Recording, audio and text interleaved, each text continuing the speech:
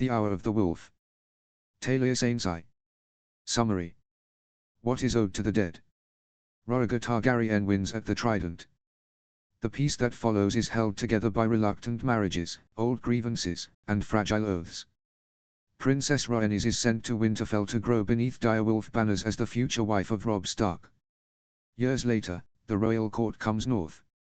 As old loyalties fracture and long-buried wounds reopen, Rhaenys finds herself caught between the blood she was born to and the home that raised her. Will the realm survive the price of Rhaegar's peace this time? Notes.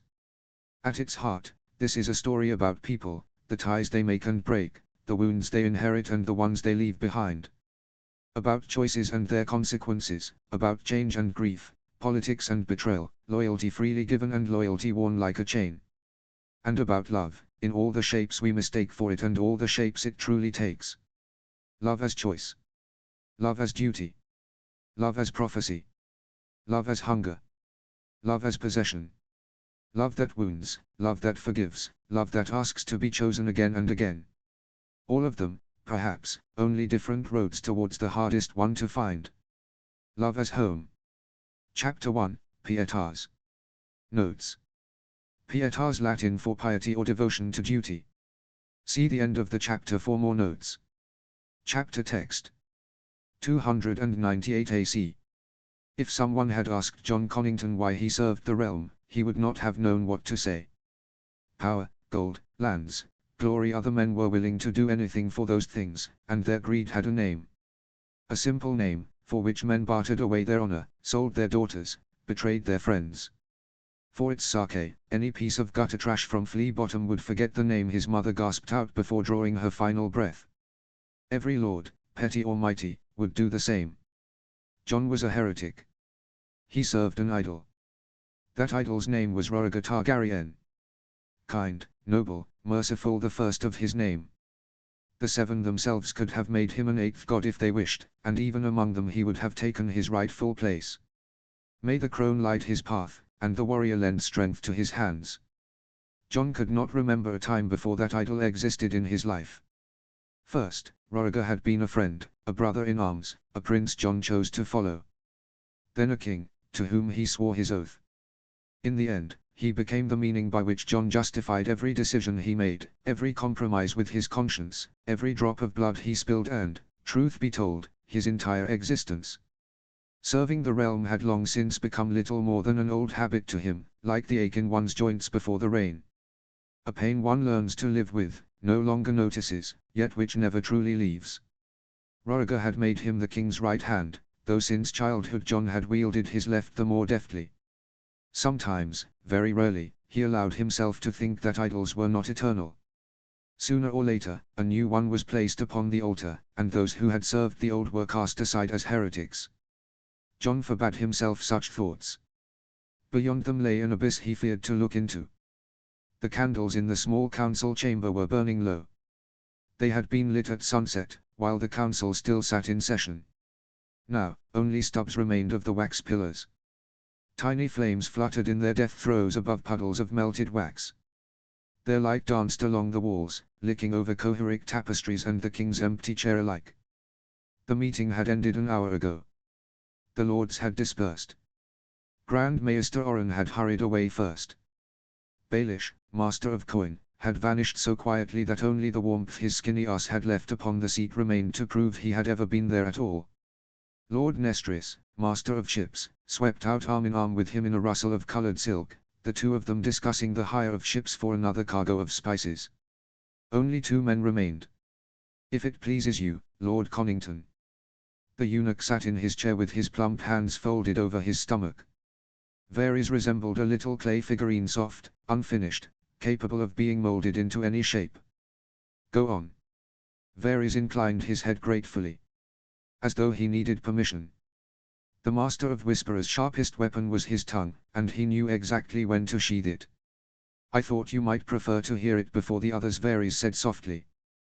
Prince Doran has sent a raven. Princess Arianne has given birth to a daughter. Mother and child are both healthy. Jon merely nodded. Nothing unexpected there. Arianne Martell had done what was expected of her given her husband a child. even if she had not been especially quick about it. Prince Viserys Varys added carefully, asked that it be known he is pleased. Jon snorted. Pleased? Viserys would have been pleased even if the babe had been born a scaly little monster with a tail, so long as it had something Valyrian about it. Poor, vain Viserys, whom Jon himself had once handed over to the Martells as payment for Rhaegar's debt, was forced to wed a woman who slept with whomever she pleased and endure it because he had no other choice. A girl, Jon mused. In Dorne, she may be an heir. But if he means to secure his place in the succession, he needs a son. Oh, I am certain Princess Arianne will continue trying, Varys replied mildly. As many times as necessary. Prince Doran can be very persuasive. And Prince Viserys, I have no doubt, will do his duty.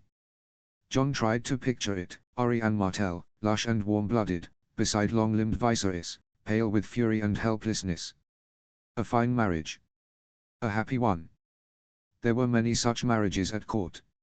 Has the girl been named? Yes, my lord. She has been called R'hllor, Varys answered. The prince insisted upon it. They say the princess wished for another name, but yielded in the end. A smile escaped Jon despite himself. What had that concession cost Viserys? The prince would ride to Winterfell without even knowing whether his daughter resembled her grandmother. Arianne should come to court once she has recovered, Connington said. Viserys ought to live with his wife, as is proper. And it is long past time he took his seat on the council. Varys leaned forward ever so slightly. You wish to draw him closer. He will never have a better chance to gain influence. Either he takes a seat at the table now, or he spends the rest of his life dancing to Doran's tune. Another candle guttered out. The hall darkened, shadows thickening in the corners. While deciding the fate of one prince, my lord Varys said smoothly, do not forget the other. Princess Daenerys has only lately flowered. I remember, Jon cut him off sharply.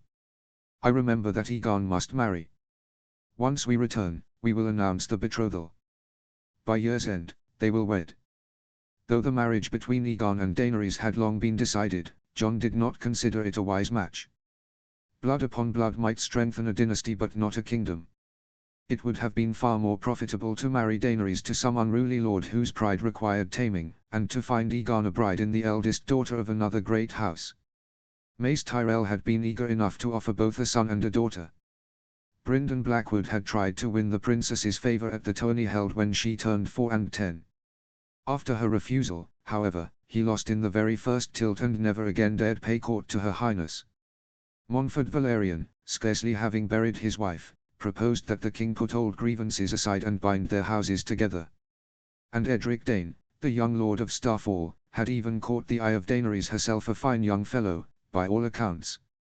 No one at court had missed the maiden's blush upon the princess's cheeks when Lord Dane whirled her through a dance in the gardens beneath the watchful eyes of her ladies. Yet Aegon himself had expressed the wish to wed his aunt. Are you certain the wedding in the north will still take place? Connington lifted his head sharply, narrowing his eyes like a hawk. And is there reason to doubt it? I merely ask whether you are certain the princess consents. As though her consent matters, Varys. She is a princess. Her consent is the king's word given to Lord Stark. He crossed to the window. Daylight was fading. In the courtyard below, servants lit torches, shouted at wagon drivers, loaded chests and casks of wine. Evening descended over King's Landing, warm, sticky, reeking of salt and filth, sour ale and piss. They faced at least a month of rattling over rutted roads. Varys rose as well, adjusting the sleeves of his vast robes. You are too harsh on her, Lord Connington, the eunuch said almost gently. My little birds in the north sing a different tune. They say the princess has grown into a worthy young lady. Jon remembered her. A small, wild-haired child, as though no servant in the castle could ever tame the tangles atop her head. She was forever plucking clumsy notes from her father's harp with tiny fingers, or racing through corridors with a skinny, ugly cat at her heels. Jon remembered her wailing, gap-toothed, red-faced, stubborn, spoiled. Remembered how she smeared tears across her cheeks when she learned she was being sent north, how she clung desperately to her mother, then her father, then anyone else within reach during their farewell. She had been 6. Girls princesses especially ought to understand duty by that age. At least, that was what Jon had told Rhaegar when he proposed the match. Exhausted from sobbing, the princess had all but collapsed against him. Jon had managed to pry her away from her inconsolable mother, only for the child to seize his hand like a frightened little animal. Her fingers clutched at him desperately as she stared up with wet eyes, as though believing he alone might declare the whole thing a mistake and allow her to stay. Jon had not allowed it. He handed the princess over to the Septa who would accompany her to Winterfell. Worthy of what, Varys? That Varys replied with a smile, "You shall tell me yourself, my lord. When you return." The eunuch bowed lightly, as though the two of them had just performed some delightful little farce, one whose point Varys alone understood, and glided soundlessly away. Asterisk asterisk asterisk. The sheets beneath him had twisted into damp knots, and the blanket had slipped to the floor. Cool night air drifted through the open window. His body, sticky with sweat, burned. The heavy scent of citrus crept into the bedchamber. Elia had ordered the orange trees planted when she first arrived in King's Landing as a bride. Rhaegar had not objected. The trees had taken root, and now they blossomed thick and sweet, filling the air with a cloying fragrance that scratched at Jon's throat. He hated the smell. That was why he waited for winter, waited for the frost to come and kill the trees, for the oranges to blacken and tumble from the branches like dead birds. The boy beside him stretched shamelessly, long fingers curling around the headboard. The boy's name was... Jon could not remember. He never remembered their names. This one was comely, fair-haired, slender, with large eyes. Chatea knew his tastes, and tonight she had managed to please him. Sometimes she sent him skinny girls with flat, boyish bodies. Jon hardly cared who he fucked when his body demanded release and his mind demanded emptiness, though he had to admit he liked the girls less for their eager tongues. They talked too much and too often tried to pry into his soul. Silence suited him better. In silence, he could catch the thoughts that slipped away from him during the day. The boy's long hair lay scattered across the pillow. Jon reached out and wound a strand around his finger. Soft. Silken. Gold. 7 hells, what was he to give Tywin Lannister to keep the West? Jon's fist tightened, and the boy jerked. "Lord, you're hurting me," he whined. Jon started, roused from whatever haze had taken him, and the strand slipped free from his fingers. "Damn it," he breathed. The boy pushed himself up on one elbow, his eyes heavy-lidded and clouded. In the dimness of the chamber, he was almost beautiful. Almost like him. "Lord, is it true you're leaving tomorrow? The mistress said you'll be gone a long while." He looked up through his lashes with that particular insolence only youth and the knowledge of one's own beauty could give. "Maybe you could take me with you. I'm useful for more than warming a bed. A man gets lonely on the road." "What's your name?" "Lythos, Lord." "You think I'm going to drag a brothel boy along in my baggage train, Lythos?" The boy blinked. Something like hurt flashed across his face, and it ruined the resemblance entirely. Rhaegar had never looked at anyone that way. "Get dressed and leave." Jon's voice sounded tired. "There's gold on the table." The boy sat naked upon the bed, small and vulnerable and wary. He lingered as though expecting the hand to change his mind. Likely, he had hoped to stay the night, to sleep until morning on soft feather beds instead of the stinking cot that awaited him elsewhere. "Go," Jon said quietly, not looking at him. "Tell your mistress I was satisfied." After another moment's hesitation, Lythos rustled into his clothes. Boots struck the floorboards. Coins clinked. The door opened and shut, and silence settled over the room once more. Jon forced himself to rise and lace up his breeches. Jon Arryn, Lord of the Eyrie, had served as Master of Laws for a good 15 years. Death had come for him in his sleep a moon ago. His body had barely cooled before Jon composed a letter with his own hand, choosing each phrase with care, respectful, but never servile. The sensible course was to tame the lion, throw him the bone he had hunted for all these years, grant him a seat on the council but keep him well away from the throne, and let him feel himself a man of consequence. The office of Master of Laws should have been enough to stop Tywin Lannister from baring his teeth towards the east. Connington had spent 3 days pleased with himself before the king finally made his will known. Lord. John turned towards the servant. His Grace has returned. His heart lurched stupidly in his chest, just as it had in those first days after meeting Roriger, when he had wanted so desperately to draw near to him. John closed his eyes briefly, commanding himself to be still. Where is he? In his chambers, Lord. He said the Lord Hand may come, if he wishes. Tell him I'll come. The servant vanished. John crossed to the basin and splashed icy water onto his face. He looked at himself in the mirror, dark hollows beneath his eyes, a gaunt face, and a red moustache now threaded with more grey than the year before. He dragged a hand through his overgrown hair, pushing it back, and pulled a clean shirt from the chest. The king stood with his back to him, removing his riding gloves. A heavy wool cloak embroidered with red dragons had been carelessly thrown over the back of a chair. Come in, John. I knew you'd still be awake. How was the journey, Your Grace? Summerhall is nearly finished. Roriger tossed the gloves onto the table and crossed to the chair, gesturing for John to sit opposite him. The walls are up already. They are roofing it now. Another moon, and it will be ready. Logs crackled softly in the hearth. Roriger stared into the flames. John knew that look well. The king was not truly here. He wandered the empty halls in his mind, rebuilding them with the stubborn devotion of a man who truly believed stone could rewrite the past. Your Grace, Conington began, drawing in enough breath for a convincing speech. I must confess I am troubled by your choice for Master of Laws. I understand your wish to see Ned Stark on the council. John lied, he did not understand at all. But allow me to offer my thoughts. Is everything prepared for tomorrow's departure? John faltered, his gaze darting in confusion. He forced himself to give a heavy nod. Good. I hope she's waiting. Who? My daughter. He truly had gone mad. Entirely mad. In moments like these, John no longer knew which of them was truly witless. He should not have thought such things about his king. It was only a trick to steer him away from the conversation. John refused to yield.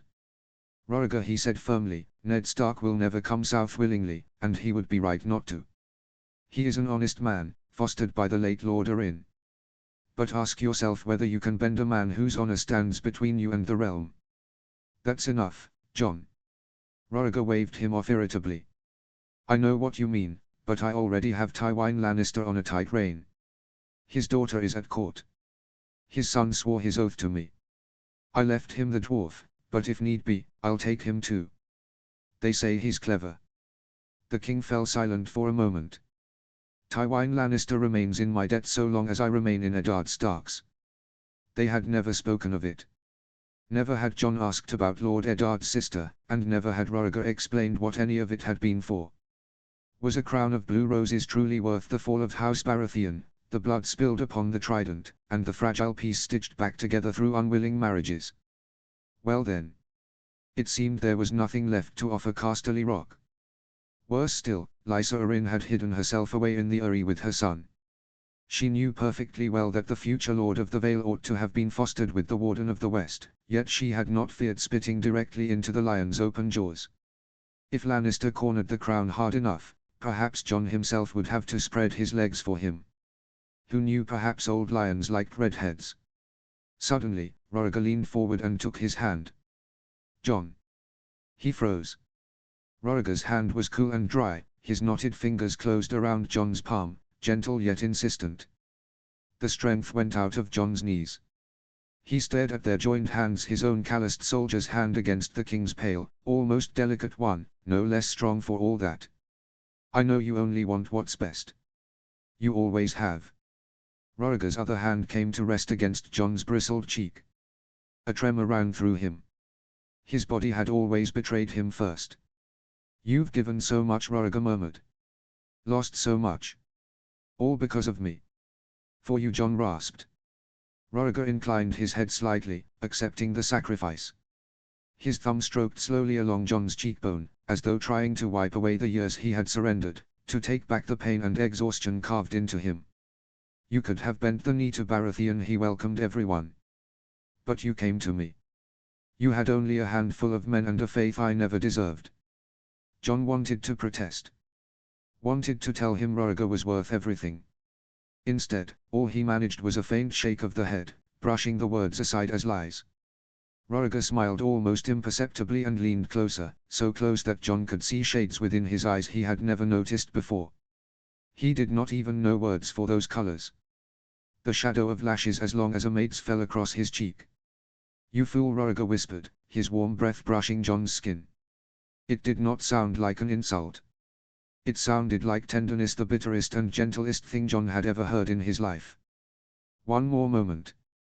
Just one more, and Roriger straightened, released his hand, withdrew his touch from John's cheek and became distant once more. "I need you. Without you, I'll never bring Ned Stark out of Winterfell." John blinked in confusion.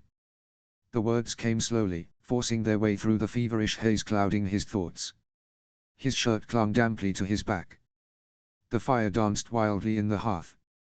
So the wolf would have to be welcomed onto the council after all. All his arguments were for nothing.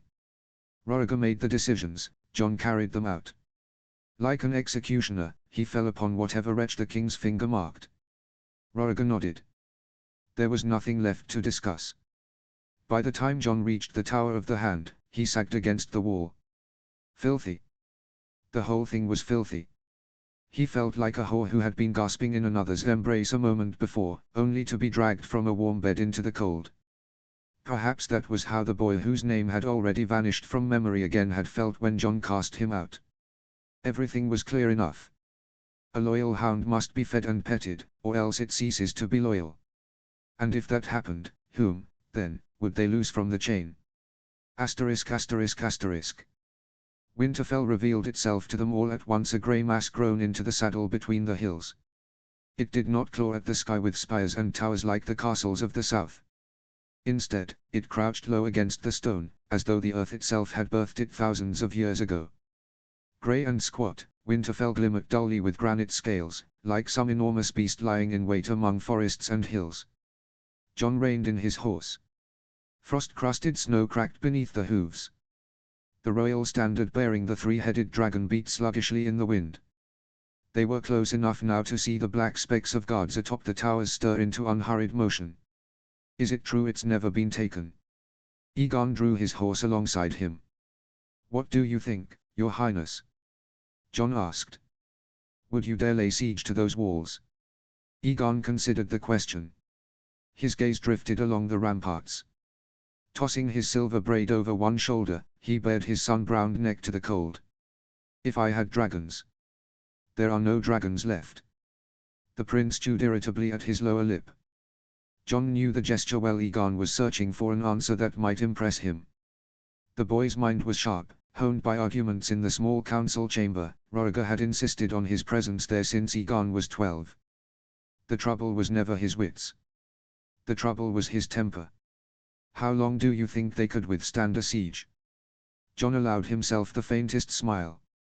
Aegon, a lover of intricate strategies, had chosen the direct road for once. Perhaps unease had driven him to it. John had marked it at dawn. When the pale sun crawled over the horizon, and they prepared to ride, the prince had fumbled with his saddle straps longer than usual. John had seen it from the tail of his eye while adjusting his own tack, Aegon's fingers slipping from the buckles, twitching uselessly against the leather. A simple task, tightening a strap, had suddenly become an ordeal. It could have been blamed on the cold, but John had seen that tremor before. In council chambers, before the prince rose to speak. At tournaments, before his first tilt. Whenever something inside Aegon twisted with anticipation, the trembling always came to the same place: his right hand. The one that held a sword. The one that drew a bowstring. A warrior's hand was not meant to shake. You wouldn't starve them out. The Northmen survived a 6-year winter, and even then they only sank to eating dogs and horses and boiling leather straps. And if you had no choice, the prince pressed. If you had to take it at any cost, then I'd pray. Connington shrugged. Pray to every god I could name, and perhaps one of them might spare me the folly of trying. Somewhere behind them came a burst of laughter. Prince Oberyn, wrapped deep in his cloak, joking with his guardsmen. The Dornishmen had begun suffering the moment they crossed the neck, some had even wrapped scarves around their heads. So Winterfell can't be taken, Egon said with a crooked smile. It means you are not yet ready to be king. Jon tugged lightly on the reins, turning his horse. Castles are not taken by the sword alone. The wind carried the low blast of a horn. The gates began to open slowly. Inside, Winterfell proved harsher still than it had from without. The walls pressed inward with grim insistence. The passage into the inner yard was so narrow the riders had to file through one by one, and the wheelhouse could not fit through the gate at all. Queen Elia and Princess Daenerys were forced to descend before they entered the castle grounds. Sir Jaime, offering his hand, helped them meet the North with dignity intact. The Northmen did not crowd forward or crane their necks or shove one another as Southrons did at the sight of a royal progress. They stood in ordered silence, parting just enough to let them through. Jon studied their faces, wind-burnt, lean, their gazes direct. No smiles anywhere. Nothing changed in those faces when the Dornish guards flashed their crimson suns, when the dragons of House Targaryen blazed upon black silk. The North had never known such colors. Jon rode behind the king, counting arrow slits. 32 in plain sight, at least another dozen concealed by the jutting walls. Archers he counted 8, though he knew there would be 3 times as many behind the battlements. Spearmen guarded the entrance to the Great Hall, another 10 stood beside the stairs to the eastern wall. He would have liked to sniff at the barrels near the gate, but the wind was at his back.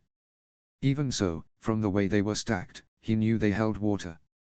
The guards stood calm and steady, yet their hands drifted of their own accord towards their sword hilts. Egon caught up to him near the stone well at the center of the yard. "I heard Brandon the Builder sleeps in the crypts with his sword across his chest," he said, lowering his voice. "And if Winterfell is ever threatened, he'll rise and fight again." Jon did not answer at once. His gaze slid towards the dark entrance of the Great Hall, where the shapes of the castle's lords stood waiting in the shadows. "Never speak of the dead before the Starks, Your Highness," he said at last. "That is my advice to you." The prince's lips parted, clearly intending to argue, but Jon had already swung down from the saddle. A stable boy seized the reins at once. The lad could not have been older than 10, sullen, with filthy hair. Some kennel master's or smith's son. He did not bow, nor even nod. In the south, a beating would have followed such insolence. Jon decided to keep the silver stag in his fist until he better understood northern customs. The fur across Ned Stark's shoulders made him look another 5 inches taller. He looked like some giant who might have hauled stones for the forts of the first men. Stones from which the gods themselves had carved his dour expression. The hardest stones they could find, so the look would not change for another dozen years. To his right stood his red-haired wife, the Fish Lord's daughter, and an entire brood of children, from smallest to tallest. It took Jon a moment to recognize the girl standing to Stark's left. She wore a faded woolen gown buttoned to the throat and a sturdy cloak. Her hair, loose around her shoulders, no longer curled with the same wild abandon he remembered years and northern winds had tamed it. And were it not for the warm duskiness gilding her skin, she might have passed for a Northwoman herself. She held herself straight, but her gaze searched for no one. The princess, if Jon was not mistaken, and this truly was her, studied the stone beneath her feet with calm indifference, and when that ceased to interest her, lifted her eyes to the grey northern sky above the newcomers' heads. She had turned out passable. The word came to him unbidden, and Jon grimaced inwardly. What a pitiful word for a princess of the blood, for the daughter of Rhaegar Targaryen. Rhaenys was comelier than most women, with fine, well-formed features, yet blessed though she was with the beauty of the salty Dornish, Jon found her unappealing. Greeting the king, Lord Stark sank heavily to one knee. His red-haired wife rustled into a curtsy beside him, and their offspring Jon counted no fewer than 5, red-haired and dark-haired alike followed suit, some gracefully, some awkwardly. The princess made a restrained curtsy when the king stopped before her. The yard fell silent. Even the wind seemed to still. Rhaegar reached out, lifting her face gently by the chin and turning it towards the light. He looked at her for a long time.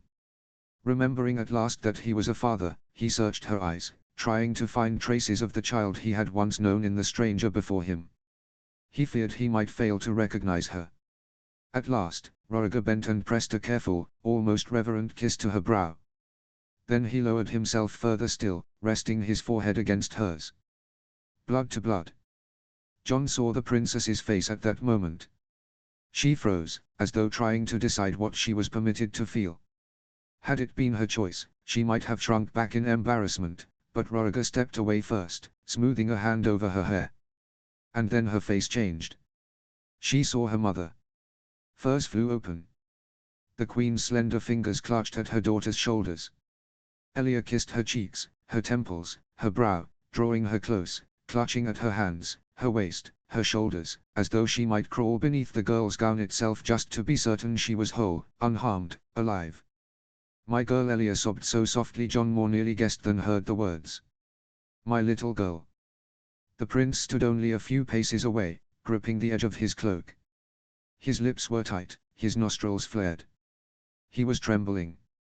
Barely, almost imperceptibly, but John could see how fiercely he fought the urge to rush after his mother. Connington gave him a hard look. Egon endured it for as long as he could. The instant the Queen stepped back to offer her hand to Lord Stark, he broke. John scarcely had time to blink before Egon wrapped his sister tightly in his arms. For a moment, Rhaenys vanished into the folds of his cloak, his silver braid sliding across her face. She wrinkled her nose, smiled, and embraced him with nearly equal desperation. Several Northmen exchanged glances, someone nearby coughed pointedly, and only then did Egon release her, wiping at his eyes with a quick, furious gesture, ashamed of his tears. When at last the ring of dragons and suns broke apart, it became the hand's turn. "It gladdens me to see you in good health, Princess Rhaenys." For John, everything was duty and propriety. The phrase had seemed perfectly suitable back in King's Landing. Provided the princess had not lost a limb in the meantime. He bowed to kiss her hand. No hand came. John froze halfway through the bow, feeling heat creep up his neck. He remained there longer than etiquette allowed, longer than dignity could comfortably bear. And just as he was about to straighten, she offered her hand at last. Slowly. Calmly. Neither defiant nor hurried. Her hand settled weightlessly in his gloved palm. John pressed his lips to it as custom demanded, lingering just a heartbeat too long to show that he had noticed the hesitation. As he rose, he allowed himself a closer look. She smiled at him modestly, demurely. He saw no mockery there. The princess seemed merely cautious and restrained. "Thank you, Lord Connington," she said softly enough that he had to lean closer to hear her. "I hope you find the North to your liking." He nearly laughed. The North was many things, but pleasant was not among them. He could have told her how, while pissing in the dark the night before, he had kept his other hand on his sword. John feared the darkness and the creatures that lived within it, and the closer one rode to the wall, the thicker the night seemed to grow. Connington narrowed his eyes, testing whether she would flinch. The princess only gazed back meekly. "I shall inform you if I happen to find anything here to my liking," he replied. He had taken barely half a step aside when he found himself face to face with his younger self. At 5 and 10, John was no longer Roriga's squire. No sooner had his name a day passed than Drold Hightower dubbed him a knight, cuffed him hard across the head, and ordered him to defend the weak and the innocent. The White Bull had a heavy hand. John had nearly fallen over from the blow. Strange, to remember it now. The tall, broad-shouldered youth before him, with his red curls and eyes the color of the Tumblestone, already wore a sword as well. This must be the heir to Winterfell. And it was not the red curls that gave him away, but the way he looked at the princess. Men looked at something that way only when they had already begun to think of it as theirs. Soon enough, they would tell John that Robb Stark was noble and well-bred. John saw plainly enough. The boy wanted her. It showed in every line of his tense body, in the way his fists clenched, in how his gaze clung to her. He wanted her beside him. The distance between them grated on the boy. He could not touch her, shield her, or snarl at those who came too close. Good. Then the boy would not ruin this marriage. Rhaenys herself never once looked at her betrothed. Not even in passing. It was as though he did not exist at all, as though the tall red wolf devouring her with his eyes was merely another part of the castle. And if she felt the weight of his gaze upon her, she gave no sign of it whatsoever. Their clasp was firm. The boy took John's hand without turning it into a trial of strength. John winked at him, and Stark's shoulders nearly jumped to his ears. The hand's mood improved at once. "Lord, I'll show you to your chambers." A grim-faced servant detached himself from the wall. John could scarcely imagine what sort of cell they meant to lodge him in, though he dearly hoped the windows lacked bars. Notes. This is the English version of my fic. You can find the original here. I hope you enjoy it. Red Heart. Chapter 2, Patria. Notes. Patria, Latin for homeland, fatherland, or the land of one's fathers, that to which one belongs by blood, memory, and duty. Chapter text. Hide and seek had always been their favorite game. Back in the Red Keep, she and Viserys used to hide in places no adult would ever think to search for children among the dragon skulls that lined the throne room. It seemed to them they knew that the dragons could see them. And that they watched not with savagery, but with secret amusement. Had the skulls still possessed their bony tails, they would surely have flicked them lazily to help the children hide from septars and nursemaids alike. Once, Rhaenys climbed into Balrion's skull. Death had sealed its jaws shut, inside it was dark and dusty. Pressing her palms against the curved bone, she could have sworn it still held warmth. Viserys lingered outside, unwilling to crawl in after her. His silhouette hovered between the teeth. "You're breathing too loudly," he had said then. "If the dragons were alive, they'd have eaten you already." Rhaenys did not answer. She hid herself deeper inside the mouth, pressing her back against the bony roof above. No one dared crawl beneath those fangs after her. Whether the warmth she sensed in the bones was real or whether she had simply exhausted herself running about all day, her eyelids soon grew heavy and her breathing even. The princess fell asleep there, curled among the dragon's bones. Viserys, meanwhile, had been conquered by spiced warm milk, and once he collapsed into bed that evening, he never even remembered that his niece had not returned. Only little Balerion managed to slip through the forest of teeth. Squeezing between the fangs as though the spirit of the Black Dread himself had come to visit his own remains, the cat let out a dreadful screech. His howling terrified every servant in the castle. Someone ran for the king, someone else for the guards, as though dead bones might truly snap their jaws shut. Only a dragon could peer into the maw of another dragon. Her father was too tall to fit through, one of the fangs tore his doublet and undershirt alike. After rescuing his daughter, Rhaegar swore he would assign no fewer than a dozen guardsmen to watch her and threatened that they would accompany her even to the privy. Everything had been different in the Water Gardens. There, she and Viserys could vanish among the jasmine bushes for half a day, stretch out on the warm marble beside the pools, and listen to the fountains murmur. When the heat became unbearable, serving girls brought them ice-cold fruit cordial. It was kept in deep cellars untouched by summer and served in tall goblets beaded with moisture. Rhaenys loved pressing the chilled metal against her cheek before drinking. If no one found them by evening, they would flee to the terraces and hide beneath tables draped with long tablecloths while the grown-ups drank wine above them. And there was the beach too, sloping gently towards the sea. There they buried themselves in sand up to their necks and lay squinting at the sun until the waves rolled over them. The Water Gardens had been made for children to hide in. This time, Rhaenys hid behind an old chestnut tree. It grew at the very edge of the Godswood, where the ground rose towards the castle wall and twisted roots clawed over grey stone. Its branches reached for the battlements and, on windy days, tapped softly against the arrow slits as though begging to be let inside. The trunk was so broad that two grown men could not have encircled it together. Last year, Theon had tried with Robb, laughing and swearing all the while. Today, even Sansa was playing. Sansa, who always carried herself with a lady's dignity, wrinkled her nose whenever Arya dirtied a dress. But once the princess joined in, the game ceased to be childish nonsense and became a courtly amusement worthy of noble company. Robb was the seeker. He stood beside a great boulder with his hands over his eyes. Rhaenys knew he was peeking through his fingers, watching where everyone scattered. He won every time it was his turn to seek, and not because he cheated. One rustle was enough for Robb to know where someone was hiding. He possessed the instincts of a hunter, perhaps even the senses of a beast. In the north, boys learned to track game before they knew their letters. By 6, they could read footprints in the snow, by 8, they could stalk prey. At 12, Robb had slain his first stag. At 14, he had tracked and killed a boar. The beast had nearly gutted an old hunter and would have ripped open Robb's leg as well had he not driven a spear beneath its shoulder blade. After that, they began taking him on great hunts as though he were already a grown man. Rhaenys pressed herself tighter against the chestnut tree. If he spotted her before he finished counting, she would die of shame. She waited until his footsteps faded near the hazel bushes where Jon was hiding, then darted away. She was swift.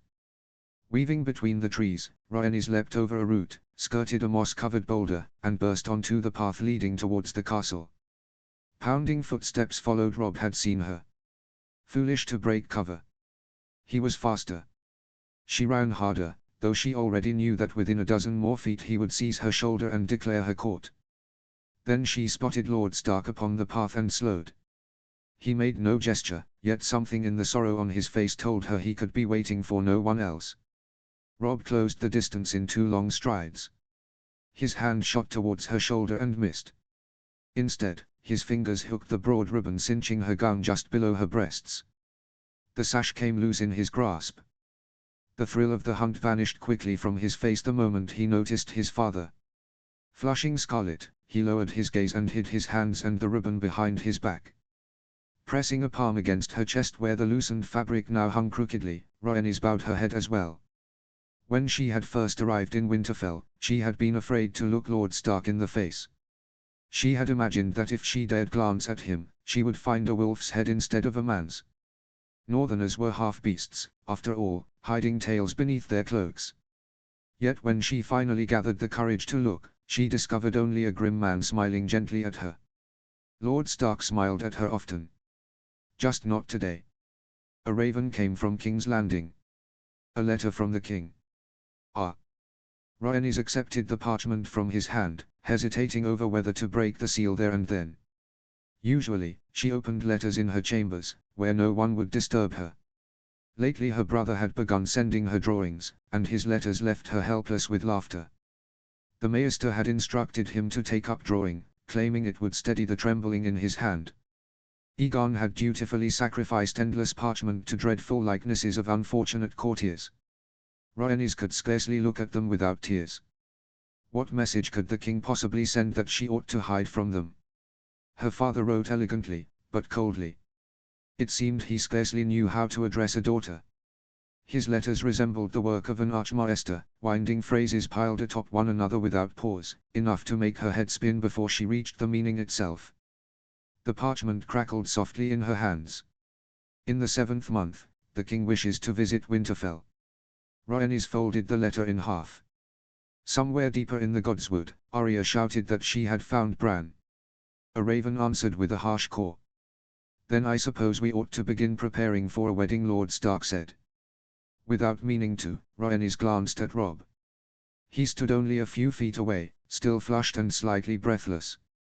There was dirt smeared across his cheek, likely from a branch striking him while he chased after her. He let out a nervous breath, then smiled. If only she could find the strength to answer it. She slipped the ribbon from his fingers and watched his expression fall. I would like to pray for my father's safe journey. Asterisk asterisk asterisk. She was kneeling. The princess prayed in the September with Lady Catelyn once each week. Only 3 days had passed since the last prayer, and yet here she was again. Later, the servants would whisper that she was devout. May I ask the stranger to take him? Septa Viola smiled faintly as she lit a candle upon the mother's altar. The flame trembled. If the stranger answered prayers like that, I would ask him to take so many people the 7 themselves would have to enlarge their halls. Then let the father judge him. Taking the taper from the Septa's hands, Rhaenys lit a candle before the father.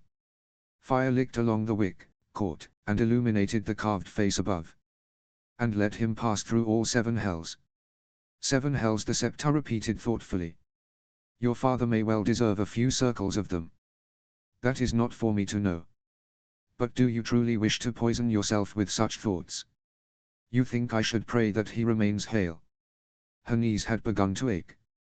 Rhaenys sank onto the floor and leaned back against the bench, stretching out her legs. I think you ought to decide how you mean to behave when he arrives, Viola answered. The gods are the gods, but it is you who must face him, not the stranger.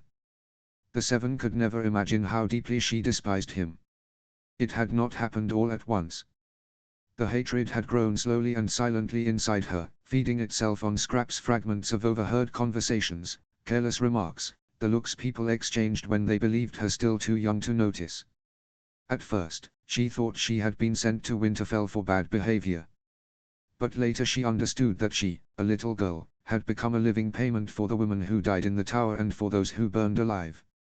She had been sent north to atone for her father's sins. Rhaenys could not remember the moment it became clear to her. She had lain awake in bed one night and suddenly understood, she was here because her father was a monster. He had stolen another man's betrothed, unleashed a war, abandoned his lawful wife, forsaken his children, allowed a madman to take them from Dragonstone as hostages, and when the blood of the fallen had soaked into the earth and the time came to pay the price, he had given her away. The Seven could never imagine how deeply she hated him. Until then, neither could she. Surely there must be gods cruel enough to take his life, Rhaenys whispered, watching Septa Vila light the last candle in silent prayer. Men, Vila replied without turning. Men are cruel enough to take any life. The September door swung open, bringing with it a thick cloud of incense. Septa Mordane had arrived. Has something happened, sister? Septa Vila asked her in the common tongue. In the dim candlelight, her face truly resembled that of the maiden descending to answer mortal prayers. Those were Septon Hale's words. She was blue-eyed, fair-haired beneath her veil, and slender still though she neared 40. Though how was he to know what a Septa looked like beneath her robes? Septa Mordane's mouth tightened faintly. Her station required her to call Vila sister, though she bore it poorly. The chief source of her irritation was that Septa Vila spoke Valyrian whenever she and the princess were alone together.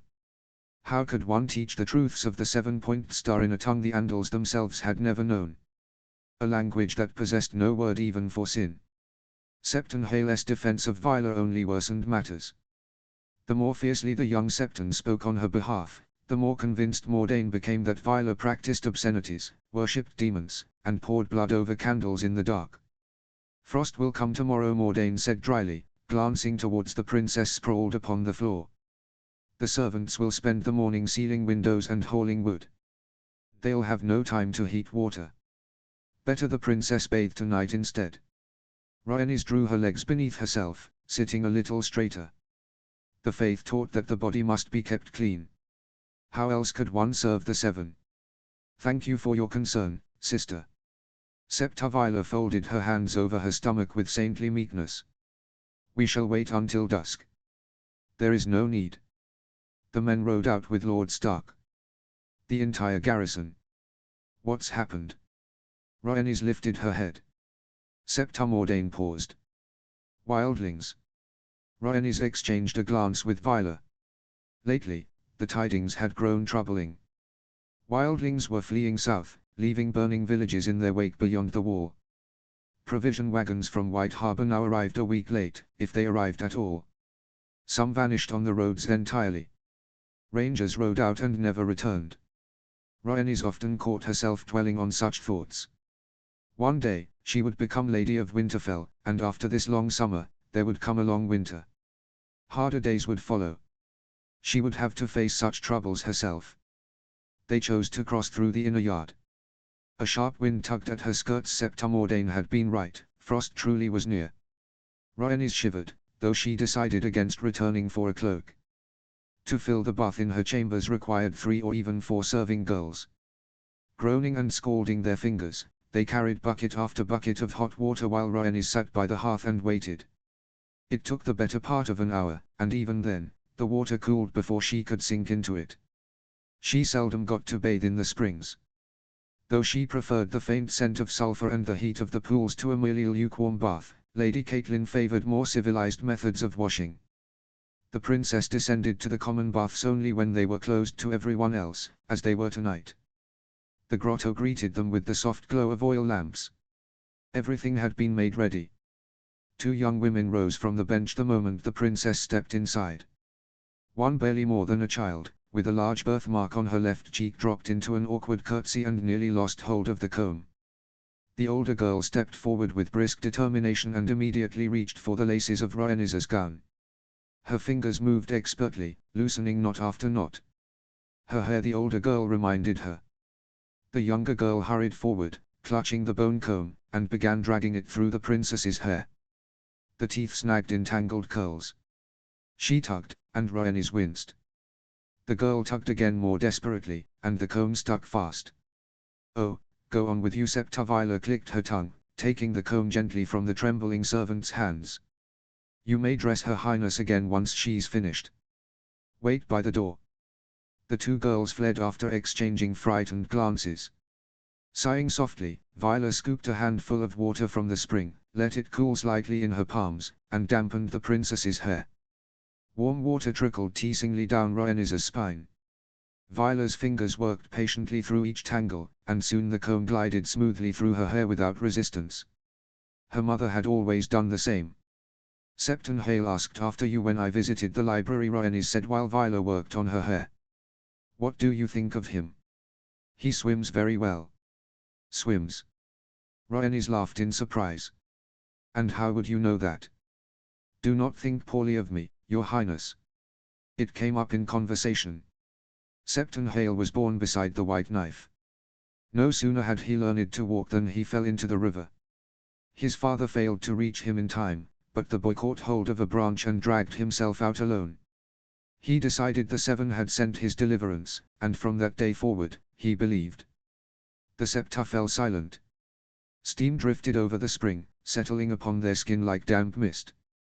Somewhere deep within the grotto, a steady dripping sounded against stone. "Tell me," Viola said at last, her voice soft and thoughtful, as though she herself were only now turning the idea over in her mind, "which is the greater sin, bedding a Septon, or wishing for your father's death?" "Wishing for your father's death while bedding a Septon." Viola's laughter rang across the water. Setting aside the comb, she pulled the veil from her head and loosened the cord binding her hair. Rhaenys had never seen such a color among the North women, pure gold, untouched by age, though it had not seen true sunlight in years.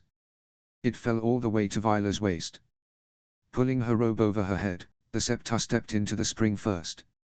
The cloth slipped onto the stones while she lowered herself slowly into the hot water without turning around. Rhaenys had seen Viola unclothed before, but tonight she looked at her differently.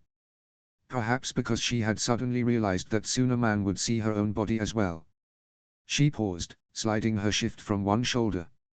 "Septa Mordane says a lady ought to remain in her shift even in the marriage bed." Already seated chest deep upon a stone bench beneath the water, Viola lifted an amused brow. "For such ladies, they invented sheets with holes in them. Shall I fetch you one?" Rhaenys burst out laughing and stepped into the water herself, letting the shift fall away. Heat closed around her body, and she exhaled as she sank beneath the surface up to her neck. Her gaze drifted unwillingly across the Septa's figure. Viola was narrower at the waist, while Rhaenys had fuller breasts and wider hips.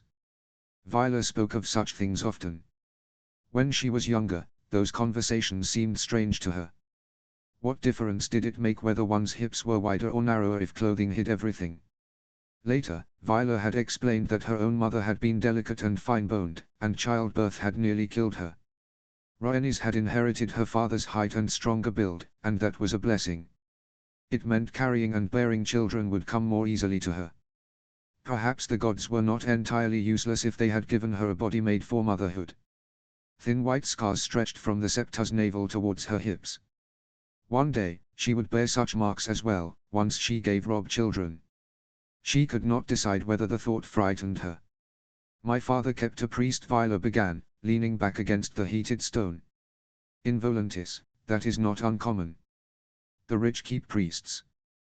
The poor pray for themselves. Once I saw the priest perform a death rite for my father." "Did it work?" "No." Viola shook her head. "But there was another ritual. He ground the shell of a mollusk from the summer sea into a powder of astonishing blue. Then he would paint it here." The Septa touched the little dip above the princess's upper lip with one warm, damp fingertip. "And here." Her hand brushed lightly over Rhaenys's breast, just above the nipple where the skin was most tender. Rhaenys flinched more from surprise than embarrassment. "Tessarion answered his prayers," Viola continued, "and whichever pleasure house my father visited, he was always given the most skilled whore." Rhaenys listened, warmth spreading through her body that had nothing to do with the spring. She sometimes felt a similar heat at night when sleep would not come, and her hands wandered of their own accord over her skin, finding places that stole her breath and filled her belly with a sweet ache. Such things were forbidden, sinful, Septa Mordane would surely say if Rhaenys dared ask. A maiden ought to preserve herself for her husband. But 7 save her, she was 8 and 10 and tired of waiting. What useful knowledge, she said at last, chasing the thoughts away. I shall be certain to share it at supper. Let us see how many convert to the Valyrian gods after hearing how to rub blue powder over one's breasts. Lady Catelyn will be especially delighted. Just you dare. Viola narrowed her eyes. And I shall tell Septa Mordane you wish your father dead, and she'll lecture you on forgiveness until the day he arrives. You wouldn't dare. I wouldn't. Rhaenys closed her eyes, feeling the water caress her body. The heat relaxed her. Despite all the unease the day had brought her, she slept soundly that night. Asterisk asterisk asterisk. Had Lady Catelyn been born a man, she would have made a great commander. Her voice, level and authoritative, carried easily above the clatter of dishes, the children's squabbles, and the footsteps of servants hurrying along the walls. She spoke of the wedding as though she were planning a small war. First and foremost, provisions, she said. A raven must be sent to Lord Marndaly at once. We shall need wine and good ale. Spices as well, pepper, saffron, cinnamon. Her Grace will not sit at the table without them. Lemons too, if they can be found. They are fond of serving them with fish at court. I shall see to it today, my Lady Veonpool replied, making a note upon his parchment. Good. Catelyn nodded. We'll need fresh game, not frozen meat. Hunters should be sent into the Wolfswood for venison and boar. Geese and ducks as well. And trout from the White Knife, the fishermen know the best waters. She paused to think. We should ask for honey, too. Honeycakes would suit a wedding feast. The long table, draped in coarse linen, groaned beneath platters of cheese, fruit, and bread. Steam curled from a bowl of porridge. Rhaenys struggled to follow the conversation around her. She could feel the strange hollow inside her still growing the ache that had settled there yesterday. She saw Sansa's lips moving as the girl adjusted her hair, preparing to ask a question. She noticed Arya digging through her porridge in search of meat. And she heard the steady, tense tapping of Robb's foot beneath the table. He sat beside his father, though Eddard Stark spoke little over breakfast today, lost in grim thoughts of his own, perhaps of the wildlings, who had cost them 2 men yesterday.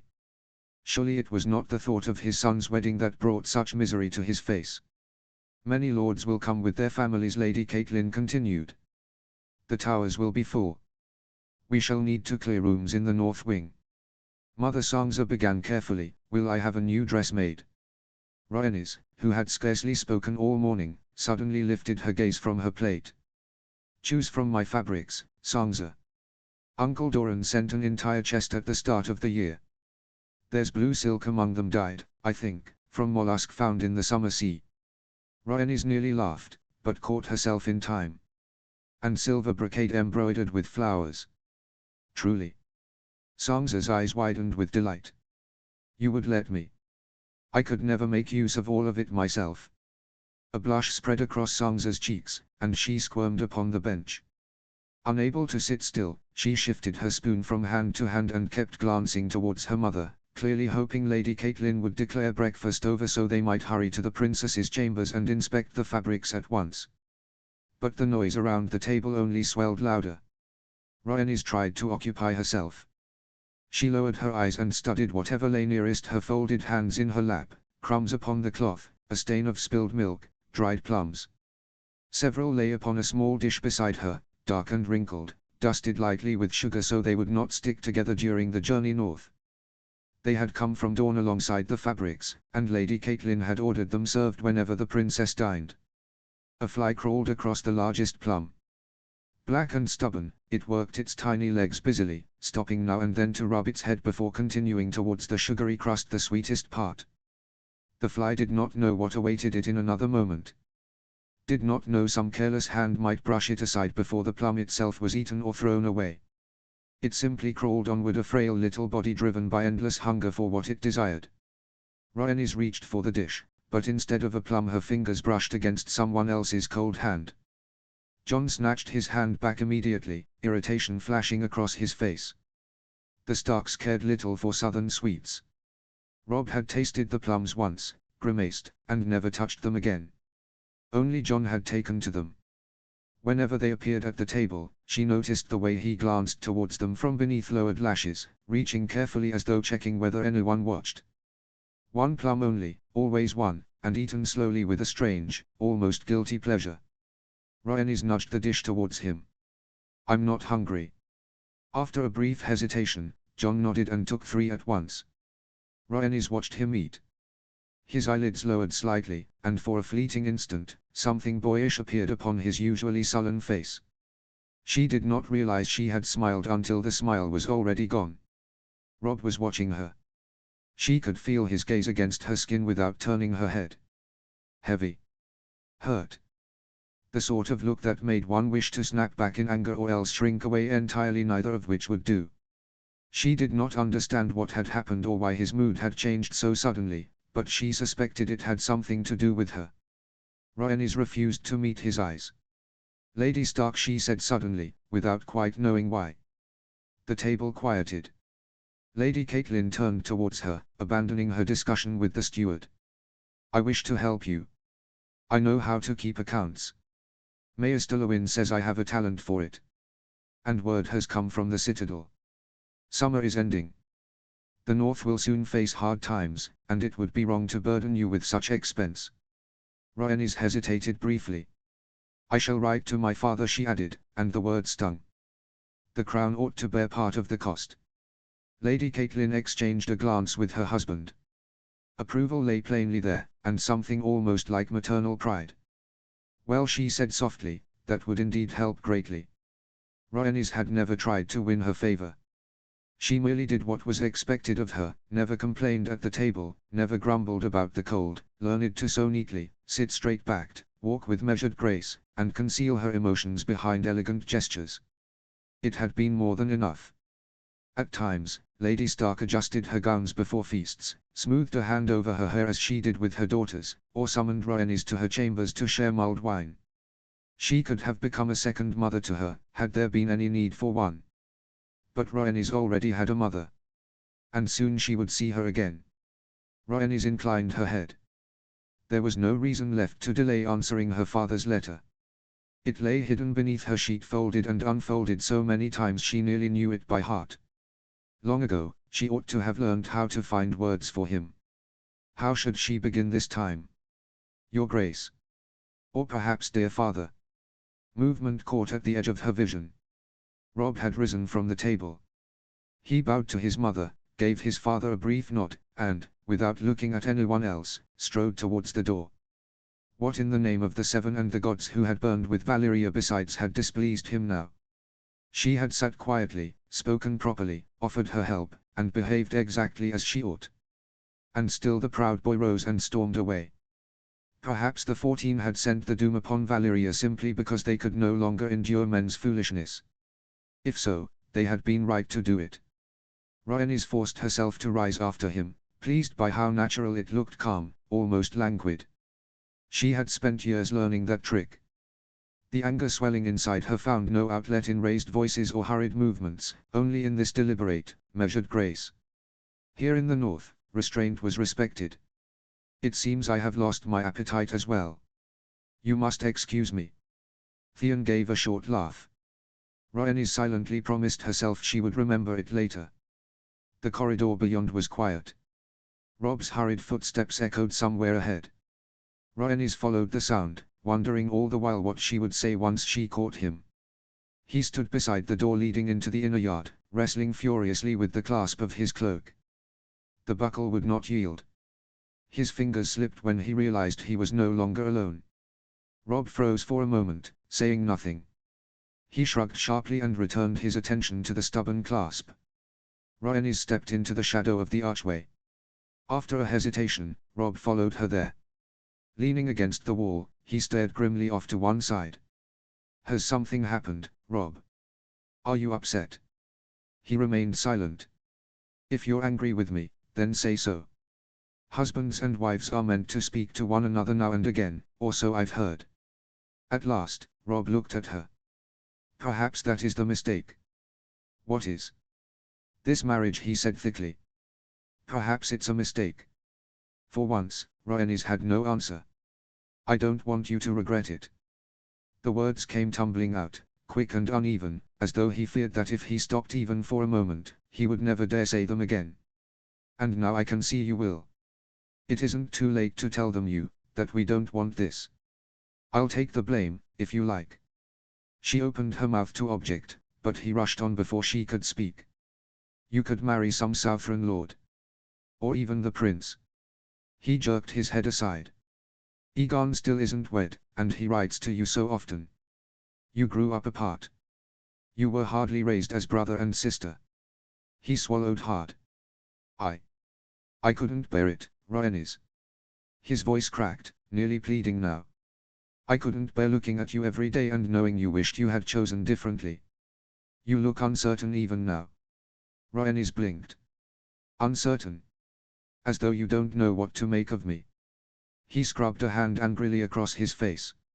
If even the thought of becoming my wife puts that look on your face, then He could not finish.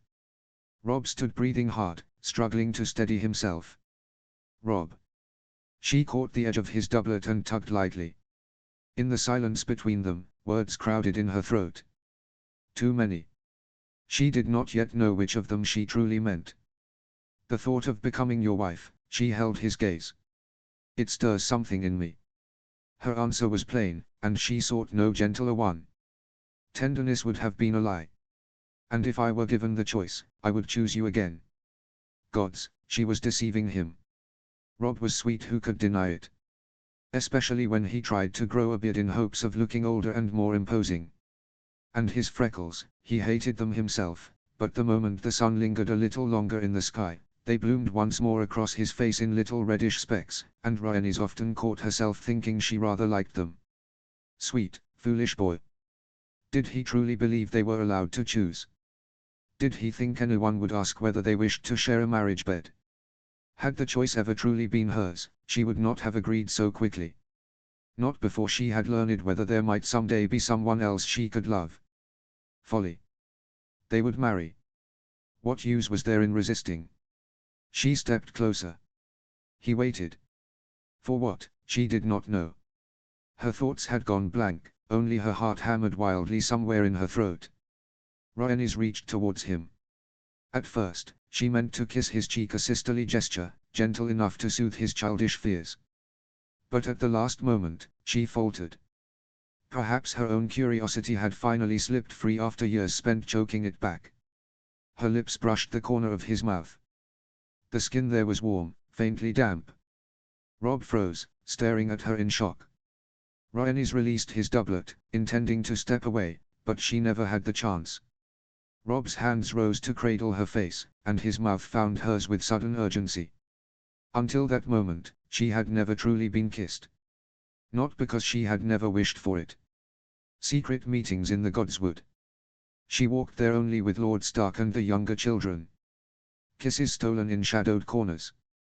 In Winterfell, there was always someone nearby, a maid, a guard, some curious eye. Whispered laughter in the dark. Her nights belonged to prayers and tears for people she knew only through letters. She had been kept for one man alone. And now that man was kissing her. It felt strange. Almost awkward. His lips were softer than she had imagined, their movement unfamiliar. Rhaenys did not know where to place her hands, how to breathe, or why her heart raced so wildly, yet somehow her body knew what was wanted of it. For a heartbeat, she hesitated, then kissed him back. Robb breathed out something incoherent, trembling all over. And he had a taste, too slightly bitter and warm, likely from the ale he had drunk at breakfast. It took Rhaenys a moment to realize she liked it. And once she did, she smiled against his mouth and kissed him more fully. Footsteps sounded beyond the alcove. Robb sprang away from her at once. "It's you, Jory." It was difficult to tell whether Robb sounded more relieved or horrified. Fortunate indeed that the captain of House Stark's guard possessed the northern gift of letting nothing show upon his face, even when he stumbled upon his lord kissing his betrothed in a shadowed alcove. "The servants said you ordered your horse saddled, my lord." "Yes. I did. Forgive me for not waiting. I thought perhaps something had happened. Silence stretched awkwardly between them. Jory coughed into his fist. If he was hiding a grin behind it, he hid it well. Shall I wait, then, my lord? Or have your plans changed? Rob jerked upright. No. I'll come now, he blurted, trying to compose himself. Jory gave a short nod and turned away, granting them one final moment alone. Rob reached once more for the clasp of his cloak, but this time Rhaenys caught his hand first. Her fingers, gentle yet sure, brushed aside his fumbling ones and guided the strap neatly into the buckle. Then, before sense returned, she kissed him again. Yes. I will marry you. As he stepped from the alcove, Rob glanced back over his shoulder. He faltered, clearly about to say something, but Jory caught him by the elbow and firmly steered him towards the yard. Your horse is waiting, my lord. Chapter 3, Istus. Notes. Istus, Latin for heat, ardor, agitation or a surge of passion, anger, or anxiety. See the end of the chapter for more notes. Chapter text. Help me out of this thing. I swear it weighs as much as a suit of armor. Jaime's fingers went to the lacing by habit. He was nimbler than most maidservants and knew well enough how to unlace a woman's gown so it could be laced up again afterwards, if need be. Beautiful, he remarked quietly. It suits you. He made quick work of the ties, and the cloak embroidered with colored glass beads slipped softly from her shoulders. Elia stepped free of it. The warmest chambers in the castle had been given to her. Hot water ran within the walls like blood in the body. Where have they lodged Rhaegar? In the main tower, beside Lord Stark. Jaime moved towards the window to give her privacy while she changed. Prince Oberyn is in the western wing. Lord Connington one floor below, opposite the stairs. He is always standing guard, Elia said with a faint smile, slipping a lighter gown over her shoulders. Jaime strode methodically around the room, peering into every corner, checking the bolts on the doors, glancing out into the solar. Well. If we come under attack, I'll get you out through the kitchens. There's a passage leading to the stables. Through the kitchens, then. Elia tied her belt, and the tiny gold coins braided into its leather cords chimed. How charming. If we have to flee, you'll need to take the belt off. You would let me freeze in an open gown. Do not worry, Your Grace. I'll keep you warm.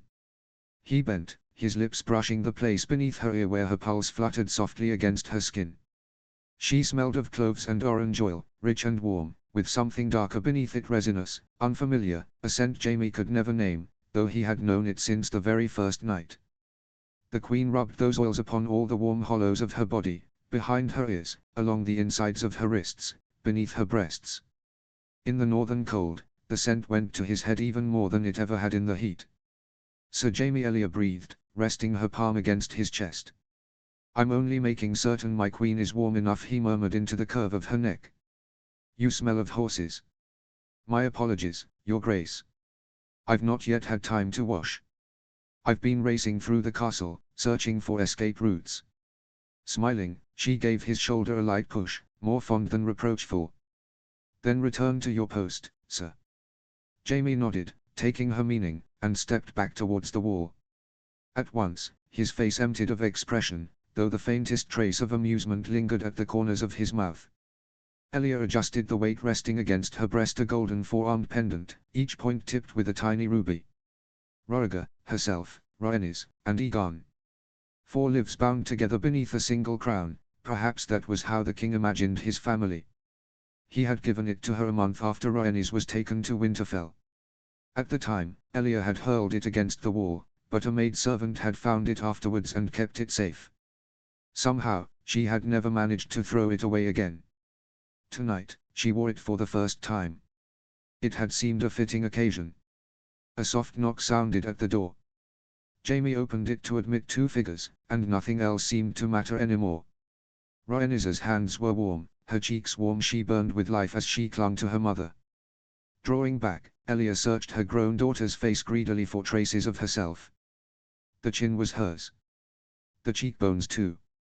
But the eyes, cut in that particular shape, and the line of her lips belonged wholly to her father. Even now, in a moment of pure happiness, Rhaegar managed to make himself remembered. Words would not come. Elia simply stroked her daughter's back while Rhaenys wept.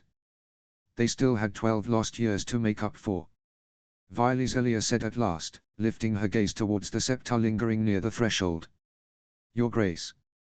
The scepter dropped into a bow. That name no longer belongs to me. Elia crossed to her and, without releasing her daughter's hand, drew her close as well. Viola froze at first. Plainly she had not expected the Queen to allow herself such familiarity, but then softened and leaned into the embrace. Sir Jaime, would you be so kind as to escort the scepter to the South Tower, to Lady Tywin? She wishes to pray before the feast. Viola's face flickered. She had not expected it to happen so soon.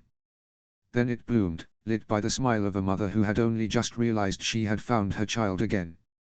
The scepter nodded obediently, not trusting her own voice, and followed the guardsman out, struggling not to hurry. With her daughter tucked close against her side, Elia drew her into the solar. Warm air rose from the stone floor, and the walls breathed a steady, gentle heat. Two narrow windows looked out in different directions. One faced south over the inner yard, where servants bustled unloading wagons. The other looked westward, where beyond the rolling hills stretched the endless wall of the Wolf's Wood. Thick leaded glass filled the windows, sealed against the cold with moss and cloth. The servants had draped furs across the benches, brown bear pelts, white fox skins, even a spotted lynx hide. The room smelled of animal fur and the dried herbs packed between the pelts. A squat pitcher sat upon a low table, thick steam curling from it.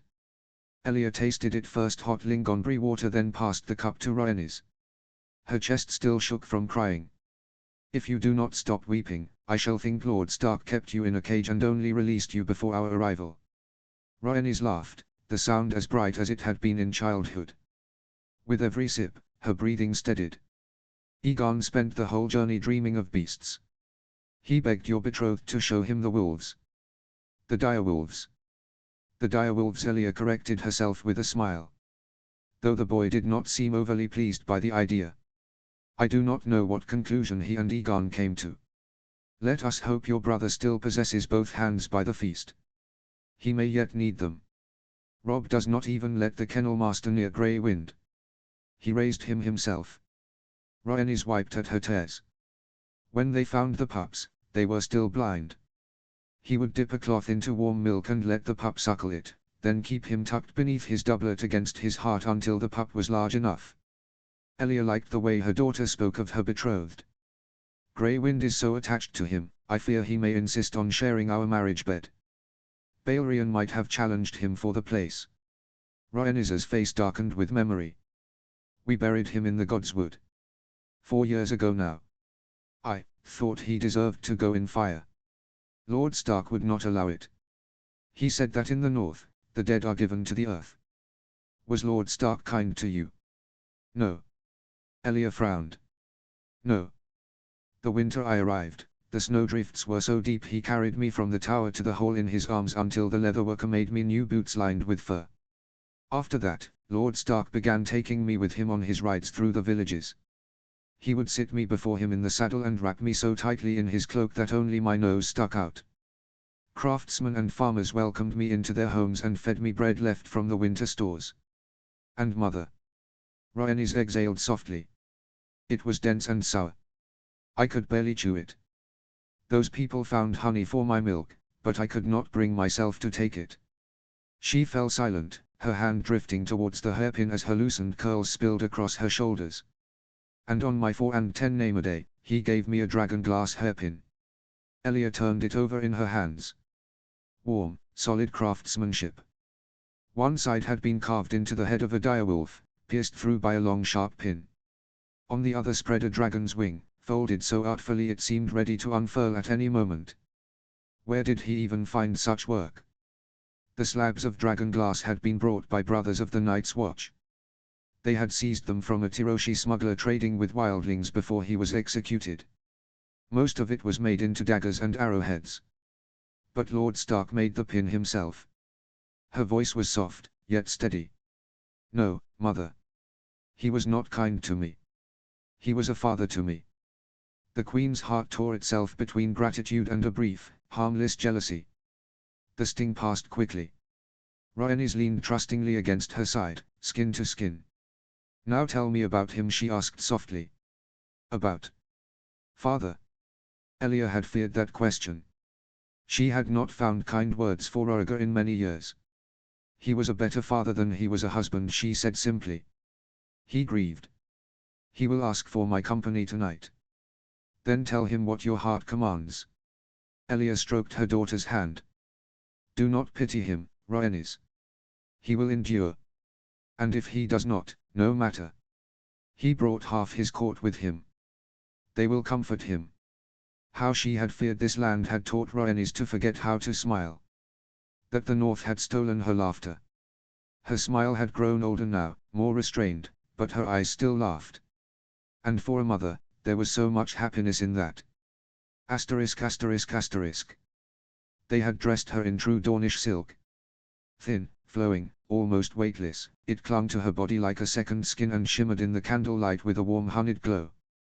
The gown was modest from the front, high-necked, and embroidered with countless tiny golden beads. At the back, however, the fabric vanished entirely, leaving her spine bare to the dimples above her waist. Along the hem and the slashes of the sleeves coiled dragons wrought in gold thread, the stitching laid so densely it resembled scales.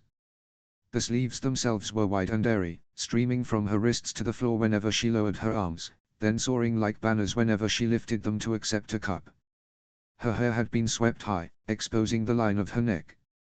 Among the curls gleamed a single thin silver strand, the one she had inherited with the dragon's blood, though on most days it vanished amidst the dark of her hair.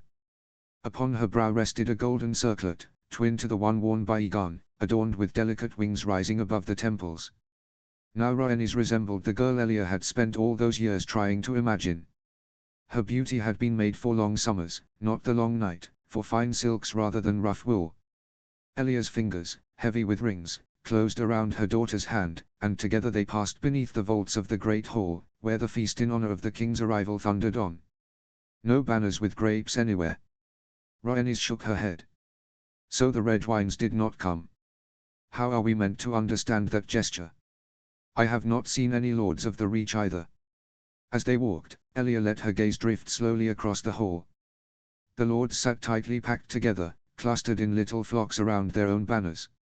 Every Stark bannerman had come, beneath their liege lord's roof. The Northmen sprawled freely across the benches, elbows spread wide, entirely at ease. The Southerners huddled close to one another and closer still to the hearths. The Riverlands sat opposite their hosts. The silver trout of House Tully danced upon blue, though old Lord Hoster himself was absent. Illness kept him confined to Riverrun, and his son Edmure had come in his stead. Beside the Tullys sat Mallisters, Vances, and no fewer than a dozen Freys. Lord Walder, true to form, had sent an entire brood of children, grandchildren, and great-grandchildren. Beyond the river lords sat the Westerlands, the seashells of the Westerlings, the ships of the Farmans, the unicorns of House Brax, and the Spicers new lords of Castemaria. There was only one lion in Winterfell, and he stood against the wall. Elia glanced briefly in that direction and immediately caught his answering gaze. Cersei had claimed their younger son was ill and refused to travel.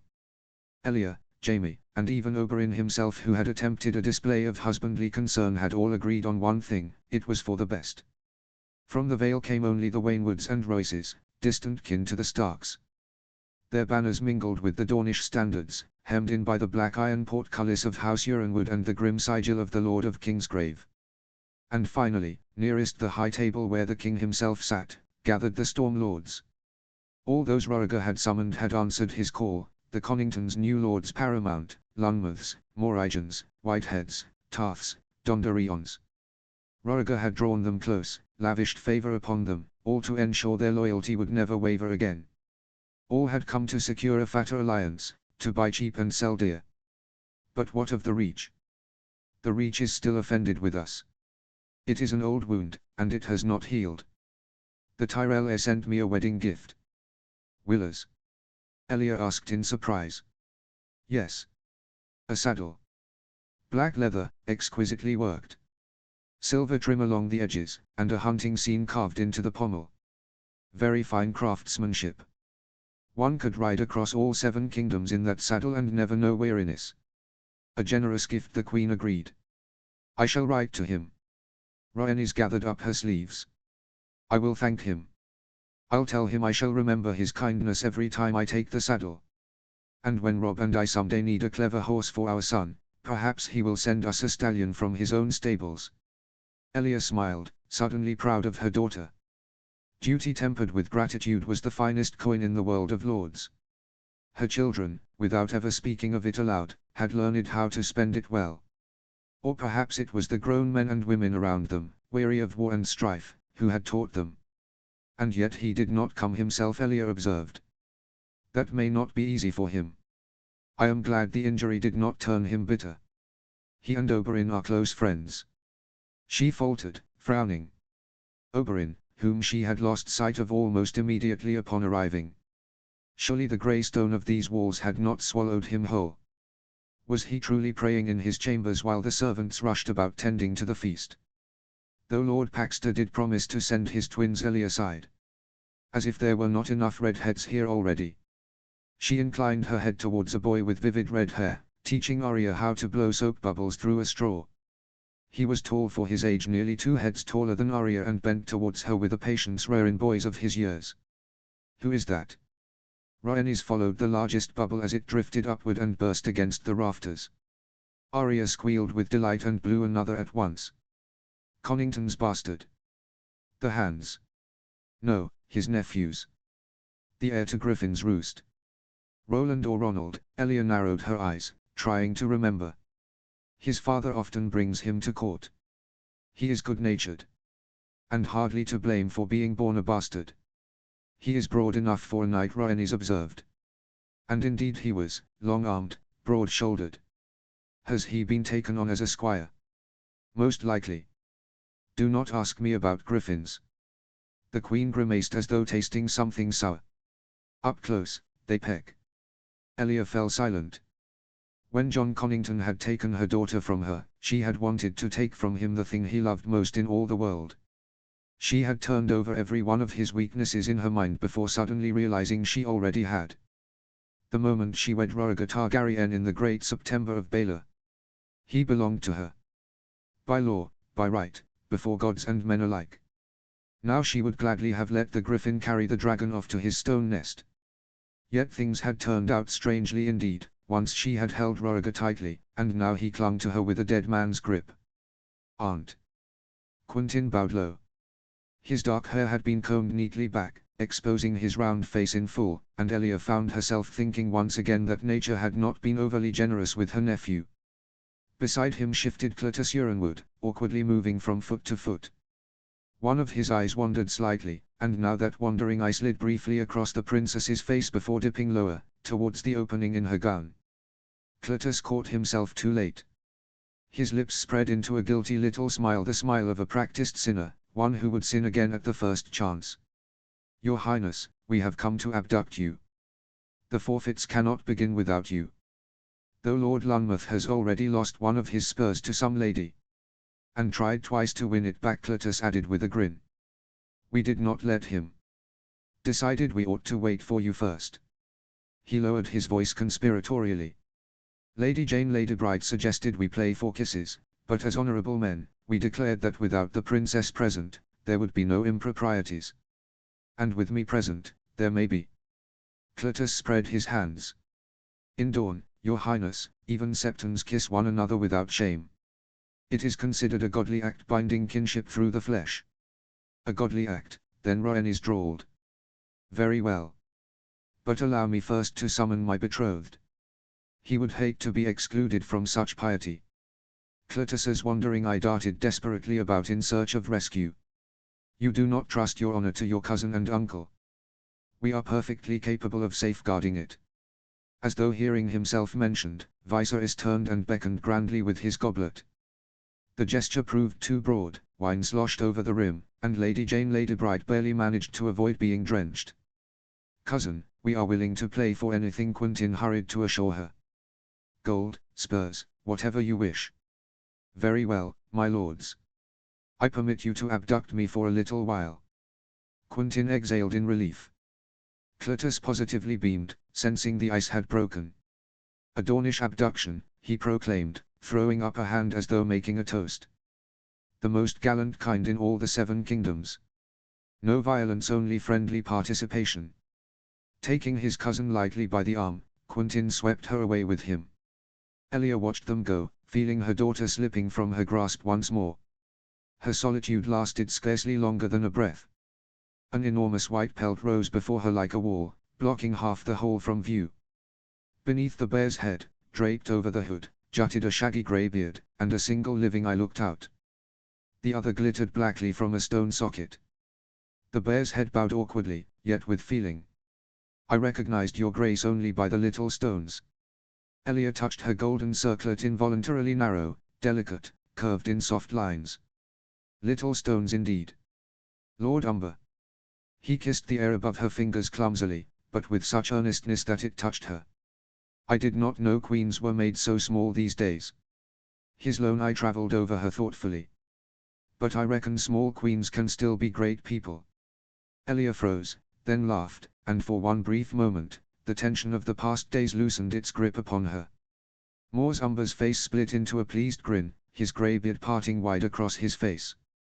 Will you allow me to escort you to your husband, your grace? Else he may grow lonely beneath all those dragons. Without hesitation, Elia rested her hand upon his arm and immediately felt sheltered beneath the shadow of that enormous man. With the greatest pleasure, Lord Umber. Asterisk asterisk asterisk. Her dress nearly split at the shoulder seam when she tried to throw her arms around him. He was taller now than she remembered. Viserys crushed her against him, his fingers digging painfully into her bare skin. When she drew back, she found him grave-faced, and for one startled moment panic seized her. Then his features broke into a foolish, wine-softened smile. You look so much like my wife, Rhaenys, but thank the gods, I can still see the dragon's blood in you. Rhaenys flushed. Viserys drew her down beside him onto the silk cushions, and suddenly she realized she did not know this man at all. She had known a boy once. But the man whose hand still rested against the bare skin of her back was a stranger. There would have been nothing improper in the touch had there been even a strip of cloth between his palm and her skin. Pretending only to settle herself more comfortably, Rhaenys shifted away. Unaware of her discomfort, Viserys held out a brimming wine cup. To blood, he declared, raising his goblet. All blood runs red, Cletus remarked with a grin. True enough. Viserys drained the cup in a single swallow. But if my niece and I ever turned blades upon one another, you would side against me. We are both prince and princess of the blood, yet she seems to possess something more. His gaze drifted towards the sun embroidered upon the high collar of her gown. Rhaenys schooled her features into something pleasantly neutral. Something I lack. Male attention, she offered lightly. Viserys broke into a grin and spread his hands wide. Oh, I've no shortage of that. He gestured towards the knights gathered farther down the table. She did not recognize them. Sir Dane and Sir Dald see to it day and night that I want for nothing. He laughed loudly at his own jest and slumped against her shoulder. Beneath the drunken bravado of his words, she caught the taste of something bitterly true. Your Highness. Quentin shook a velvet pouch, its contents clinking together. For the game, we require a token. Reluctantly, Rhaenys slipped a golden ring from her finger. Excellent. I shall lead. Quentin gave the pouch another shake, mixing the forfeits within. The first thing he drew out was a silver dragon brooch with eyes of yellow topaz. Rhaenys thought its eyes glowed exactly the way grey winds had in the dark. Prince Viserys, Quentin announced, tell us what you would do if you were king for one night. Or forfeit the brooch. Viserys set down his cup and straightened proudly. In beauty he yielded little to his elder brother, though he wore his hair cut shorter. His mouth, however, was harder, and now it tightened in thought. If I were king for one night, he swept a long look across the company. I would demand the finest wine brought to my bed, 3 maidens, and, he faltered, then waved a dismissive hand. And I'd command someone to fetch my nephew, because what in 7 hells am I doing king instead of him? He snatched the brooch from Quentin's hand and pinned it crookedly to his cloak. Reclining once more against the cushions, his eyes kept straying back to his niece. Rhaenys understood then, had the room been emptier, he would have told her something else entirely. Quentin plunged his hand back into the pouch and drew forth a delicate silk glove. Sir Cletus, yours. Since you were only recently anointed with the 7 oils, perform some gallant deed for us. Cletus sprang to his feet and promptly seized Lady Jane's wine cup from the table. He drained it in a single gulp, then returned it with a bow. I have saved the lady from wine that might have spoiled her complexion. Was that gallant? That was insolent, Lady Jane observed dryly. Gallant enough, Quentin declared, handing back the glove. Cletus pulled it on again with obvious satisfaction. The next item drawn from the pouch was Tyann's hairpin. Rhaenys had scarcely noticed her cousin before then, so neatly had she tucked herself beside Lady Jane's left hand. Tyann returned her a soft smile.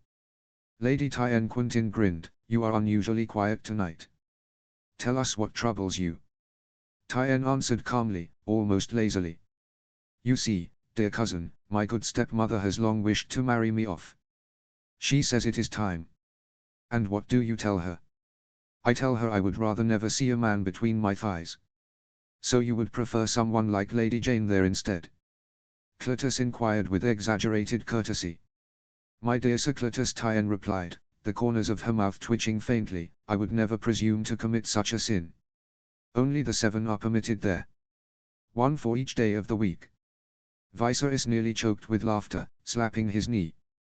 That counts. Give the lady her pin back, Quentin. While Tyann slid the ornament back into her hair, Quentin had already drawn forth a slender gold ring. Princess. Rhaenys took a swallow of wine for courage. Confess, which man here would you choose, were you not betrothed? She had been expecting the question from the moment Quentin thrust his hand into the pouch. She had known it was coming, and still something inside her tightened. Rhaenys swept her gaze across the hall, scarcely seeing faces or figures, thinking only of how to answer without speaking the truth or quite telling a lie. Were I not betrothed, she stretched out the silence. I believe I should choose someone red-haired. Fortunately, the choice here is wide. Cletus broke into a delighted grin and opened his mouth to speak, but Viserys beat him to it. I like redheads too. Uncle, saying such things borders on treason. Rhaenys laughed. But Viserys did not join her mirth. He only poured himself more wine and muttered into the goblet in the tongue only they two shared in that hall. Dawn Dero Glacer, Vestris. Dvosis Sir. Yn Bono Dervi Nu Haris Sedea. 1. Rhaenys stopped laughing. Viserys' fingers tightened around the stem of his cup, his throat working nervously with every swallow, as though threatening to bring the wine back up again. A sharp ache of pity rose inside her. Viserys, she leaned closer, troubled. Perhaps you have had enough. Just enough, he snapped, though his voice wavered. Just enough. I am glad to see you. Very glad. He lifted his eyes to hers, and there was such loneliness in them, the look of a tame bird that no longer remembered why it had ever needed the sky, yet still glimpsed it through the bars of its cage. I am glad to see you too, she said, resting her hand over his. He squeezed her fingers, and for one fleeting instant, she thought he truly would say something important. But Viserys merely nodded and sank back into the cushions, hiding his face in the shadow of the hearth. The great hall could hold scarcely 500 souls. Pitifully few, considering a king was being honored at the high table. Theon had to force his way through the crowd, elbows working like oars through a narrow strait. He steered directly towards the brightly glittering fortress of the Dornish court. Robb followed in his wake. My lords, the forfeits are finished, Cletus announced. We have just completed a marvelous round. Though we might still play dice, if you wish. Theon very much wished to. Robb shook his head instead. His cheeks were flushed red from the heat. Another time. The bard Marillion had just finished his song celebrating Rhaegar's glorious deeds, and now the sweet tenor gave way to the mournful cry of northern pipes. Before anyone could speak, Rhaenys rose and offered Robb her hand. His eyes widened, and the color that had only begun to fade rushed straight back into his face. Where the silk framed rather than concealed, he saw things that had never before been opened to his gaze. The faint line of her spine beneath thin skin, the slight jut of her shoulder blades, the hollow that ran down her back. The dress had been made in King's Landing, and it was too tight for her now. The seamstresses at Winterfell had altered it directly on her body, and done admirably well, but no movement beneath the silk could truly be hidden. He could see the rise and fall of her breathing, the silk tightening with every breath, then settling softly along her skin. Rob swallowed hard. The hand he extended towards her lingered uncertainly in the air. "My lord." Rhaenys prompted slyly. "Forgive me, your highness." "Come." The music carried them away, and though Rob stepped stiffly at first, little by little he grew bolder. His hand resting against her side atop the silk scarcely dared move, but the dance pressed them close, and before long his palm slipped lower of its own accord. He froze at once. Every drop of blood in him seemed to rush straight into his chest, so fiercely that even the skin above his collar flushed scarlet. "I did not mean to," he whispered, trying to pull his hand away, but the dance swept them onward, and Rhaenys leaned into him herself, so the embrace would not break. "It's all right," she said, hearing her own breath turn uneven. "That's how the gown was made." In the broken tower, he had not blushed so fiercely. That night, his tongue had slipped into her mouth unbidden, and it had been far sweeter than this shy brushing of lips. Blessed are those who teach men such arts. Rhaenys knew there were many women whose trade was to show men what noble ladies were never meant to know. And why should they not? Had Septa Mordane alone instructed her, she would have known nothing at all. Rhaenys leaned back slightly to look up into his face. "What did you say to Aegon?" Rob rolled one shoulder, his hand tightening faintly against her back. "I told him a beast does not sit in a cage for sport. And he ought not stare at one so boldly. Grey Wind will remember it." "And did he flee in terror?" His Highness laughed. "I may have offended him without meaning to." She shook her head. "Aegon is not one to nurse offense when the truth was spoken without malice." The music changed then, and in its new measure, Rhaenys caught sight of her brother. He led Daenerys through the dance skillfully enough, though he had known only southern dances all his life. Their hair had been dressed alike, flowing down their backs like pale steel, braided only at the temples in thin plaits. "He wishes to marry her," Rhaenys said, and Rob followed her gaze. "The princess is very beautiful," he admitted with a nod, then quickly added, "though that does not mean she is dear to me." Rhaenys narrowed her eyes, hiding a smile. "And why is she not dear to you?" "A woman is not dear simply because she is beautiful. She is dear when she is the one you think of when sleep will not come. Is there truly someone who robs you of sleep, my lord? Will you give me her name, or must I guess?" "Guess." She meant to answer, but the crowd shifted suddenly and swept them apart. The current of bodies carried her towards her father's knot of courtiers. Lester Morrigan, Lord of Crow's Nest, tall and gaunt, with a face like a bird's beak, descended upon her without warning. His sharp little bow looked less like courtesy than the way a crow folds its wings before pecking, and Rhaenys found herself stepping back before he could finish it. Sir Adam Whitehead, whose ships sailed the narrow sea from Cape Wrath to Teosh, caught her as she retreated. He was shorter, though broad in the shoulders, and vastly more talkative. He spoke without pause of what a joy it was to make the acquaintance of the princess who had brought such grace to the harsh north. Rhaenys smiled, nodded graciously, and answered questions that never seemed to end. Her throat had begun to ache, her head to swim, while the lords proved generous with wine and even more generous with their attention. Lord Leicester had already waved for another cask to be brought, while Sir Adam, still holding her hand captive in his own, described the wonders his captains carried from Lies and Myr. She kept expecting her father to summon her to his table to share meat and mead beside him. Rhaenys would have preferred his company 100-fold to the lords pressing ever tighter around her. Instead of her father, it was Rob who found her at last, crossing the sea of people. Oh, her gallant Rob! Sweet, sweet boy, she must protect him. He had to ask her for another dance simply to lead her away from the storm that had nearly dashed her against the rocks. She was weary of dancing, and the endless speaking had drained her worse still. Rhaenys wanted only to find her place somewhere quiet and disappear into it.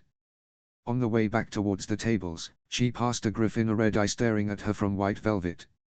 Its owner had begun to bow, but remembering the way her mother spoke of those birds, Rhaenys turned away and walked on. Collapsing onto the bench between Aegon and Daenerys, Rhaenys realized just how drunk she had become. The wine had gone down too easily, the sour Dornish reds as well as the Ubergold, while she had scarcely touched the food. Small wonder the drink had stolen her strength faster than it ought. Now the sea roared inside her head, the walls swayed gently, The candles doubled before her eyes, and even her own hands seemed strangely distant, as though she watched them from the shore while the tide carried her farther out into open water. Egon leaned close, pretending to straighten a fold of her gown. Feasts in the Red Keep are never this loud. Here every toast sounds like a ballista being fired. And this is not even a wedding. What is wrong with feasts in the Red Keep? Egon grimaced. Deadly dull. Always the same thing, wine, fire, sometimes bonfires besides. A serving girl offered her fried shrimp, and Rhaenys' mouth filled at once with saliva. She remembered the fish market at White Harbor, where she and Viola used to wander together.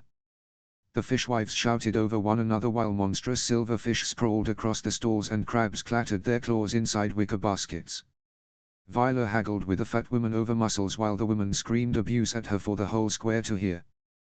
Bonfires? Rhaenys asked belatedly, or perhaps only thought it, for Egon did not answer. Maybe I should ask your betrothed's little sister to dance. The one stuffing herself with lemon cakes. The mere thought of being swept up and spun around made the world tilt beneath her. The shrimp was stubborn and rubbery, refusing to chew properly. She rolled it lazily across her tongue, nearly forgetting why she had put it in her mouth at all.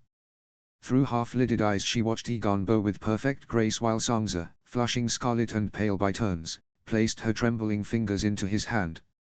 Robb did not hesitate to answer the gesture, leading Daenerys into the dance with distant, careful courtesy.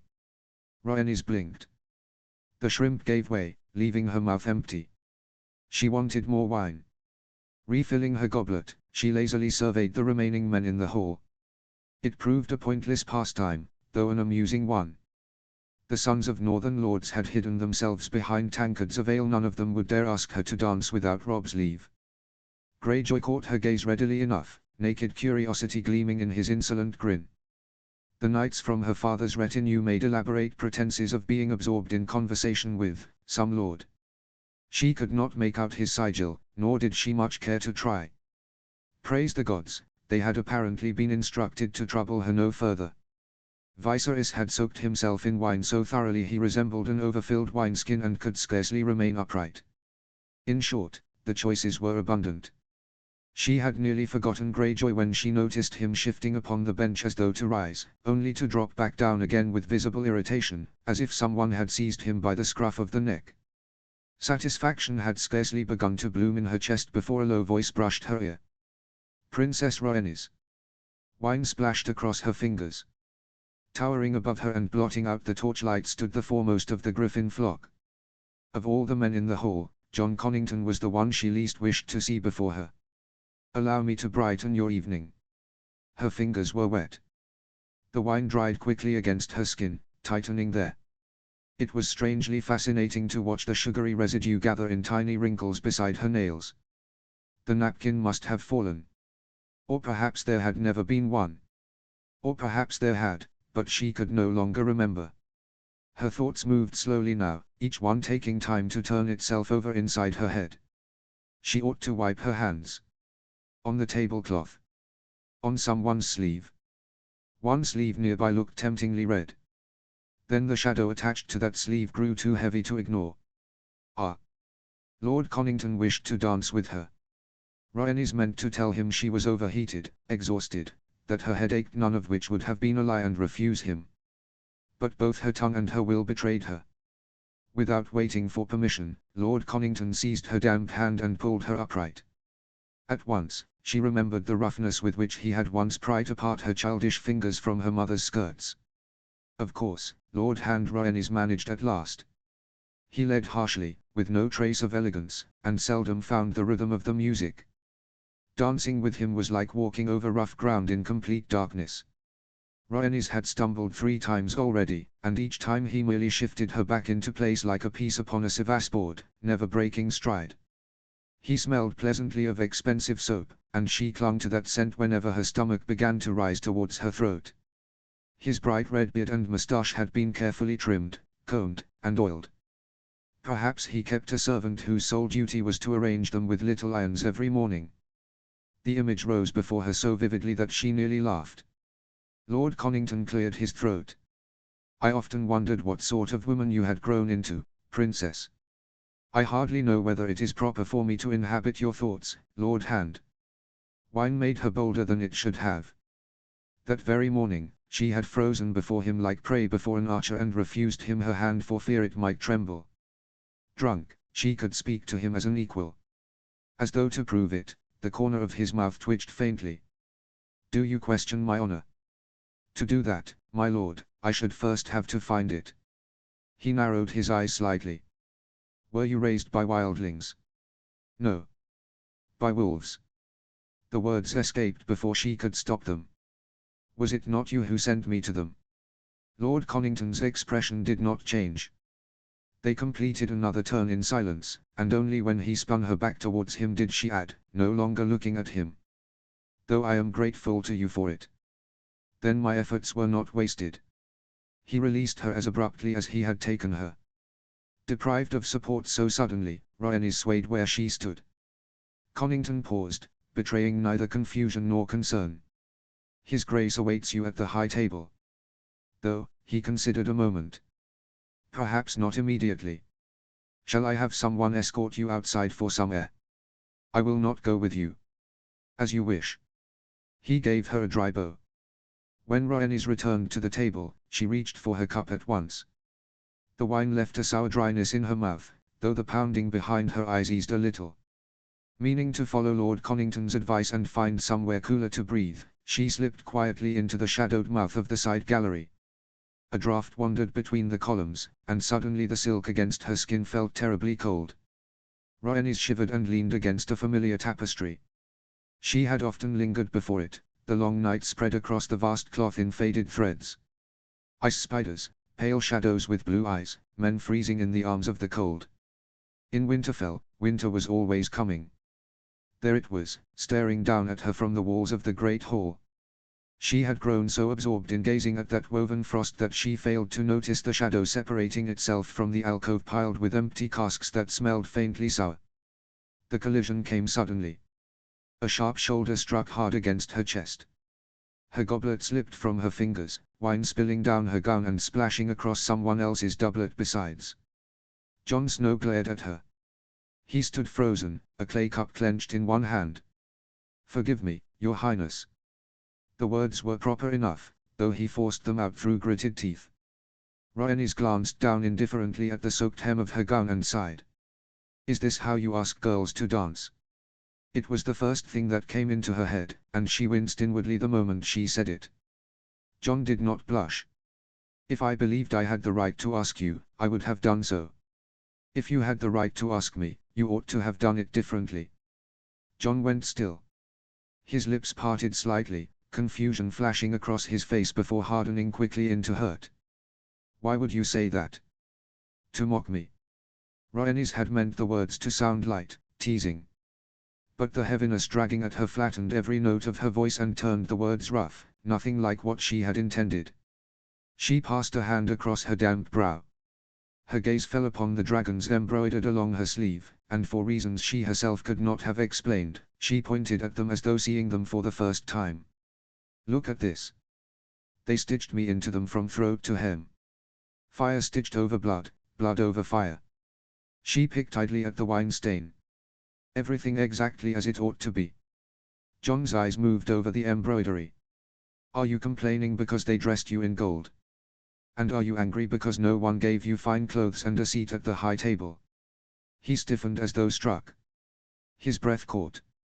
Jon wrestled visibly with anger and shame won in the end, stripping him bare as though someone had torn armor from his body. Rhaenys felt a faint stab of remorse. She was kicking a man already down. The feeling left her hollow and wretched. She ought to have held her tongue. The gods were merciful that you ran into me rather than my uncle. She tried for another tone, but managed only something awkwardly soft, too gentle, and entirely misplaced. He cannot abide good wine being spilled. Especially wine that spent a month rattling along the King's Road in a wagon. The words rang hollow, though better hollow words than an apology, for an apology would have been pity. And pity was not what she felt for him. Not because she was cruel. He would never have accepted it from her, even had she offered. Jon remained heavily silent, digesting this sudden stream of girlish chatter about wine. Enough of this. Rhaenys shook her head. They brought me so many chests I could dress everyone from the neck to last hearth. You as well, if you wished it. Tell me, at the squire's table, would lace or velvet be better loved? At that table they would care less for the gown than for what's beneath it. Rhaenys blinked at him. Tilting her head, she tried to make sense of what he meant. Understanding seemed far beyond her just then, and abandoning the effort entirely, she nodded solemnly instead. I should not have said that, Jon muttered. Then say it again, my lord, and we shall decide. Aegon's voice caught them unawares. He emerged almost soundlessly from the dim gallery. His silver hair shimmered faintly in the gloom, and the little sun hanging from his ear flashed once as it caught the dying light of a torch. His gaze fell at once upon her ruined gun. Has something happened, sister? Nothing at all, Aegon. Do not trouble yourself. Jon bowed shortly. I should not be here. I beg your highness's pardon. Yet here you are, my lord, the prince observed with honest surprise. I am no lord. Aegon studied him a moment, searching his face. You are Lord Stark's natural son, are you not? Her brother had carefully skirted the uglier word, and Rhaenys found herself oddly startled by the gentleness of it. Jon, unaccustomed to kindness, refused even that small mercy. My presence may offend the king, he said stiffly, reciting Lady Catelyn's words while looking somewhere beyond the prince's shoulder. And your highness's besides. If the king were so easily offended, he would not have kept his throne a single day. Aegon looked him over once more, measuring something silently to himself. They were near enough the same height, both lean and lithe, like two streams running from the same spring. The wine was muddling her thoughts badly now. Robb says you are deft with a sword. I do not boast. No need. I shall judge it for myself, if chance allows. Jon could not quite hide his surprise. And Aegon, grave and attentive, looked at him as though the bastard interested him for his own sake. That troubled Rhaenys. She valued the gift of gentleness that drew people close, though she herself had never possessed it, but why should her brother pretend? Let it not be for cruelty. Only do not hold back. And do not make an end of me if I find myself at your feet begging for mercy. Truth be told, I am not half as good as I would like to be. Then do not spare me either. It would hardly do for a bastard to leave bruises upon a true-born son. The prince laughed aloud and clapped him upon the shoulder. Good. Now go and have a drink. The heir to the Iron Throne gives you leave to rest. Jon nodded once again, though no longer with the stiffness of a servant. Rhaenys watched him go. You are deft with people, she said quietly. I live among spiders, Aegon answered just as softly. They hide beneath the floors, inside the walls, in my own small clothes. And they hear a fly beating its wings 3 chambers away. You will understand once you return to King's Landing. I do not know why I should return there at all. The gown that had seemed beautiful that morning now pressed and clung wherever strange hands had touched it. Suddenly, she wanted to tear it from her body. I think I ought to change. And lie down for a while. Allow me to escort you. Aegon offered her his arm, and she leaned heavily upon it.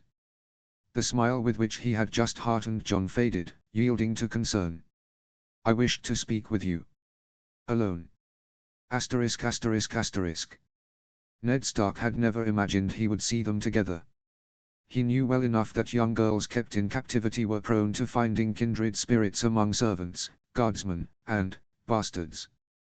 The princess had never given cause for such fears, yet all these years, Ned had taken care that Rhaenys and Jon did not grow close. He had never forbidden it outright, forbidding a thing only sharpened the wanting. He had thought he had managed it. There was neither fondness nor hostility between them. At times, they exchanged a few courteous words when manners required it. On rare occasions, they quarreled, and word of it always reached Catelyn at once. She would suggest that Jon deserved the lash for insolence, but Ned only waved her off. The little princess needed curbing before the boy did. High birth was no substitute for proper rearing. They were both children of flesh and blood. What they needed was not rods, but their mothers. But now, what were the chances that the crown prince would even notice a bastard in such a crowd? In the dimness of the gallery, it seemed to Ned that each stood too close to the other, as though they were leaning together like candle flames about to merge into one fire. The three heads of the dragon. Had he ever imagined he would sit beneath those banners in his own stone hall? That the king who had taken his family from him, who had killed his friend, would drink his wine and eat his bread? Robert's bones could not be resting easily tonight. At times, shame devoured Ned whole. After the trident, when Robert fell from wounds dealt by Gerald Hightower and Prince Roriger had needed only to finish him, the remnants of the rebel host took refuge in the Riverlands. It was there Jon Arryn agreed to the peace Tywin Lannister offered him. Exhausted by dawn and worn hollow by loss, Ned had wanted only for the madness to end. For men born to live, not to die. Many of his bannermen never forgave him for yielding. And when Roriger sent him his daughter, there were those who said the girl's blood might pay for husbands and sons lost. Ned had put an end to such talk at once. The girl was his now. And now Jon. His Jon. Gods, Jon, what are you doing there? Ned glanced towards Roriger, hoping his wife had occupied him in conversation, but it was not so. He had not noticed the two exchange more than a handful of words all evening. Elia caught his eye and smiled faintly, little lines spreading like rays from the black suns of her eyes. Ned's heart held much understanding and pity for her, but tonight he could not spare pity for everyone at once. Roriger leaned back in his seat, pale fingers braced against his cheekbone. His eyes, untouched by wine, remained clear, fixed upon what they ought not to have been fixed upon. Then he spoke. Quietly. Thoughtfully. Without the smallest trace of human warmth that marks the living. Perhaps he truly had died back then, and this was only some ghost Ned imagined before him. Is that your bastard, Lord Stark? Ned turned his head, feeling every muscle in his face tighten. Yes, your grace. He favors you strongly, Roriger observed, without looking away from the now empty gallery. The same hair. The same bearing. Who was his mother? Ned's heart lurched. She was no lady, your grace. A common woman, then. The king turned his eyes upon him. There was neither condemnation nor curiosity in them. Roriger studied him with cold indifference. Did you love her? Lyanna. I loved my sister Lyanna. And you took her from me. But his lips answered otherwise. No, your grace. I was at war. Marriage vows were far from my thoughts. He paused. Though afterwards, my conscience would not allow me to abandon the boy. He would have died if I had left him with his mother. Roriger inclined his head slightly. Then he is of an age with your eldest. Elia, too, had turned a little towards them, listening. She knew the price women paid for bastards as well as any. When Ned came to King's Landing from dawn, he had not found Roriger there. The prince lay recovering at Deari. A child had been given into Elia's hands instead. A tiny body with violet eyes that had never looked upon the world a single day. Truth be told, the world had not been worth seeing. That is so, your grace. His own voice sounded rough to him. He prayed Roriger heard in it nothing more than embarrassment. His 5th and 10th name a day has passed. The king fell silent. His gaze drifted away again, distant and emptied of feeling. Heavy thoughts weighed upon him. I confess, Lord Stark, it seems strange to me that in all these years you never chose to give him your name. My wife opposed it. Such is the price of peace within my household. Roriger nodded slowly, and Ned thought that not less an answer than a sentence passed. The king turned away from him without a word and bent towards his wife, pressing kisses one by one to her fingers tenderly, almost absently, as though testing whether warmth still lingered in them. Elia pressed her lips together. After that pang for Jon, Ned found that he could pity her as well. Asterisk asterisk asterisk. Lock the door. No, do not lock it. What if someone comes to feed the fire and finds us barred inside? And what of it? They will say the blood has stirred. Color rose in Aegon's cheeks. You are my sister, Rhaenys. And you mean to wed our aunt. What difference would that make to them? Turning away, she seized the edge of her gown and tried to drag it over her head. The seamstresses had stitched her into it thoroughly. 7 hells, Rhaenys hissed. Her fingers slipped uselessly against the fabric. She tugged and pulled, but the cursed collar clung tight about her throat, refusing to let her go. I shall suffocate in this thing. Let me see. I am trapped in it until the wedding. Or until my death. I think the latter is close at hand. Suddenly, she realized she was not joking. The gown pressed against her belly, stole her breath, and it seemed to her that if she could not rid herself of it at once, her life would end there before her brother's eyes. Egon's fingers found the edge of the silk trimming where it had been fastened to the collar. This cannot be untied. Only torn.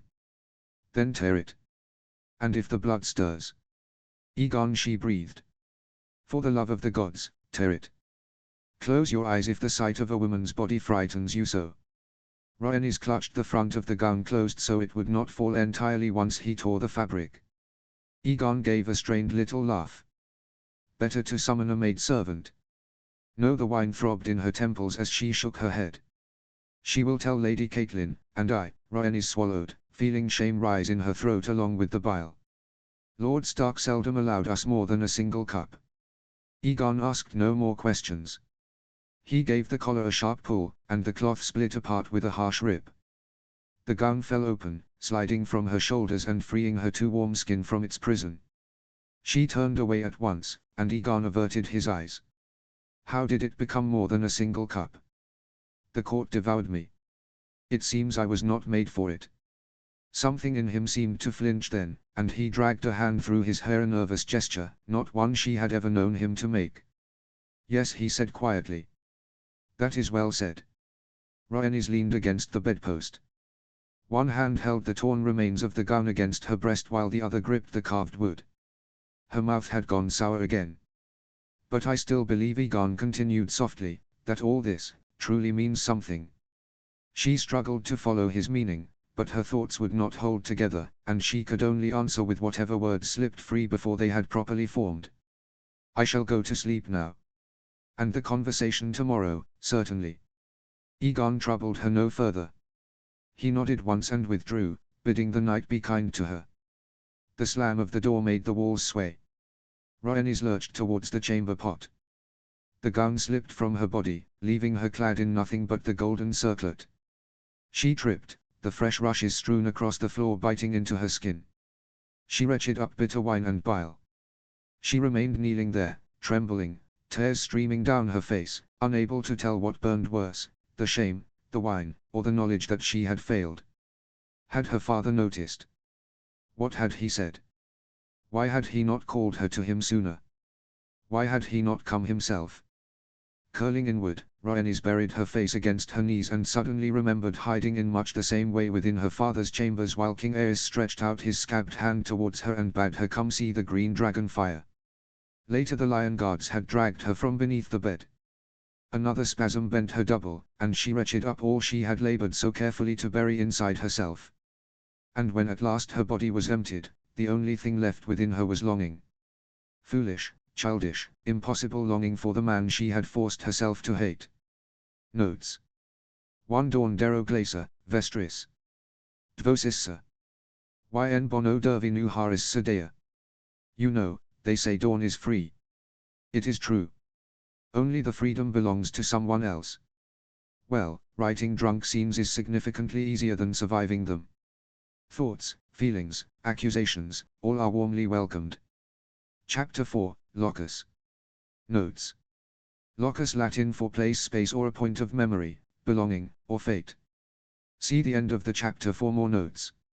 Chapter text. Maester Lewin had told him that bastards grew faster than true-born children. Jon did not know if there was truth in it, but this morning he felt old and broken, as though he had lived not 15 years but 50. The sun was only beginning to gild the melons, and the yard stood empty and still. Into that hush, Ghost gave a discontented growl to let it be known he did not hold with such an early vigil. He had curled up by the weapon rack, his muzzle on his paws, and only one eye, lazily slitted open, followed his master as he sorted through the blades. Taking a sword in both hands, Jon began to circle. One stroke, a second, a third cut, lunge, block. His breath tore from his chest in clouds of steam. From the stables came Robb, Theon, and a handful of guardsmen. The weather these days had been warm, even hot for Winterfell, and Robb wore only a light doublet. Jon saw all at once how broad his shoulders had grown, how he had filled out through the chest, how his arms, bare to the elbow, rippled with muscle. Bastards might grow faster, but not broader, and not into strength. Robb, the true-born son, was growing as strong as good ale. "You're up early," said Robb, drawing near. "Couldn't sleep. Did you speak with Uncle Ben?" "I did." Spinning the sword in his hand, Jon drove it into the earth. "He told me to go and father some bastards of my own first, and then come ask him again." Robb frowned. "He may have the right of it. If you stood in my place, would you think the same?" "I don't stand in your place. How are you to know what you're giving up, when you've never once been with a woman?" Uncle Benjen had told him the very same. Jon held his tongue, but the words had burned in him until morning. To know a woman. Were it only so simple. Envy was an ill thing. He could not master it, much as it shamed him. Robb would have Winterfell. Robb would wed a princess. Robb would be a lord, a husband, a father of true-born sons. And he, Jon, what would he be? Oh, he dreamed of it at times. How he would save his father from some wild beast, or from an enemy's blade. How Lord Eddard, sore wounded, would grip his shoulder and say, "You are my son, Jon. You have earned your reward." How Lord Eddard would grant him ice and the hand of a princess. And Jon would know her as a husband. And the sons they had would be princes, not bastards. Catching up the sword, Jon hacked at the quintin, sending straw flying.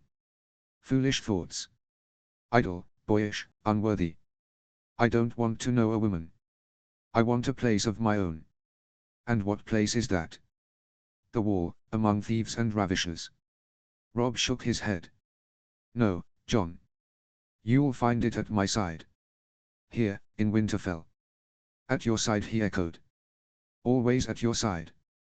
I can't give you more than I have myself. But all that's mine is yours. Jon let out a ragged breath. Take up your sword, Stark. A sly mirth crept into his voice.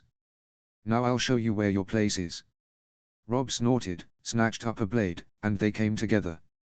They circled, lunged, and sought to prick each other under the ribs. The swords rang, blow on blow, not in anger, but in haste, and Jon, strange to say, was laughing. Sir Roderick came through the gate red in the face, bawling at them to stop, to buckle on breastplates, to take wood in hand and not blunt steel. That only goaded them the more. Ghost, scenting the sport, sprang up and went bounding after his master, weaving underfoot, until Robb, making a lunge, nearly trod on his tail. The direwolf yelped and bolted aside. Robb lost his footing, and Jon, not letting the moment slip, swept his legs from under him. The heir to Winterfell crashed down, all but crushing Ghost beneath him. The direwolf howled his outrage and snapped his teeth, but no sooner had Grey Wind's answering growl carried from the kennels than he settled again by the rack. It seemed the two had come to some accord. Robb stretched out a hand, and Jon hauled him to his feet. Your place, he said, catching his breath, is in the mud for now, Stark. Shall I join you there? Mind yourself, Snow. You've a thrashing still coming. Robb rubbed his side. Then he straightened, leaving the bruise, and his gaze went to the doors of the guest house. Jon turned as well. Prince Aegon had a light, springing step. He was idly worrying at a candied plum, peeling the skin away with his teeth before sinking them into the sticky flesh. Jon's jaw ached at the sight. His own breakfast had been a meager thing, bread and milk, and there would be no plums at supper. Lady Stark meant to take her meal with the Queen, and that meant Jon would be sent off to the guards' barracks once more. Beside the prince, trailing a little behind, shuffled his pallid uncle. Of all the royal family, it was he who had disappointed Jon the most. Set against the king, his brother, he looked nothing like a dragon, but rather its one shadow, a lizard that sheds its tail in fright. A pity. Robb bowed to the princes, and Jon bent his back after him, all the while taking the measure of their escort's arms. Sir Oakert's sword drew his eye less than the long blade at the hip of the Dornish guardsman narrow, with a curved guard, such as one did not often see in the north. He found himself wanting to know how it sat in the hand. You're in a lather already, said Viserys with a grimace. Aegon smirked, chewing down the last of his plum. Been crossing swords since the hour of the nightingale. You'd sooner not rise before noon, uncle. I'd sooner have summer wine singing on my tongue right now. Rob gave the wineskin a shake and passed it to Viserys. The prince fastened greedily on the mouth of it, but after a swallow or two, his face went sour. Water. Water now, but I swear to you, your highness, said Rob, only yesterday I heard wine singing away in there. The singer must have worn out his voice. Aegon laughed aloud, throwing back his head. Viserys went purple, yet he ventured another pull, and then another. Wiping his mouth on his sleeve, he chose to hold his peace. Your highness, Rob said, turning to Aegon, do you wish to have at it today? The prince left off laughing and shook his head. With you later, my lord. I promised Jon Snow yesterday that I'd be the first to try his blade. If you've no objection. Rob glanced at his brother and shrugged. We'll let the squire sleep, then. Sir Aerys, lend a hand, if you'd be so kind. Sir Oakert set to buckling the breastplate on the prince. Rob did the same for Jon. Viserys curled his lip.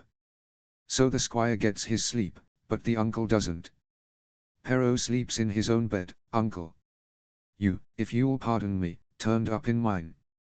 It was the first time Jon had seen the prince look hard at anyone. Muttering something too low to catch, Viserys turned away. Yet Aegon, it seemed, had caught it, and he gave his uncle's back a long, lingering look. Once they had stepped to the center of the yard, Sir Roderick cleared his throat with ceremony and called out the terms: no blows to the groin, no thrusts to the face, no sweeping a man's legs before he was ready. Jon listened with half an ear, watching Aegon gather his hair into a knot at the nape. Not a flicker of disquiet showed on his face, only a mild curiosity. Jon's fingers had gone damp upon the hilt. A voice within whispered, "What if he is better than me?" Aegon made a show of taking his stance carelessly, but Jon marked how firmly his feet bit into the ground, how the blade hung level at his waist. "Ready.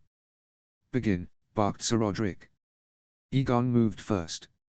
The stroke came slick and flowing, yet so fast that Jon barely got his blade beneath it.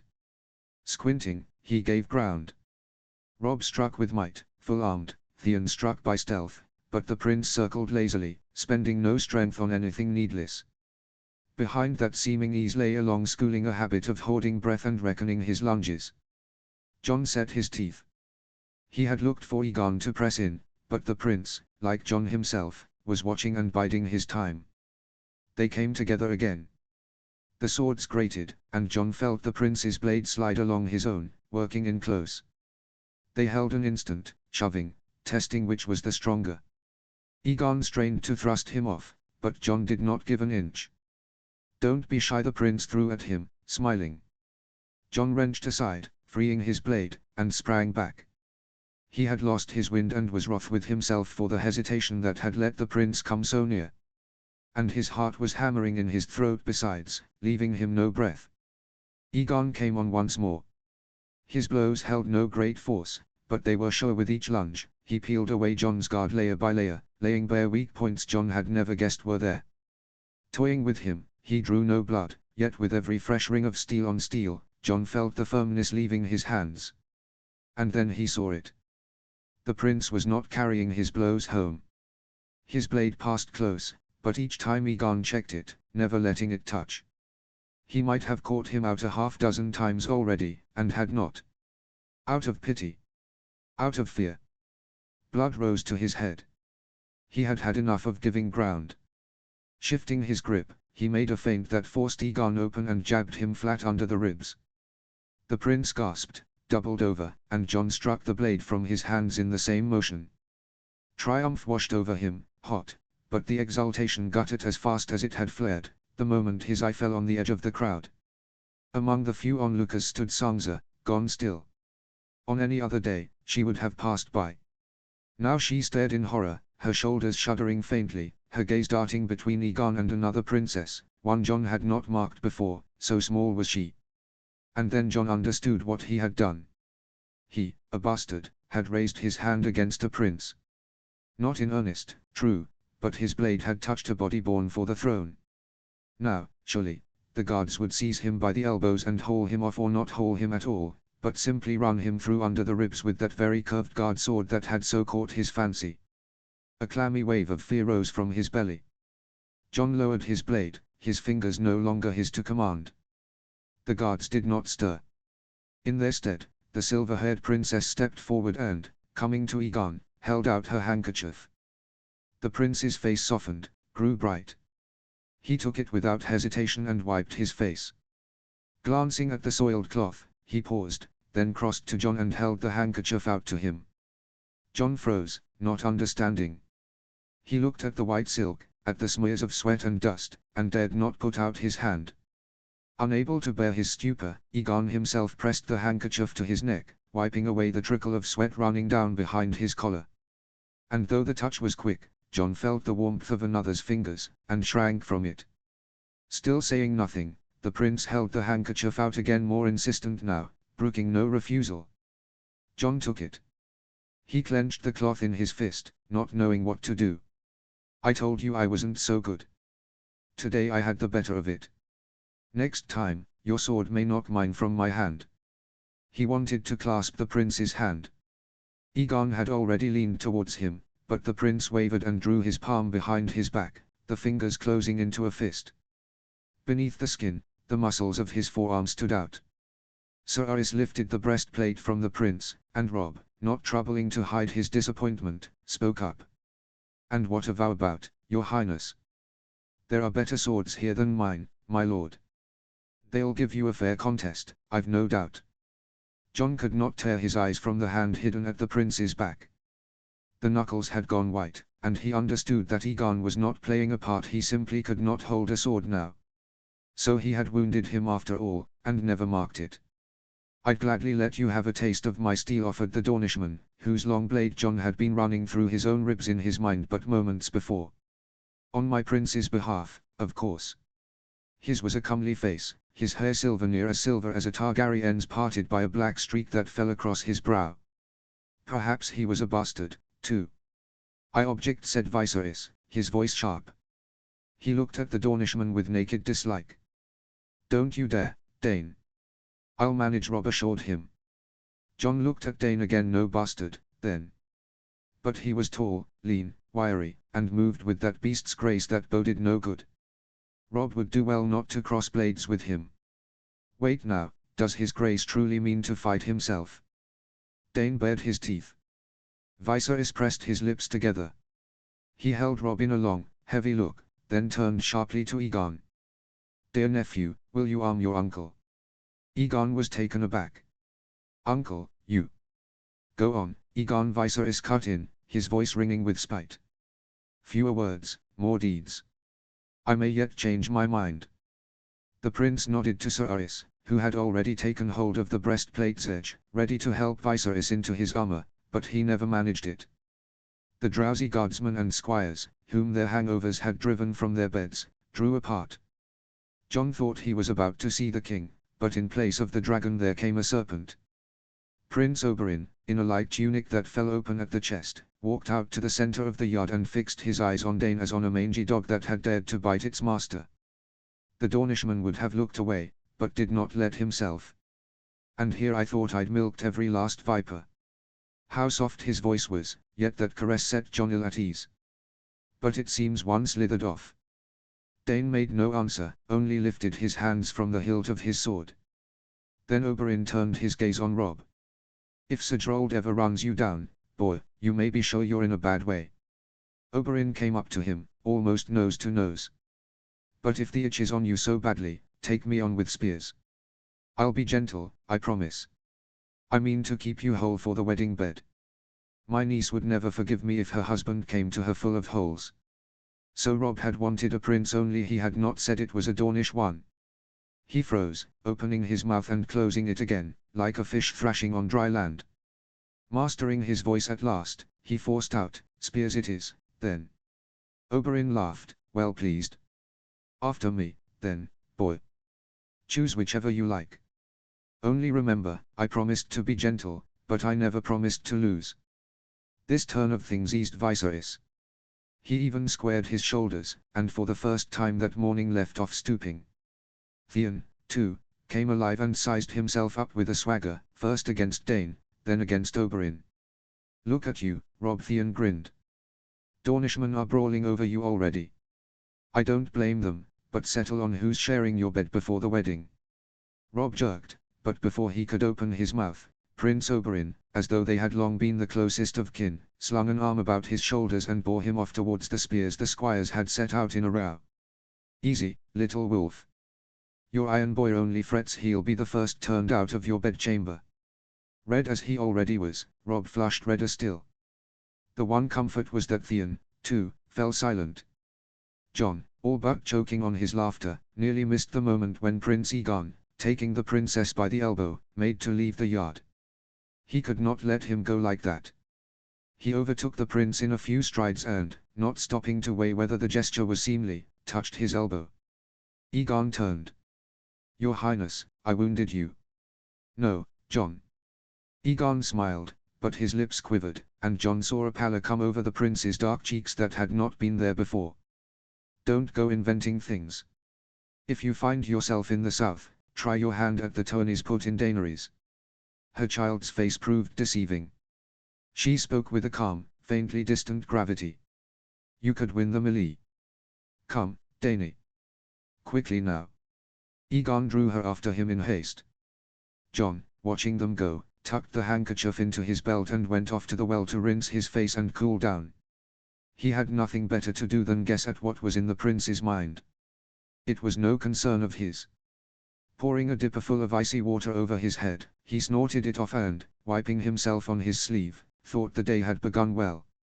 Stowing the handkerchief where he wouldn't drop it, he went back out to the yard, meaning to lock blades with someone from the south. There was still plenty of time before the midday meal. Asterisk asterisk asterisk. Rhaenys sat up in bed. Her mouth was dry, her tongue a strange lump of meat. Viola held out a bowl. "Drink." A warm broth swirled in the dish, fat glinting on its surface in little golden rings. She took a sip. The broth washed softly over her tongue first, and the bitterness came after. Rhaenys grimaced, but swallowed. The warmth spread down her throat, settled in her belly, and had no wish to come back up. So she took another sip.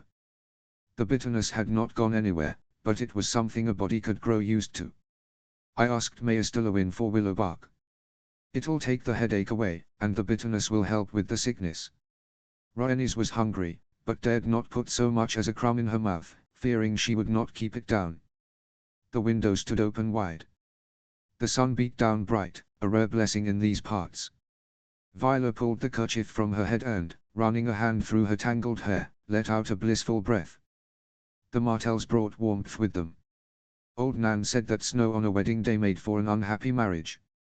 Rhaenys squinted up at the sun and commanded it, whatever else it did, to hold back the cold a day or two longer. "What ailment is that?" Her gaze had fallen on the Septa's neck. Wine-dark blotches stood out against Viola's milk-pale skin. The Septa smiled and, straightening the collar of her robe, hid them. "Love's marks." Rhaenys set the bowl aside and frowned.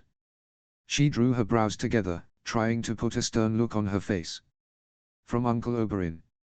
Viola did not answer. She pressed her lips, hiding a smile, and gave a sigh full of meekness. She had just been caught out in a small but sweet sin, and she did not repent of it. Rhaenys gave a quiet snort, and a moment later they were laughing together, so hard that even the bitterness in her mouth tasted sweet. "And how do ladies hide such marks?" "Ladies don't wear them. There's seldom love in a marriage." She did not like the thought and decided she would not cling to it. Rising from the bed, Rhaenys found her legs still served her poorly. She paced the chamber back and forth, snatching up a shapeless ball of silk from the floor on her way. She smoothed the gown over her arm. Perhaps, if it were dyed red, the wine wouldn't show. And at once she sighed, dye it, and all the gold embroidery would be lost, all that needlework the seamstresses had labored over. And the gown was too tight on her, besides, pressing at the chest, pinching at the sides. At first, it had not been so plain, but today, in the light of day, she saw it for certain the gown was not hers. "Yesterday, you drew every eye. Did you like being wanted?" Clutching the silk, Rhaenys went still. "No.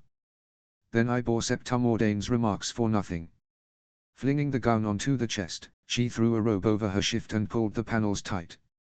They looked at me as though they'd seen a woman for the first time. They saw a princess for the first time. The one Lord Stark had tucked away in a country where even the ravens are loath to fly. Lord Whitehead, as I recall, fancied I'd been shut up in a tower and fed on bread and water. I told him it wasn't, so they kept me with wolves. Or was that Lord Connington I told? She paused, shaking her head in vexation. In truth, they care nothing for me. I'm of interest not for myself, but because I'm the king's daughter and all but wife to the heir of the north. Isn't that so? Viola shrugged. Such is a woman's lot. To be the part of her father that he gives away, so his daughter may become a part of her husband in turn. Rhaenys leaned her shoulder against the stone jamb of the window, her arms wrapped tight about herself. And who fills that part of the father he gives away? The gods say no one. The father gives a part of himself away, and an emptiness stays behind in him. The Septa ruffled the fur of the coverlet. But men bear it more easily. They have war, and the hunt, and power. And women have motherhood. The corners of Viola's lips stirred softly. And women have motherhood, she repeated, a little guiltily. But motherhood doesn't fill the emptiness, Rhaenys whispered. It makes a new one. You bear a daughter so as to give her away one day. And the circle closes. The Septa did not answer at once. She rose from the bed, came to the window, and stood beside her. That's why some women seek comfort not in their children but in themselves. They find some purpose of their own. I became a Septa, for one. And my emptiness is filled, now and again. Rhaenys clicked her tongue. With prayers, I don't doubt. Of course. Viola threw up her hands. I see blasphemy in your eyes, girl. Stop it, before the seven grow wroth with me. Rhaenys leaned out the window. Septa Mordane had said once that devils danced in her eyes, that such a color belonged to those whose forebears had sinned and mingled their blood. Rhaenys gave no sign of being offended, but at the next service she prayed aloud, with the greatest piety, for the wisdom of the Septons Bath and Oswick, and asked the Father never to close his golden halls against them. The clash of blades had not let up since morning. She was curious to see who was at practice now, but from her chamber, only the library tower was in view. In it, she spied Septon Chael. He too was drinking in the sun, his elbows propped on the sill, reading a book laid open on the stone edge. So then, after that prayer, she had asked him to go through the doctrine of exceptionalism with her. Septon Chael had explained, to no comfort at all, since the death of the last dragon, the most devout had more than once sought to abolish the doctrine. Rhaenys had thanked him, of course, but ever after took care to give Septa Mordane no cause to speak of her eyes. Catching sight of her, Chael bowed his fair head. Rhaenys waved in greeting. Viola leaned out after her. The Septon's eyes went wide, his mouth fell open, and color flooded his cheeks. He froze, unable to tear himself from the window. A vision had appeared before him, desired and sinful. Exchanging a glance, Viola and Rhaenys pressed at once to the walls on either side of the window, choking on laughter. Rhaenys clapped a hand over her mouth, Viola buried her face against the jamb, their shoulders shaking, and from their chests came muffled, strangled sobs that could by no means be called befitting a lady and a Septa. Where's your piety, Rhaenys? Why didn't you tell me he was there? The poor boy will be in torment now. The mischief pleased Rhaenys so well that she could scarcely make her excuses. You'll hear a chapter of the 7-Point Star while they dress you, Viola threatened, putting on her kerchief. Her Highness does mean to leave her chambers today. Nell, a young serving girl with a birthmark on her cheek, proved very able and quick once she had found her feet and left off being shy. Rhaenys resolved to give her the gown. There was nothing to be had from the cloth, but she could cut away the beads and draw the gold thread out of the embroidery. And the Father commanded, Honor thy king, for he is the seventh regent upon the earth. To lie to the king is a great sin, for a lie before him is a lie before the gods themselves. Whoso raises a hand against the anointed is cursed unto the ages of ages, and 7 hells await him. She chose a plain gown she had worn a dozen times already. Nell reached for her hair, meaning to pin only the front strands, but Rhaenys stopped her. No. Take it all up. Pride is a grievous sin. Be humble, for humility is pleasing to the maiden, and pride goeth before a fall. Murder is a sin, but the murder of a king twice over, and the murder of kin 3 times. The unrepentant are awaited by eternal torment in the 7 hells. Viola fell silent when the serving girl went out, promising to learn what would be served at supper. Enough for today. You've a bored look about you, I see. The knock at the door was dull. It was not Nell's hand. And where would she have managed so quickly? Rhaenys opened it. White plate, and under one arm a great helm with broad wings. A knight of the King's Guard stood still on the threshold, waiting for her. Asterisk asterisk asterisk. Her father's chambers were bathed in sun. He sat at the table. Beside him, on a low seat, Lord Connington scratched a quill across parchment. Both raised their heads when she entered. Rhaenys went still. The silence settled like drifting snow, and no one spoke a word. So she sank into a deep curtsy. The silence did not lift. Her father was in no haste to speak.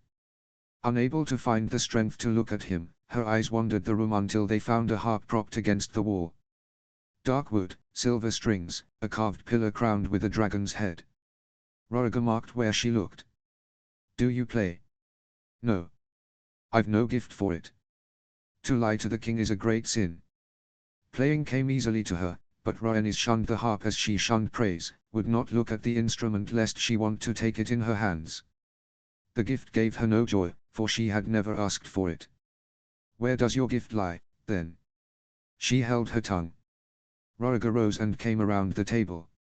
Leaning back against it, he began to study her. I do not like to see you in these hair shirts. There was a measured displeasure in his tone. You look like.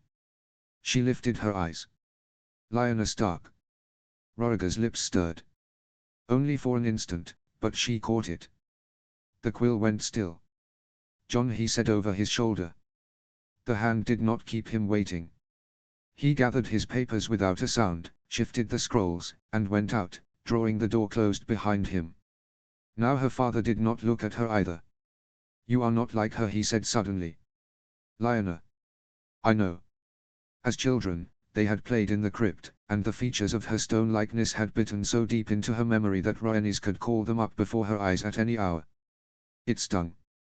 Her father had seen fit to mark how Una-like they were. You are angry. Rhaenys did not deny it. Anger rose from the depths of her and pressed in upon her heart. She wanted him to see her pain, to feel it as his own, for she carried his sufferings, so why should he not take even a drop of hers? Why, she asked, and the red hair slid quietly down her cheeks. Why, father? He lowered himself onto the settle and let his hands fall to his knees. Then, in despair, he drove them into his hair. I do not know. She almost laughed. He did not know. Was that what he had comforted himself with all these years? With his not knowing, he had nearly destroyed them all. Beside herself, not knowing where the boldness came from, she went to him, gripped his chin in her fingers, and lifted his head, making him look at her. Whoso raises a hand against the anointed is cursed unto the ages of ages. Devils danced in his eyes, too. Her father did not flinch, did not grow angry. Slowly, very slowly, he took her hand from his face, raised it to his lips, kissed the palm, and let it go. Do you dream? She had dreams. She dreamed of green fire, she dreamed of screaming and smoke, she dreamed of Queen R'hllor hiding her in her skirts, she dreamed of King Aerys, who promised to burn her next if she wept. She dreamed that the reek, the smell of roasting meat would not wash from her skin come morning. But dragon dreams the kind Daenerys and Aegon the Conqueror had seen, those did not come to her. She did not believe in them, but her father. They always caught up with him, or so it was said. Of none of this did she tell him. She shook her head. He nodded. I dream. In the year of the false spring, I dreamed of 3 dragons. The first had scales of black, scorched through with red, and on his head a king's crown. The second was gold, and blazed with such heat that the light from his scales eclipsed the sun. The third breathed ice and wore a crown of blue. To all 3 I was bound by blood. Rhaenys sat down beside him. You wore gold, for you were the sun. And the night your brother was conceived, a red comet rolled across the black sky, a sign that a king would be born. The last he faltered. Nell had yet to master the high styles. A strand had fallen across Rhaenys's eyes, and Rhaegar gently tucked it behind his daughter's ear. She would have liked to lean into him, heart to heart, but the anger beating inside her bade her push him away. On the second day of the tourney, my father commanded that the head of a nameless knight be brought to him. The knight had defended the honor of a Crannog boy, but the king saw in him a threat to his royal person. Setting out to find him, I knew I would not carry out the command that I would let the knight go, and reward him for his courage. I did not know that in place of the rebel stripling I would find the youngest daughter of Rickard Stark. She begged me not to give her up to her father, the king she did not fear. I gave her into Lord Eddard's hands, and at my father's feet I threw down a rotted shield. Her father reached to take her hands in his, but she would not let him, hiding them in the folds of her sleeves. That night I dreamed again of the dragon in the crown of blue, and that crown I set on him myself. I knew it was no dream only when I looked into my wife's eyes. Rhaenys squeezed her eyes shut, blinking back the tears. After that, the dragon came to me every night. Caged, he beat his wings, and I could not help them open, could not set him free. Lyanna, she sent a raven to me herself. She implored me to save her from a marriage, as I had saved her from the king's wrath. Otherwise, I would have asked Lord Rickard to send her into Ella's service. Elia always saw to the welfare of her ladies, Lyanna would have known no unhappiness. Had I not crowned her, perhaps I would have done just that. What was she to you at all? Maids are married off against their will everywhere. What, are they all to be saved now? With the last dragon, she too was bound by blood. Rhaenys dropped her face into her hands, not believing what she heard. You stole her away and raped her. The words broke from her, low. She went with me of her own will, and shared my bed of her own will too. Did you love her? Rhaegar sagged. His shoulders fell, his back bent. All at once, her father seemed small and worthless to her. You killed her. You're a murderer. Murder is a sin. Rhaenys drew back from him in horror. His face twisted into a grimace of pain. Where is your dragon in the crown of blue now? She asked, her lips barely moving. Visnya's ashes, only think of it, he had even named her rest in the September of Baelor. Only the dragon lives on, in my dreams. A weakness wrung her. Rhaenys rose from the seat, clutching the table's edge to keep from falling. Release me, father. He stood after her, and she shrank back, rounded the table, and set it between them as a barrier. Aegon the Conqueror, too, was led by a dream, he pleaded. But you are not Aegon the Conqueror, she cried out. Rhaegar gave ground. And he saw the end of the world, an utter darkness, not a girl he was meant to steal and dishonor. The gods do not send such visions. The fault in reading a prophecy lies with the reader, not the book. Now you speak of fault.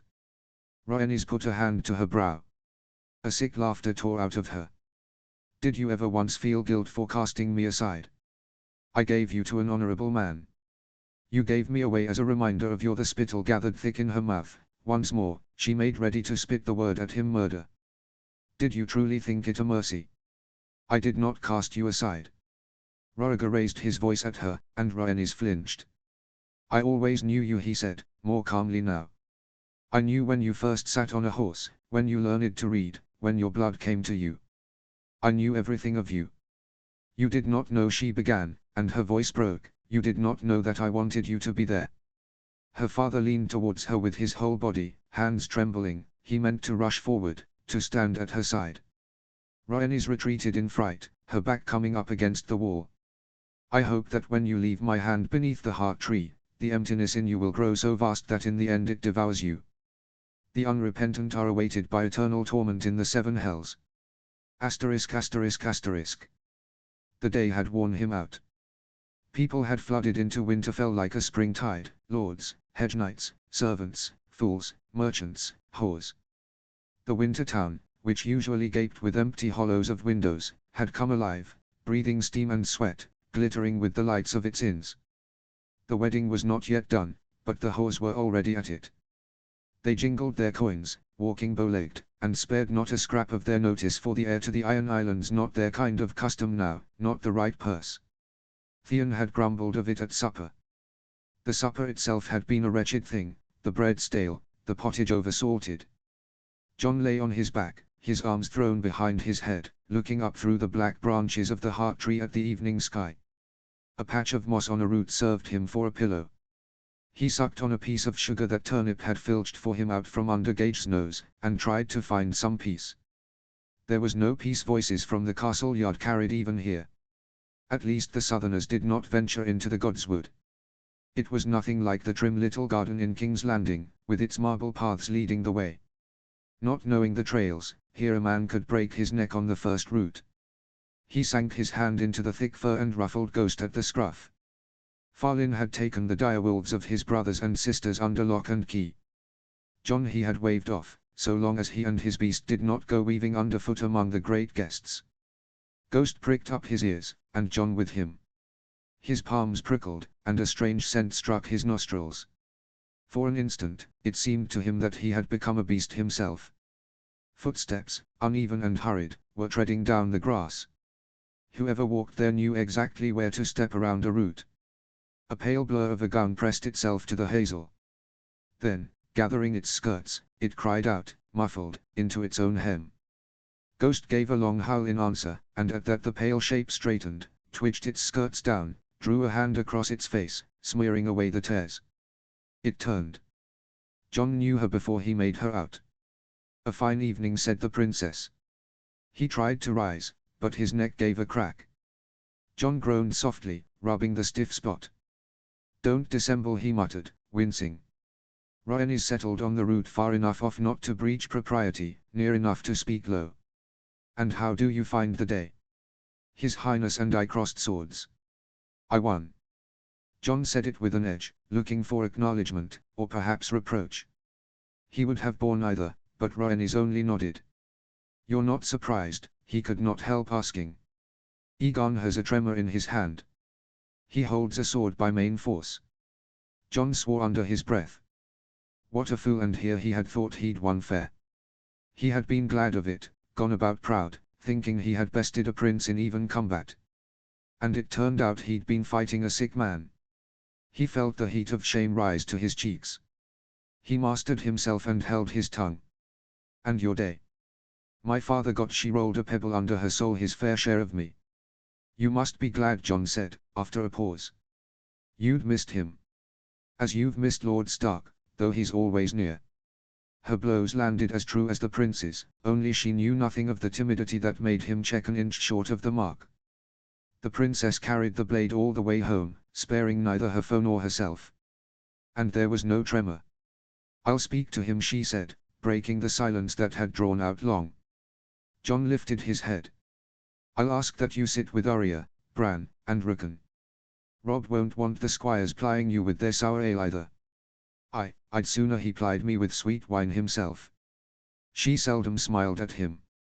Caught off guard, John, not knowing why, stretched his lips foolishly in answer, as though he'd forgotten how the thing was done. That was her way: she wounds you first, then heals you when you least expect it, and you are left in her debt. John could never make out whether she was a friend to him or a foe. Rhaenys soon rose, brushing off her skirts. "Your Highness," he still could not bring himself to ask, "it wasn't on account of Robb you were crying so? We didn't see each other today." And now she smoothed her hair, tucking back a loose strand. "Now I'll see him here on another day. I hope he'll be there." "Be sure of it," he said firmly. "He'll come." The pale shape of her gown melted into the thickening dusk, and John at last got to his feet. His legs had gone numb, his knees ached, and he trudged off, working the stiffness out of them. But he had not gone a dozen paces when the prince stepped out from behind a gnarled trunk. His hair and Ghost's fur took the same dull gold of the evening light. Aegon was grave. In his hands he held a modest little bunch, the blue stars of Frostbane and the lilac bells of Heather. Something thick and sweet, like unease, stirred in John's chest. He did not know what to say, and so said nothing. "Daenerys loves flowers," Aegon explained. "Not like other girls, she doesn't press them in a prayer book. She writes about them. With the Maester. She knows the name of every one. Remarkable, isn't it? There's Winterbloom growing by the south wall, too." John swallowed the lump in his throat. And in the glass garden, winter roses. Blue ones. Egon paused, turning the stems over in his fingers. Again I find you and my sister off alone together. Ought I to be troubled? You may be sure, your highness, I hold no unclean thoughts towards the princess. She's beautiful, isn't she? John did not answer. His eyes, against his will, began to wander over Egon, the narrow hips, the slender waist, the hands that held no brute strength in them, the fingers with no trace of tremor. Sir Roderick had called him slight. She is. So you're not in love with her? John was at a loss. He had never thought on it. In Winterfell, she was a strange bird, among the pale, freckled northern girls, thin and angular. Rhaenys bloomed a dark, warm color, like ripe fruit. Only a blind man would not have looked twice. She truly was beautiful. Her breasts were high and full, and when she breathed often, especially when she was angry, the gown stirred, and his eyes kept catching there. Soft, warm, alive. He felt it when she sat beside him, the heat of her body, the smell of her hair. But in love? No, surely not. May the gods strike him, he was not in love. I wouldn't dare, your highness. Egon let out a breath. Forgive me, John. I only wanted to be sure I hadn't read it wrong. But if you give cause, he went on, harder now, I'll answer for my sister's honor. Your sister can hold her own against 10 men, John thought, but aloud he said. I'll take care to give you no cause for worry hereafter. What a fine thought. Egon shivered, drawing his cloak about him. What had warmed the day had cooled by evening. Will you show me where the winter bloom grows? I fear if I go any deeper, I'll never find my way out again. Don't break your legs over it, I'll bring some. Wait for me in the yard, before you're missed. Egon nodded his thanks and set off down the path, neatly skirting the roots. In the castle the first lights had been lit. The tension slowly let go of John. Ghost nudged his nose into his palm. Come, he said to the wolf. We need to find some flowers before it's full dark. Asterisk asterisk asterisk. His Grace, to see you, Sir Jaime announced. Elia did not set aside her needlework. The needle ran across the green silk of the little dress, bringing forth a sand steed. As a child, she loved to ride. When this girl grew up, her father, too, would set her on a pony. She would be 5 or 6 months old when he first took her in his arms. Her poor Viserys. A stitch settled onto a small hoof. She felt him at her back. He lingered. Sometimes, when she went long without noticing him, he would leave. She prayed it might happen so tonight. The thought had scarcely begun to take root when Rhaegar stepped closer. He swept her hair aside, baring her neck. With his fingertips, slowly and weightlessly, he traced from her shoulder to her ear. The caress was loathsome to her. Fastening off the thread, Elia rose. His hands closed about her waist.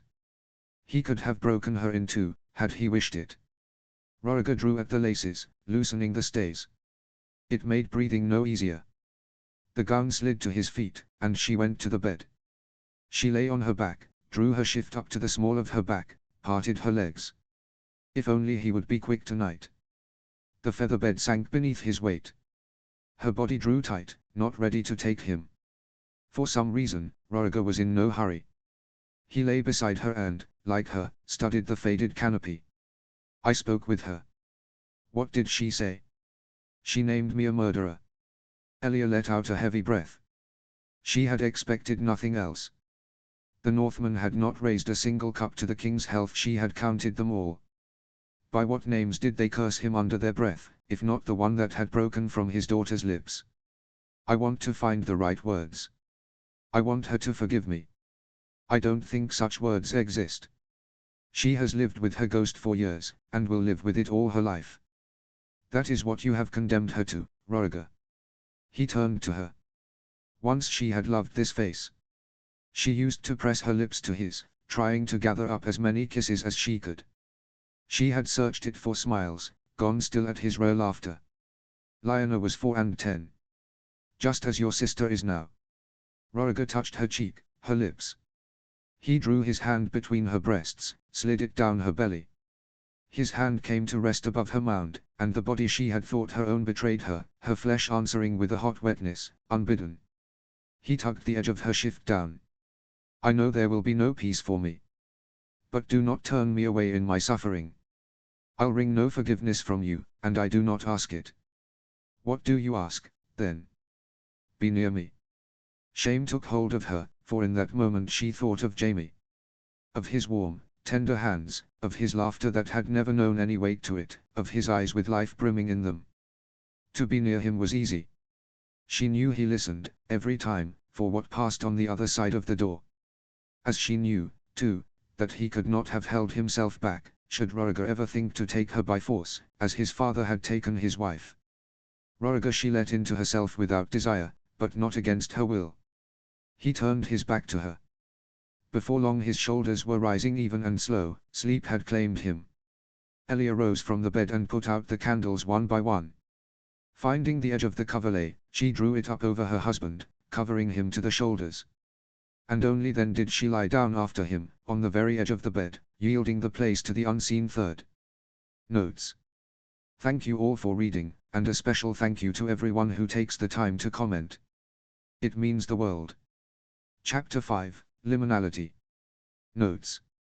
Liminality from the Latin limen, meaning threshold, the state of being between what was and what is yet to come. See the end of the chapter for more notes. Chapter text. A passable wench would not go amiss just now. His head hung heavy with thought. John Connington stretched, working the stiffness from his shoulders. He was getting old, he thought. Once he could go days without sleep carousing, making merry, wheeling through the press of battle. But poring over parchment was not the same as swinging a sword. And after every night spent in a chair instead of a bed, his bones ached. Time I took myself a steady mistress, the thought came to him. Or a lover, whichever the gods saw fit to grant. What did it matter whose mouth warmed the flesh? Yesterday's meeting with Boulogne Greyjoy's pup had reminded him there was still a debt to settle. His father's rebellion had laid bare the old festering sores, vassals were unreliable, banners were slow to gather, and every needless day spent waiting drank gold from the treasury and spilled blood. And John knew Miles Toyne as he knew himself. The years of exile had not passed for nothing, and not even the chain about John's neck had come between them. So it was John who proposed to buy out the Golden Company entire, the whole host at a stroke. Exiles left without their black dragon would gladly return home for lands, titles, and steady pay. Roriger agreed. Thus came the king's first 10,000 soldiers, not knights, not bannermen, but seasoned fighting men whose loyalty belonged not to a lord but to the crown. Loyalty came dear. The Iron Bank had given the gold, and for years now Connington had seen to it that the interest was paid on time. If all fell right, this year the customs duties in the harbours would bring in 3 times what was needed, and he would clear the debt. And after that, on to the other matter. That thought had gnawed at Roriger for years, and so it was the one that woke John at night in a cold sweat. The king was shaping a law to curb the armies the lords were permitted to keep. Not to strip the lords of them, nor forbid them outright, no, that would have meant instant war with all the great houses at once. Only to rein them in, the number of spears a man might keep to hand, a tax on every soldier kept beyond his term, an obligation to disband the banners in time of peace. The king's logic was simple. While the Tyrells could raise 100,000 and the Lannisters half that, the crown could field 5,000 of the City Watch, 10,000 of the Golden Company, and perhaps as many men again from vassals whose loyalty was not worth a copper on market day. Even counting the Martells, the Iron Throne could scrape together 50,000 at most, and that only in name. But it was not enough to conceive a law, it needed a voice. A voice that would outweigh suspicion. A man none could accuse of grasping after power. Honest, disinterested. Roriger had settled on Eddard Stark. The Warden of the North, who had lost a father, a brother, a sister, who sought no advantage, grasped at no power. If Ned threw his weight behind the law, men would believe in it. Once he entered the small council and ushered the reform through by degrees, the lords would not dare rise. John had his doubts. Ned Stark did not know how to bend his neck. But Roriger was not to be moved, and so he had dragged the royal court across half the breadth of West Eos. The North was indulged, the South's loyalty was wrung dry. He who hungers for favor will come crawling. His daughter's wedding was only the first step towards drawing them close. And while all that was asked of the girl was to spread her legs and breed wolf cubs, the heaviest part fell on John's shoulders to persuade Ned to take a seat, support the law, and believe that the crown was no enemy to the North but an ally. The princess, truth be told, had given him an unpleasant surprise. Not that she had been rude and willful with him, but that she took what she wanted, as though it were all owed to her, while Roriger stood in awe of her even as she tormented him. Varys had not lied to him. The girl had worth, and there was breeding in her. The kind that begs a good thrashing. But there was the trouble, cry as she might, she would still rise and strike back twice as hard. The spine was strong. Aegon, alas, had never hardened from cartilage into bone. Coming, uncle. Jon let out a labored sigh, pulling off his linen shirt to put on a clean one. 3 times yesterday he had sent for his nephew, that careless, well-groomed face had never once shown itself. At supper I meant to present you to Walder Frey. Which one? You ask. That's a good sign. He thrust his arms into the sleeves of his doublet. So why did you leave the lady languishing? Riding the country round about. And how many did you ride? Ronnet was not abashed. Jon set to the lacings. When he was done, he pulled his belt tighter. If you don't find yourself a bride, I'll legitimize your boy and leave Griffin's Roost to him. He, at least, takes an interest in high-born girls.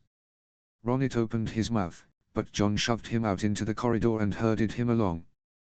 The little one, Ronald, was off running somewhere with Stark's youngest daughter. Jon admitted to himself, against his will, that he loved the lively, quick-witted lad nothing like his witless father.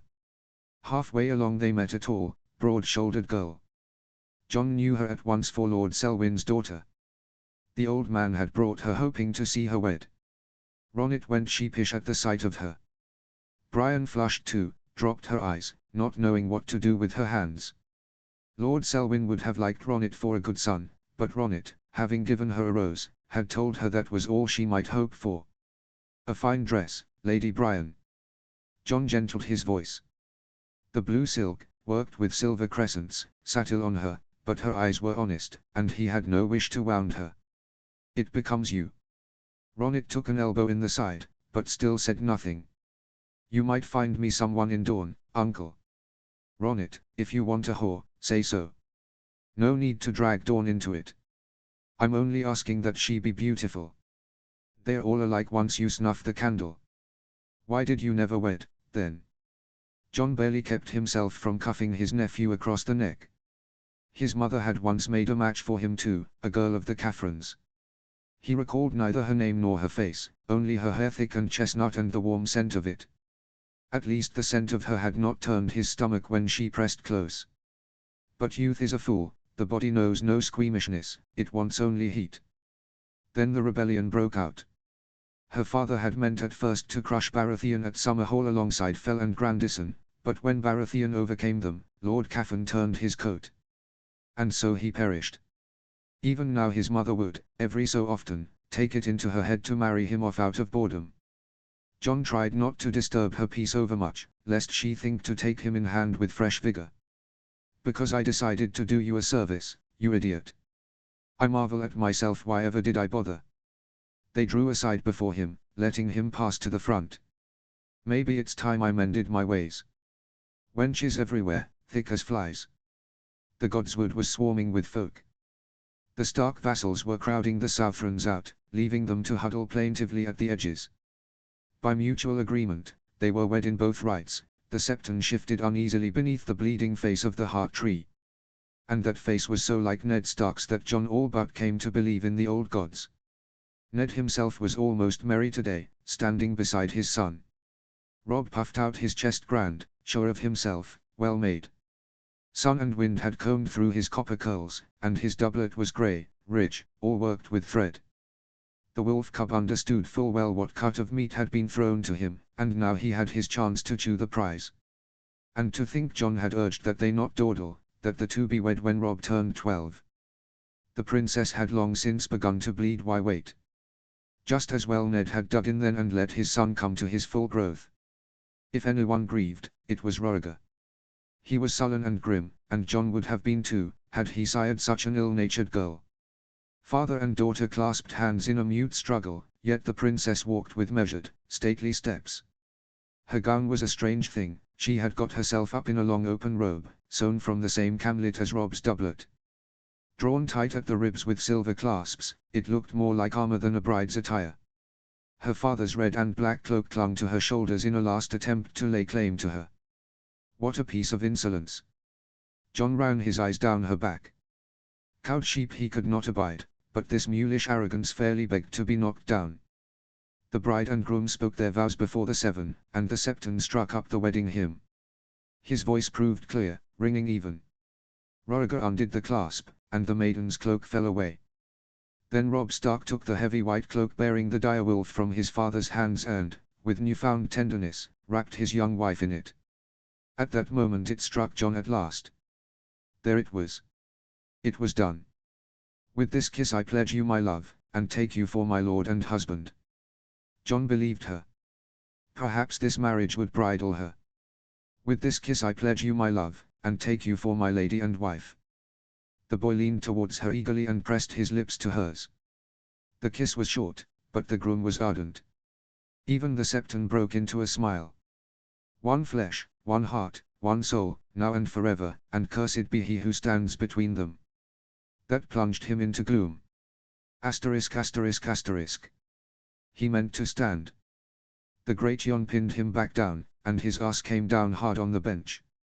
Lord Umber had broken a dozen arms already, and wrenched a dozen more from their sockets. Come now, Lord Hand. Show us how tight a grip you keep on the king's balls. Connington spat.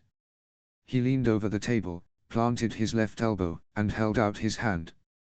His mouth was lost in the shaggy, wild thicket of his beard until the great yawn threw it open and loosed his deep, booming laughter. Mother had borne John above 6 feet and strong in the bone, but this giant was twice his width across the shoulders, and when he rose, John could not look at him without tipping his head back.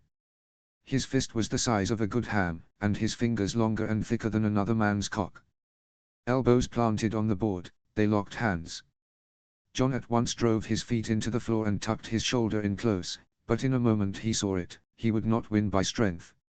So he turned his wrist a little, angling his hand so that he met the pressure with the edge of his palm rather than the flat. His fingers went white, the veins stood out. Umber growled and began to bend his arm towards the table. Bear down on him, Griff. Lunmouth shouted at him. The others hooted, whistled, hammered their cups on the table. His forearm creaked under the monstrous pressure, threatening to snap. Without loosening his grip, John yielded a little at the wrist, letting Umber bend his arm lower still, and in the same instant jerked his shoulder sharply, shifting the weight from the elbow to the outer edge of his hand.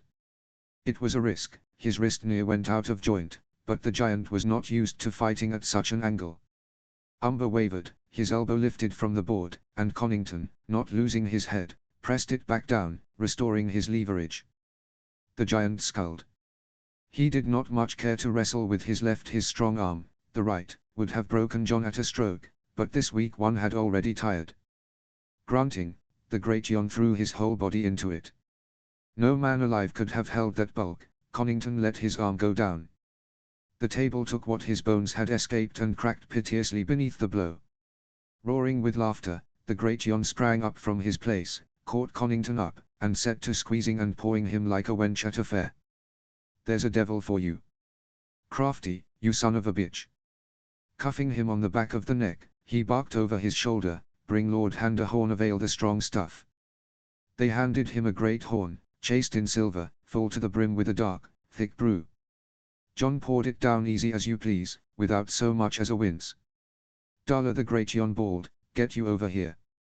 From the table rose a sturdy girl. Rosy-cheeked, hale, with a thick pitch-black braid below her waist. Darla did not put on airs. Look what a strapping lass. She'll bear you a dozen lords. John wiped his moustache and decided to take stock after all.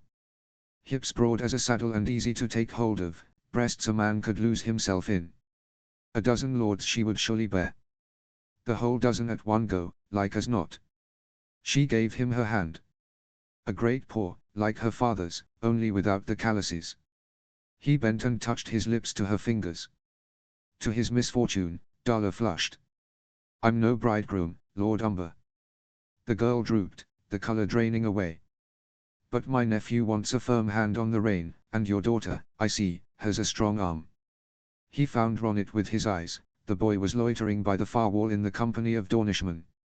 Instead of being about his business and dancing with someone in the ring, he was sharing a lies and smoking reed with the heir to Urenwood, blowing smoke at the ceiling. I'll have the skin off him. I remember your wretch from Pike. He hewed away fiercely enough. I half admired him for it.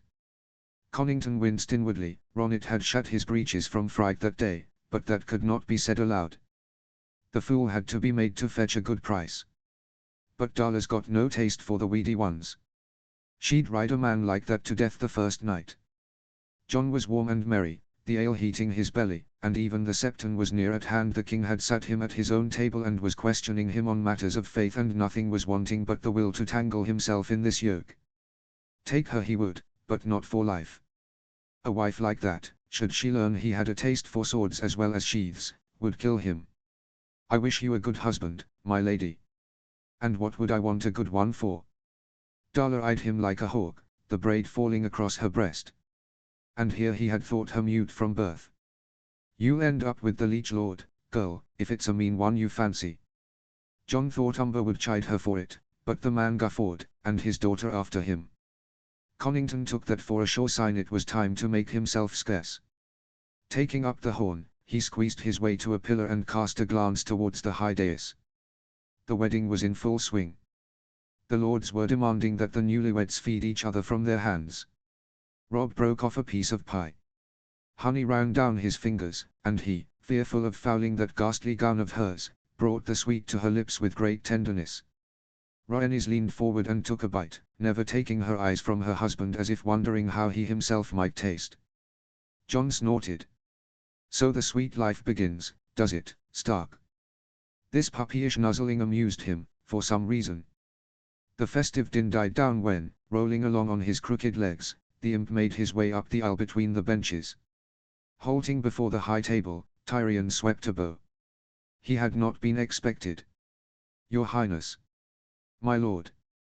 The dwarf's voice carried clearly enough for every man who cared to listen. I beg you, do not take my sudden appearance for a wedding gift from my lord father, he would never use you so cruelly. Besides, I'm too poorly wrapped to make a present. An awkward, muffled titter rolled through the crowd. You are beautiful, my lady. Tyrion laid a hand to his breast, looking up at Rhaenys. I near roasted in my furs on the way here, now I see the cause, your beauty could turn the north to dawn. I hope you'll forgive my lateness. The roads hereabouts are too harsh on travelers of my stature. It made John curious how she would carry herself. He took a pull of ale. I sincerely hope you never find yourself in dawn so heavily dressed. Something of Rhaegar appeared suddenly in the curve of her smile. We are always glad of guests, Lord Tyrion. Rob, by contrast, kept a sullen silence. The boy had no stomach for these Southron flourishes. Rhaenys glanced at her husband, then towards the flagon. For a moment it seemed the young lord would dig in his heels, but Stark reached grudgingly for the handle all the same. Wine. Tyrion smiled with his whole mouth, his mismatched eyes glittering. With the greatest pleasure, Lord Stark. Truly, it would be churlish to refuse. I'd never live it down, were I the cause of your first quarrel as man and wife. Taking a good swallow, Tyrion turned his huge head this way and that, casting about for someone to attach himself to. By some demons doing his gaze lighted on Conington, and the dwarf came waddling straight for him. Lord Hand. Tyrion saluted him with his cup as he drew level with the pillar. You've the best seat in the house. Bored? Hardly. With you about, a man need hire no troop of mummers. John allowed himself a thin smirk. Unlike many, he bore the dwarf no blind dislike. The Lannisters' slippery wit did not trouble him, so long as it cut where it ought. John was in an unusually easy humor that day and could suffer a runt at his side. Oh, I most humbly beg your pardon. But I could hardly miss so grand an occasion the first since, let us say, Lord Went's tourney. John's expression darkened. An ill comparison. I'd hoped for a different outcome, and did not bring my war harness. and the abduction's already done. Tyrion nodded merrily towards the couple. Rhaenys was straightening a brooch on her husband's breast, and Robb sat as still as a statue beneath her hands, but his eyes betrayed him utterly. Our princess has most certainly carried off the heart of young Lord Stark. But do you know what has always amused me about marriages of state, my lord? You take ice, you throw it into the fire, and you sincerely hope to come away with lukewarm water. And in truth, Tyrion grunted, you'll get either a puddle for someone to slip in and break his neck, or a thick fog in which we'll all of us, sooner or later, cut one another's throats. Puddles, fog. Why, you're half a minstrel, Lannister. Put a piece of iron in the furnace and you get a fine blade. And this time the iron is Valyrian. Tyrion froze for a second, chewing on what he had heard, then burst out laughing. 7 hells, the Lord Hand makes a jest. And a bawdy one, no less. The dwarf fairly beamed and slapped his thigh. Truly, this wedding will go down in the annals.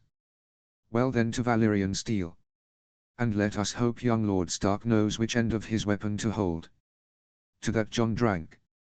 The voices in the hall began to fall away, and rippling, drawn-out chords drifted over the tables. Marillion the bard struck up Seasons of My Love. I loved a maid as fair as summer with sunlight in her hair. Jon cast a sidelong look at the dwarf, expecting him to let fly some fresh ribaldry, but all his fool's bravado had drained out of him.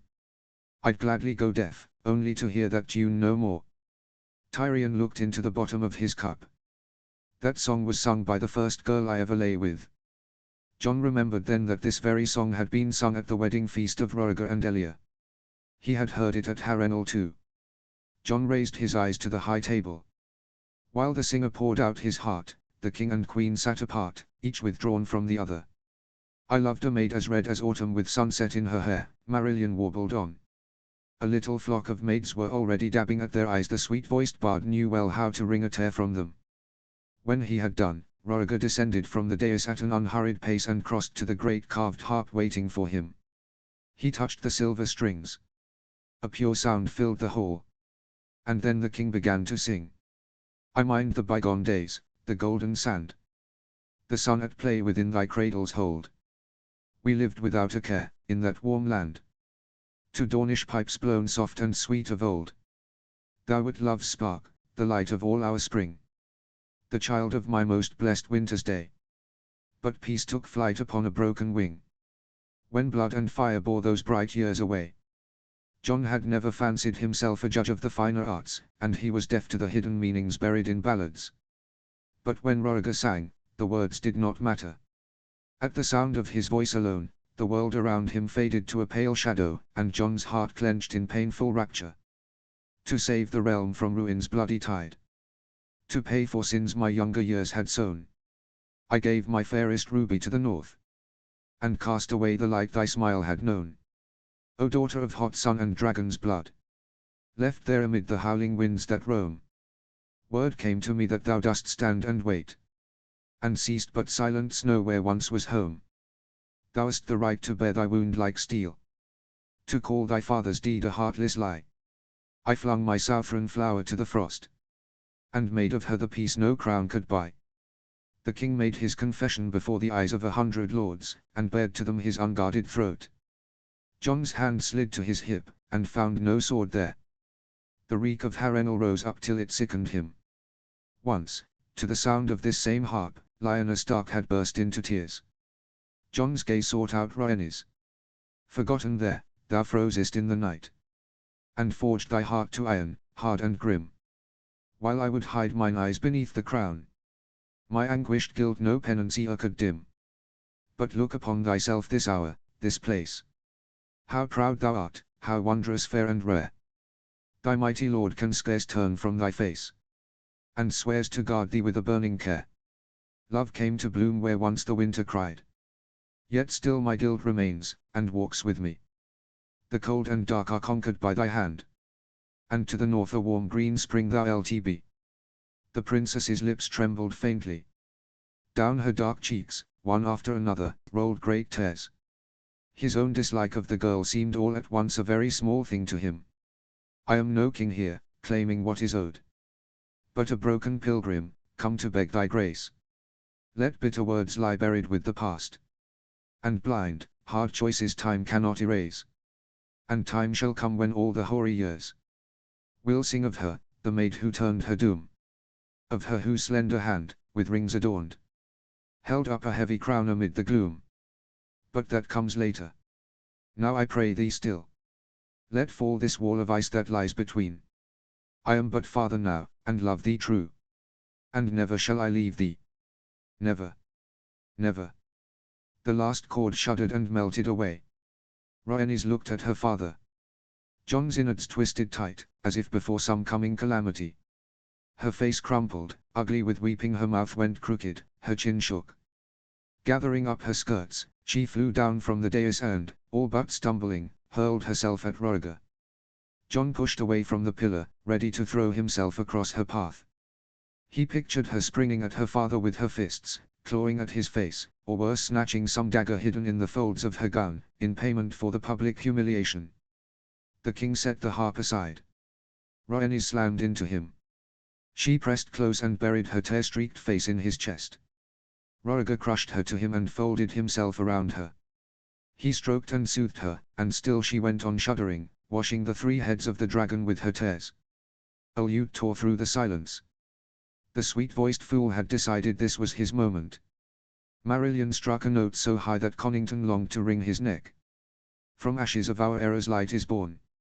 And where the blizzard froze the hearts of men, their love will leave a mark no year can mourn, and crown a father's prayer with grace again. At those words Rhaenys wailed louder than before, clinging to her father as if for dear life.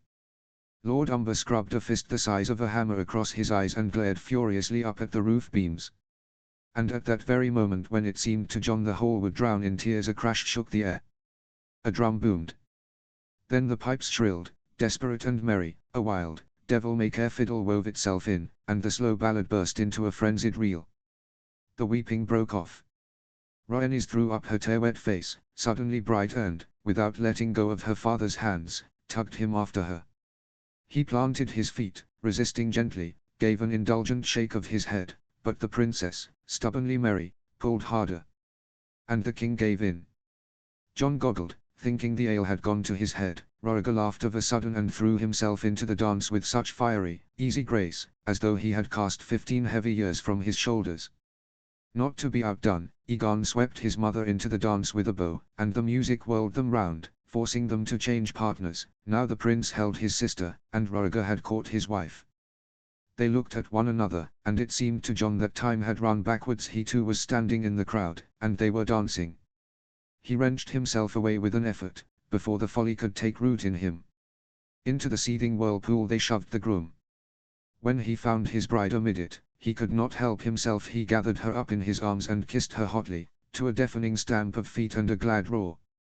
Everything blurred into one motley, laughing whirl. Rhaenys spun arm in arm with Daenerys, Viserys danced alongside, and Sansa clapped for them in delight. Aegon, fired by the revel, tried to drag some sullen stripling into the ring the boy dug in, and the groom flung himself bravely to the prince's aid. Robb yanked the stubborn one by the arm so hard that the boy went helplessly flying into the thick of it. At once the musicians struck up another tune, and 100 throats took up the glad cry. The queen took off her sandal, the king took off his crown. The madness took a fresh turn. Rosy-cheeked maids fell upon the groom, crowding him towards the stairs. The men, with a roar, caught up the bride. An ankle flashed in the air, the first buttons went flying.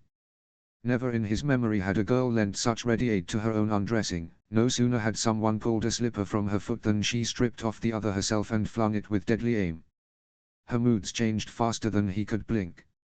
One moment she wept, the next she laughed, and now she had gone grim and fierce as a viper.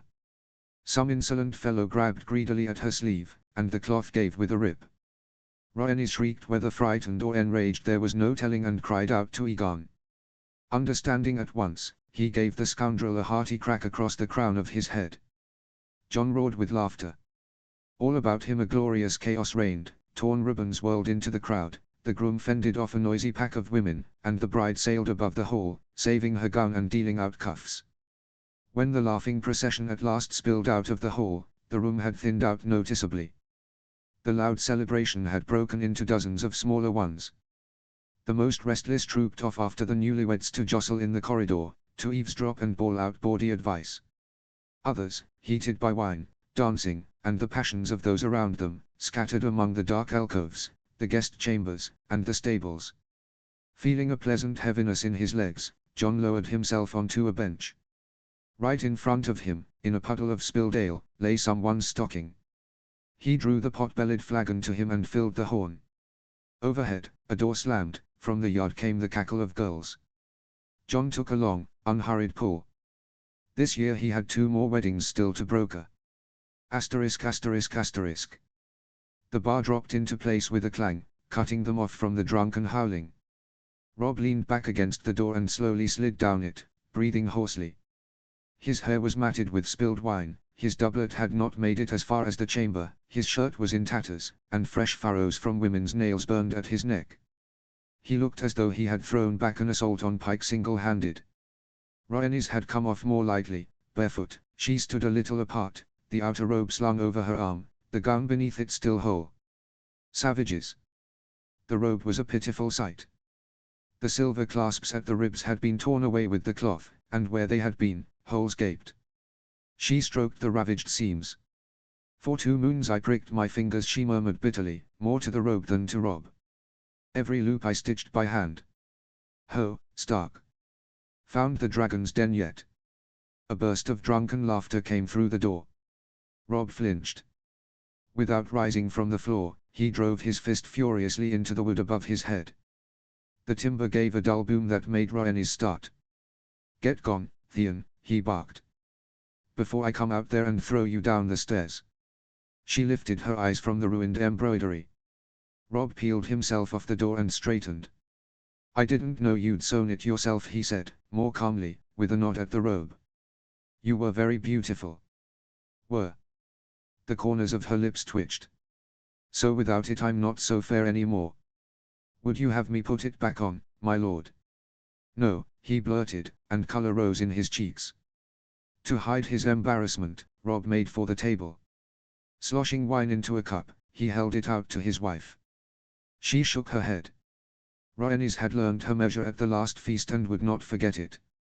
Rob did not press, and drained the cup himself. Wiping his lips with the back of his hand, he offered, if it pleases you, we could sit by the hearth. It does not. Thrown off, Rob turned. In the uneven firelight Rhaenys saw the marks others had left on him. Something stirred inside her, unfamiliar and greedy. She wondered who it was that had torn at her husband's shirt with such animal eagerness. Yielding to this new feeling, she stepped closer and touched his neck. She traced the scratches, feeling the heat of his skin seep into her fingertips, and then, moved by nothing but curiosity, let her hand slip lower. He shuddered, his breath broke. Rhaenys lifted her eyes. By the heart tree he had filled her with awe, had seemed a stranger, an unbending man taking her for his own. But here, having shed all his sternness, he seemed suddenly, frighteningly young. A vulnerable, abashed boy, and hers. She withdrew her hand and chastely covered his bare skin with a scrap of the torn shirt. You needn't. I'm not ashamed. But you're trembling, and I want to know whether it's from the cold. She smoothed the cloth over his chest, where his heart was pounding. Rob did not look away. He raised a hand, gently caught a lock of hair that had fallen across her face, and tucked it behind her ear. Her hair had been tousled while they carried her, her braids had come loose, and she had not so much as thought to smooth them, had not made herself fine for her husband. She liked to repeat the word to herself, husband. It was firm, and every time she said it in her mind, something clenched gladly inside her. Do I look as though I'm cold? His palm settled on her cheek. He blazed like a forge, and that heat sent her own blood coursing through her veins. His lips brushed her brow timidly, then her cheekbone, and came slowly down to the corner of her mouth, searching, asking. Where had all his boldness gone? The ardor with which he had found her at the feast, pulled her to him, and kissed her without leave. Rhaenys leaned into him. He answered with a soft, faltering sigh, and his shyness left him. His hand slid from her cheek to the back of her head, his fingers sinking into her heavy hair. His other hand slid down the curve of her back and gripped her side hard. They had tasted each other before, and when his tongue swept hot across the roof of her mouth, What flooded Rhaenys was no maiden's bashfulness but a taut heat. She found herself wanting to know whether he felt the same now. Whether the pit of his belly drew as sweetly tight, whether he was driven mad by the need to press himself hard against her, to fit his hips between hers. In blind haste their teeth knocked together. Robb gave a low groan and, changing the angle of his head, claimed her mouth anew. Giving in to her hungry curiosity, she slid a hand beneath his shirt. His belly startled her with its stony firmness, born of endless drilling with the blade. To feel that hard, manly strength tensing under her fingers proved so thrilling that Rhaenys understood, of a sudden feeling it was not enough. She had to look at it. Under her unpracticed caresses Robb had already melted, dazed and pliant, but he eased back obediently, giving her the chance to strip the tattered cloth from him. She had never before seen an uncovered man's body, and what stood before her she judged beautiful. The girls who had torn at his shirt knew more of this, it seemed. But it was she who undressed him. Stroking his collarbones, his shoulders, his chest, Rhaenys drank in the way his body trembled and tensed under her hands. She ached to press her lips where his heart hammered hard and fast. And the moment she did, licking away a salty bead of sweat, Robb let out a hot breath, his hand clenching in her hair. For one brief, sobering instant a timid thought broke through the haze of desire, what if she ought not to have touched him so? But this right, so newly come by to feel a man and to let him touch her went to her head like wine. Robb had scarcely touched her at all. The tight gown was to blame. And for all the hours she had spent at the embroidery frame, threading silver vines along the hem, now she wanted only one thing: to be rid of it quickly. Rhaenys turned her back, bidding him help. His broad hands settled on her shoulder blades, and she closed her eyes in sweet anticipation. But when Robb took hold of the tight laces, the sensuality of the moment dissolved into awkward fumbling. His fingers were shaking. He tugged clumsily at one cord, then another. Hells, came his strangled whisper from behind. I think I've tangled it all.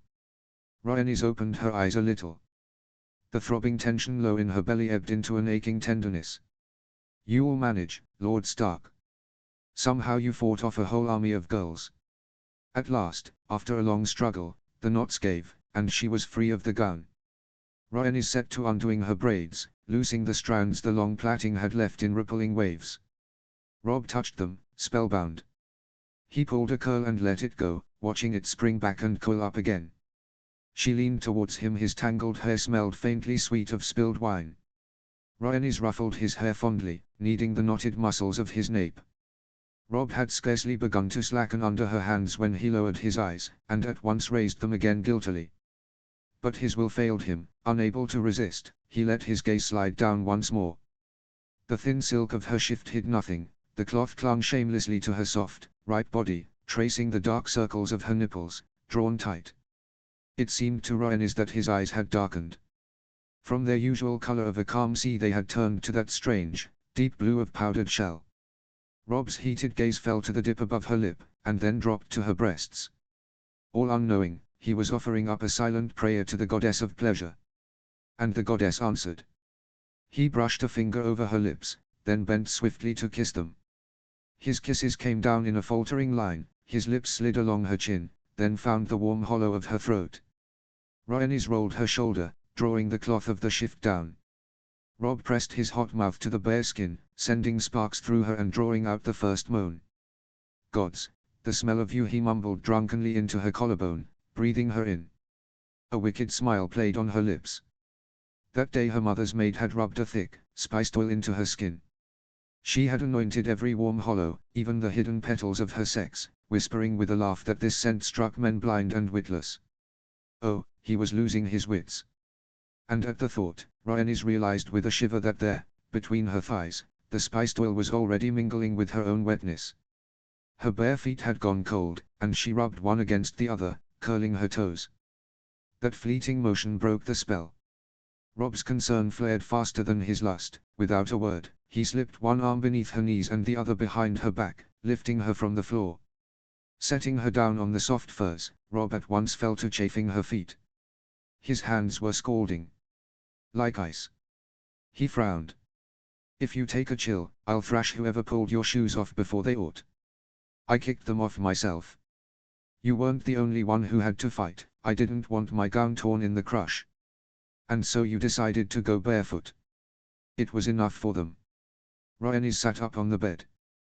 Hooking a finger under the edge of her shift, she drew it off over her head. But for you, I expect, shoes alone won't do. Robb went still. It was unbearable the way his eyes knew her before his hands did, stroking the rounded breasts, following the smooth line of the golden belly and dropping to where the thighs met, and against the dark skin the thick curls showed darker still. He let go of her feet and seized the lacing of his breeches. First her gown, now this. The tie seemed to have conspired to try his self-command to its limit. He needed to be out of his clothes this very second. Robb tugged feverishly at the ends, swore when the knot pulled tight, and set to picking it apart with a whimpering desperation. Rhaenys leaned back on her elbows, watching him lose his reason over a set of laces. But the moment they gave, Robb, trampling down the heels in his haste, pulled off his boots and dropped his breeches to the floor. He straightened, breathing hard. The smile died on her lips. It was one thing to know how a man took a woman, even to have felt her own slender fingers gliding carefully between her thighs. But coming face to face with a man's nature in the flesh, she felt her whole being clench in panic. Her hand stole to her belly without her willing it, her fingers slipping lower, and timidly she pressed one finger into herself. However would he fit there? Robb gave a loud groan. He came down over her, heavy. Rhaenys parted her legs to receive him, and suddenly her hips slid up unbidden. She rubbed against him, then froze in shame. How had she even thought of such a thing? The chance caress undid him completely. Robb pressed blindly against her wet entrance and, unable to bear it any longer, thrust forward. Her body jerked beneath him, and for one panicked instant she nearly pushed him away. Her breath went ragged with a searing, tearing pain. All the sweet languor had evaporated as though it had never been. An alien, unbearably tight pressure stretched her from within. Robb's weight bore her into the bed, and all she could do was clutch at his shoulders. They breathed out together, she through the pain, he in a muffled burst of bliss. His face contorted, the veins on his straining arms stood out. In the same second he shuddered through his whole body and, burying his face in her neck, spilled into her. Rhaenys dared not move. Her fingers stayed clenched against him. Robb breathed like a hunted thing, his face hidden against her breast. His grip had loosened, but he still filled her. She was afraid to stir. The pain gradually quieted, leaving behind only an aching sense of his presence inside her, and an unfamiliar wetness. Robb raised himself. A deep flush of shame flooded his neck and cheeks. He looked as though he believed he had done something dishonorable. Rhaenys, his voice came out small and guilty. He hastily looked away, not daring to meet her eyes, and shifted awkwardly so as not to crush her with his weight. Forgive me. I shouldn't have, not like that. He drew carefully back, leaving her body. Rhaenys let out a quiet breath. The sudden emptiness left a raw burn between her thighs, and his seed ran down the insides of her legs. Her throat closed so tight that she had not even strength enough for a word. Robb lay down awkwardly beside her. The sticky heat was gone, and the chill of the night took its place. Shivering, he reached for the scattered furs and covered them. Beneath the heavy hides it grew warmer. Rhaenys shifted a little, trying to tuck her legs more comfortably. "Does it hurt?" he asked, barely audible. "It's bearable." Robb was silent, his jaw set. He made a show of studying the ceiling. Rhaenys felt his torment and hurried to find his hand under the furs. She laced their fingers together as a sign that she was not angry. Septa Vila had warned her that at first she would have to grit her teeth, but afterwards, once her husband had opened the way, the pain would turn to pleasure. Rhaenys stroked his knuckles thoughtfully. Perhaps he had simply left her too soon, she thought timidly. If he had stayed inside a little longer, perhaps the pain would have gone. "I swore to myself I'd be careful." Robb's voice wavered. "I didn't want to hurt you. I'm so sorry." Rhaenys moved nearer, settling her head on his shoulder. "The pain has eased already." She was only half honest. The pain had indeed grown quieter, dulling to a faint heaviness, but it had not gone anywhere. Yet admitting it would only set him to tormenting himself with guilt again. Under the furs it was warm and snug. For a while they lay still. Robb breathed deep and even. At last he found the strength to touch her again. He drew her gently close, hid his face in her hair, and began to stroke her arms unhurriedly. In that close tangle the contrast of their bodies was beguiling. Against his paleness her own skin seemed to her too dark. She wanted to accept his wordless apology. Thoughtfully, almost without knowing it, she touched his chest, setting out to explore the map of the body laid open to her. She drew an invisible line over the rises and hollows of muscle, then lower over the firm arcs of his ribs. These were innocent, almost lulling touches, but when her finger chanced to brush his nipple, Rob answered on the instant. He drew taut under her palm, and his even breathing broke in a hoarse sigh. Feeling this change, Rhaenys raised herself. She looked into his eyes. "Rob," she whispered. "Have me again. Slowly this time. Are you sure?" Her hand drifted slowly downwards, following the line of red hairs on his belly. "May I?" Rob could not answer, only swallowed and closed his eyes in silent assent.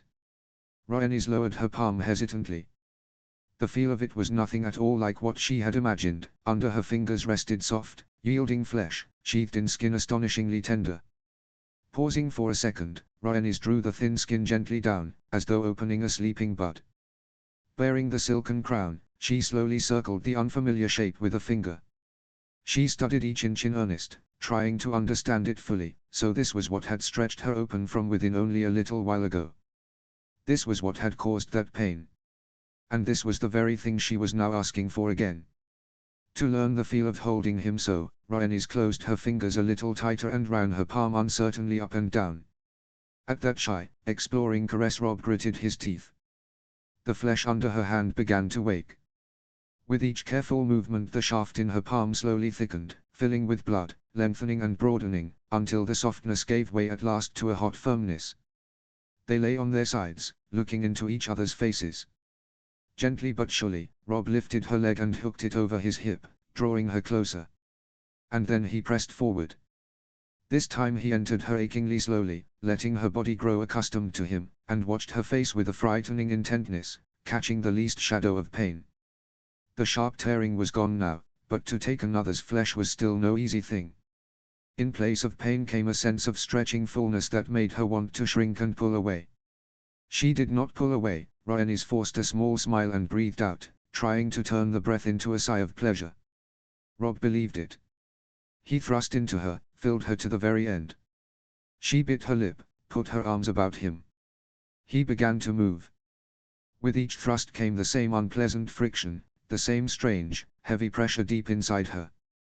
Discomfort was all she felt. Looking into his clouded eyes, Rhaenys could not understand. Where was that ravishing rapture that made you forget your own name? She waited. She listened to her body in hope perhaps now. Perhaps with the next thrust this dull friction would suddenly blaze into the promised pleasure. Nothing happened. It was still simply uncomfortable for her. And yet she held on. She saw the barely contained passion on Rob's face, the little vein swelling at his neck. He was in bliss.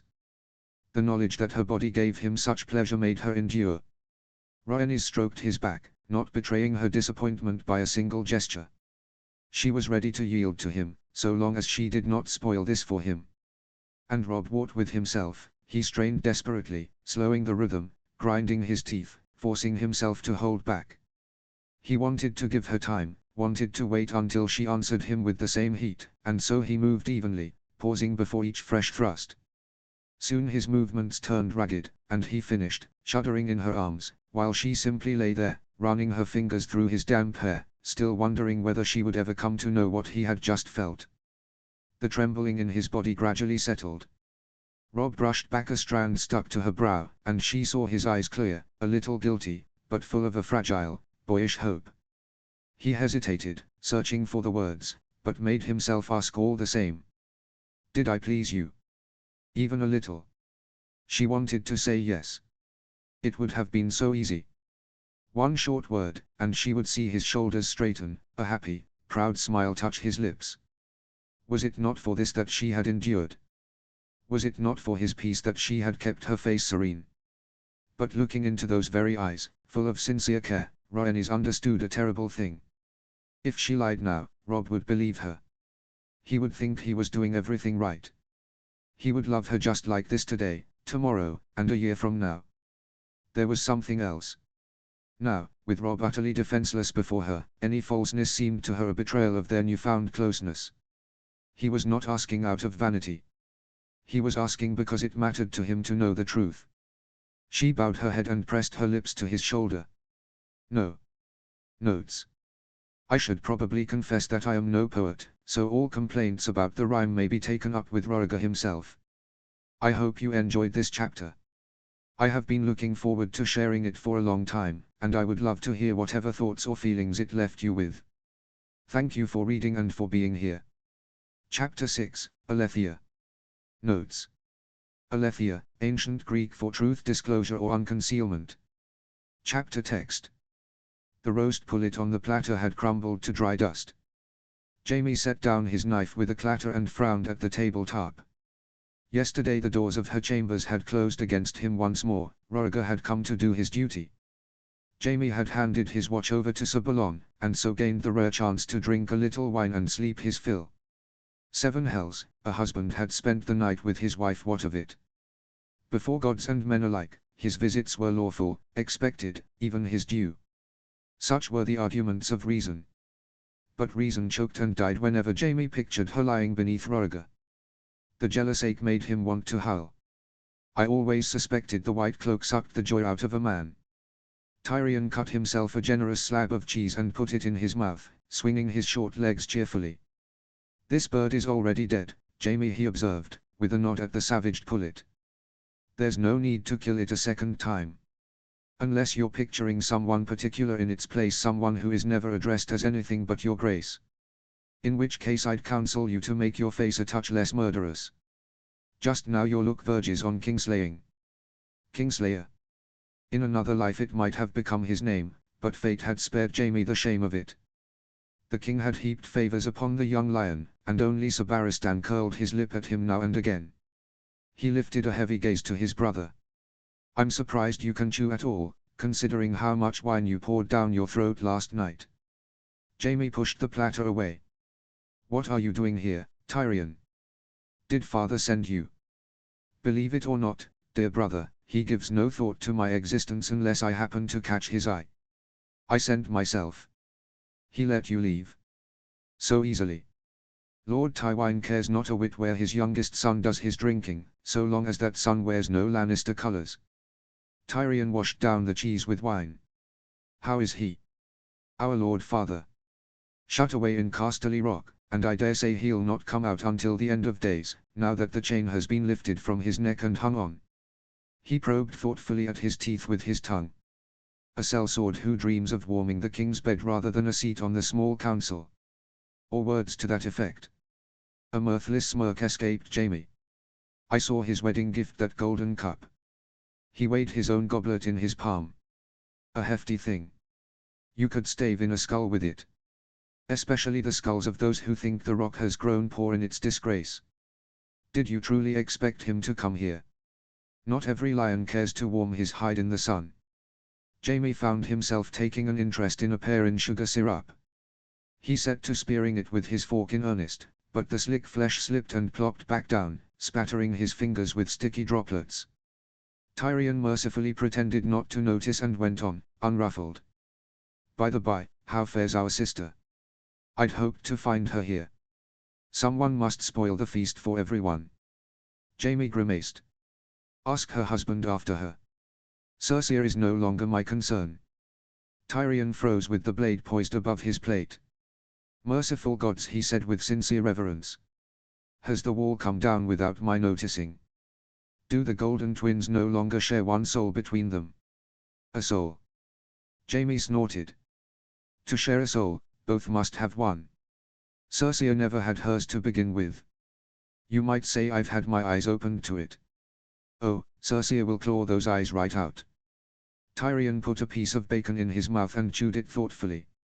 When it dawns on her that not only the Silver Prince, but her golden brother too, put his spear through the sun. You know, I'd dearly love to see her face in that moment. An age ago Cersei had convinced him that they two alone made up a whole. It had taken Jamie years to purge the filth from himself and understand, he had never truly loved his sister. The true feeling had grown in him quietly, unmarked perhaps from the very day a young Dornish princess took the infant Tyrion into her arms and began to coo over him. A pity only that, as the babe grew, his tongue grew longer than his limbs. She'd do well to climb into other men's beds less often and into her own more, Jaime said sourly. It's high time she squeezed one out for her lawful husband. Tyrion choked on his wine. Coughing, he blotted his lips on his sleeve and stared at Jaime with an astonishment that quickly gave way to hoarse laughter. I beg you, don't put such notions in her head. Jaime frowned, uncomprehending.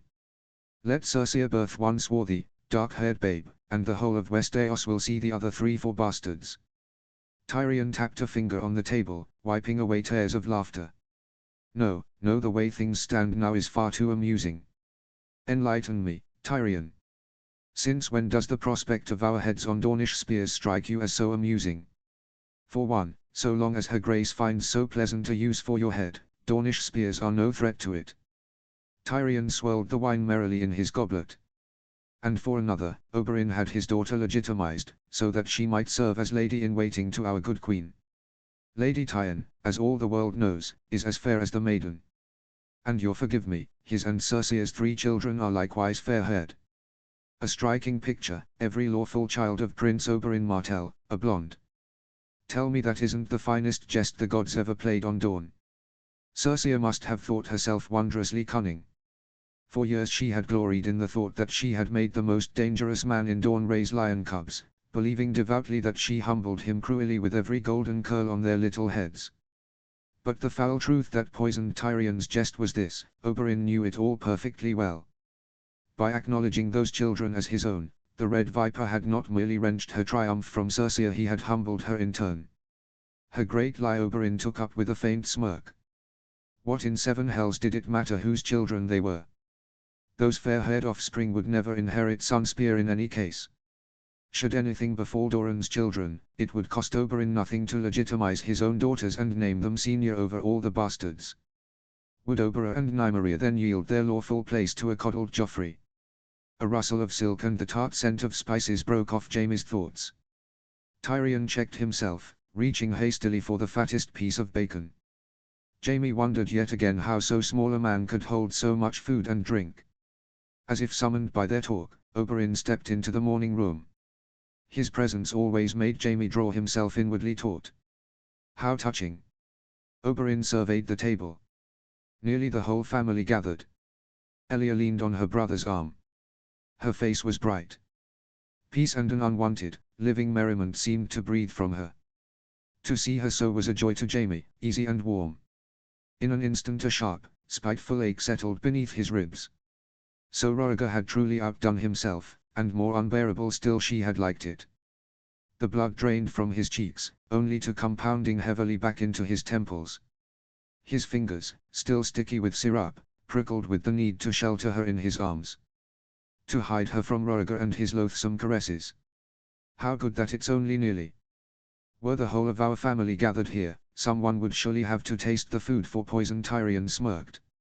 And how do you find your new family, your grace? Has Robb Stark won your heart?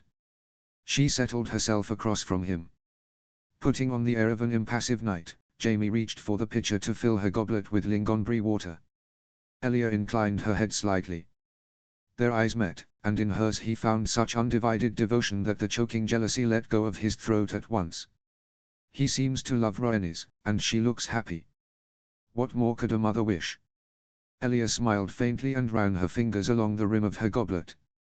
Robb is hot-blooded and forthright. But he is still very young. We shall see what manner of man he grows into. Through the lancet windows came the rhythmic clash of steel.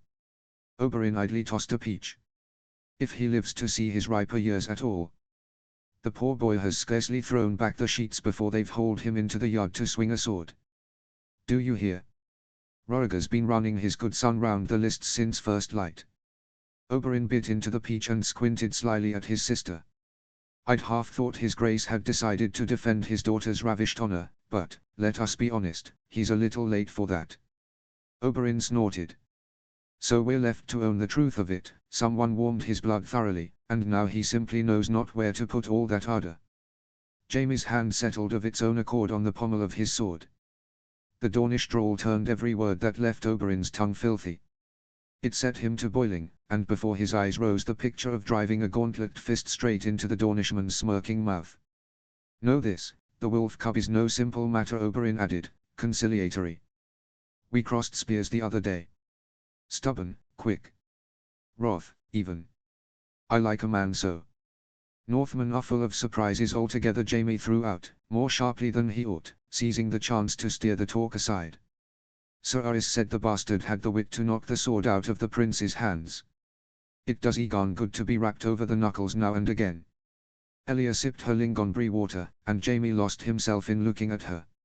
How unlike Cersei she was, his sister blindly made an idol of her own seed, forgiving it every cruelty and caprice. Elia's love was clear-eyed, calm, and wise. He struck me as a fine young man. Surprisingly quiet for his years. And remarkably enterprising. He and his highness seemed to have taken to one another. To name the bastard fit company for a future king was more than Jaime's tongue could bring itself to say. And why should they not? Oberyn laughed, leaning back against his seat. "Aegon loves all manner of pretty things. And this snow, gods, the look he gave me from under his brow. Have you marked him at all? Why, the bastard's comelier than any maid." The goblet in Elia's hands gave the faintest tremble. Jaime, who had not taken his eyes from her, caught the change at once. "What did you say?" Her voice rang strange, and it troubled him. Oberyn blinked in surprise, the peach halfway to his mouth. Tyrion too went still, his eyes sliding warily aside. "I said, that he's well favored." Oberyn repeated with mild puzzlement. "Oberyn, I beg you." Elia closed her eyes, asking the seven for patience. "The boy is scarce 5 and 10. And what of it? I only say that Lord Stark gets fine bastards. In that art the two of you are much alike. Do not be so modest, Sir Jaime. You're hardly a step behind me. Our family is far closer knit than it seems. Is it not touching that my bastards and yours alike all call me father?" Steel hissed from the scabbard. One more pull and he would take the smug head clean off, onto the platter of pullet. "Enough!" Elia commanded. Jaime froze. Her gaze, turned upon him, was not angry but soft, and that soft weight pressed him to the spot, not letting him draw the blade all the way. Elia caught Oberyn by the ear and pulled him down. Jaime blinked, thrown. The Lord Hand must have bitterly rued that his stomach had dragged him to this breakfast. Connington's hand twitched towards his right hip. Jaime met his startled gaze and made himself straighten. With a loud click he drove the sword back into its scabbard. "Ow! Elia, in the name of..." You know, Tyrion peeled himself from the back of his seat. Poison in the plates would have been a deal kinder. Whatever his surprise, Connington mastered it quickly. With a dry nod, he lowered himself onto an empty chair. A serving girl hurried up and splashed hot spiced wine into a cup for him, and he sipped it in silence. He had no intention of discussing the farce he had just witnessed. "His Grace is changing his plans again," he reported, addressing himself more to Elia than to the room. "Benjen Stark returns to Castle Black in a day or two, and the king has expressed a wish to ride with him." "Rhaegar. To the wall. So soon after the wedding." "His Grace wishes to inquire in person into the needs of the Night's Watch. He holds that, since we've come so far north, it would be best not to let slip the chance to inspect the border." "And you are letting him go?" the Queen marveled. "Alone. To the wildlings, snooks, and grumpkins. The king has no need of a nursemaid. Besides, my place is in the south. I mean to return to King's Landing ahead of him. You may set your mind at ease, Lord Connington. His Grace will not ride to the wall alone. I shall be accompanying him." Elia shot her brother a warning glance, but he paid it no heed. "You, Prince Oberyn?" the Hand asked again. "Just so. I've walked the free cities end to end, yet never once set foot upon the wall. An unpardonable oversight, would you not agree? Only I beg you, Oberyn, don't bring back a bastard from the edge of the world." Elia sighed. "And if I do, it shall be the king's, no less." Oberyn crossed one leg over the other. A strange shiver took the Queen for the second time that morning. Before she went out, Jaime would send her back for a warm cloak. Besides, it's so devilishly cold in the north. I only hope His Grace and I are given one bed between us at the inns. Otherwise I fear the blood will freeze in my veins. Connington's cheek twitched. Have no fear, Prince Oberyn. You are near enough to His Grace's taste. In the dark the king may not even mark the difference. Jaime found himself, of a sudden, entertaining a treasonous thought. Such an arrangement would suit him entirely. Asterisk asterisk asterisk. Maester Oren told me the Northmen call it the Ice Needle. They were bent over a small bed of earth in the very corner of the glass garden. Daenerys touched the slender stem with care. Look, it has no leaves at all. In the south, plants reach for the sun, but this one hides its moisture deep in the roots. The Maester said that in the wild, beyond the gardens, it only opens after the first frosts. Its petals harden and come to look like splinters of blue glass. There's a wonderful stubbornness in that, I think. Rhaenys nodded politely, looking at the tiny pale blue bud. In truth, she saw nothing remarkable in it. Flowers stirred no wonder in her. She found beauty in them only when they were left to live where they had taken root, in wild glades or upon thorny bushes. Still less did she understand the habit of plucking them for sport, dooming them to a swift withering. Daenerys reached towards the neighboring bush. Her near-translucent fingers brushed a winter rose with care. It's lovely, she said softly, stroking a petal thoughtfully. But it smells altogether different. Not like the southern kind. It would suit your gun. Shall I dress your hair with it? No. Daenerys flinched back, snatching her hand from the bush in fright. The branch she had left swayed a little. The blue bud, like a blind eye of ice, stared at Rhaenys. Against her will she tried to summon up the dragon from her father's dream, but in vain. Her thoughts were empty. No shadows of kings past or yet to come came flying in. Not in a crown of blue, nor clad in black scales, nor even those that ought to have shone with gold. No, Rhaenys shook her head, I would not wish such a thing for myself. Neither a crown of flowers nor one of gold. But she who sat beside her now was fated to wear one. Rhaenys did not know her at all. Best not. She made herself smile, and Daenerys returned it. Have you ever seen Highgarden? The Tyrells grow hundreds of kinds. Yellow, peach, scarlet, crimson. Whole gardens and mazes of roses. I should dearly love to see it, Daenerys confessed quietly. And after Highgarden, to go on to Dorne. I know water lilies bloom in the pools there, and that in the desert there are flowers that open only by night. A pity I remember nothing at all of the time we spent there. If we were to go back, Viserys would surely not suffer so. A thick, bitter taste rose in her mouth. Even now she could scarcely believe how Arianne, her quick, kind cousin, who had so patiently taught them to keep afloat, could treat Viserys so. Children grow up, do they not? And sometimes those who taught you to swim are the very ones who drown you. And where else would you like to go? I should like to cross the narrow sea and see the free cities. Daenerys answered with sudden ardor. To look upon the Titan of Braavos, to sail beneath his legs. To see the towers of Pentos, to look at the elephants in Volantis. Abashed at her own fervor, she lowered her gaze and tucked a silver strand behind her ear. Perhaps after the wedding my brother will let Aegon and me go on such a voyage.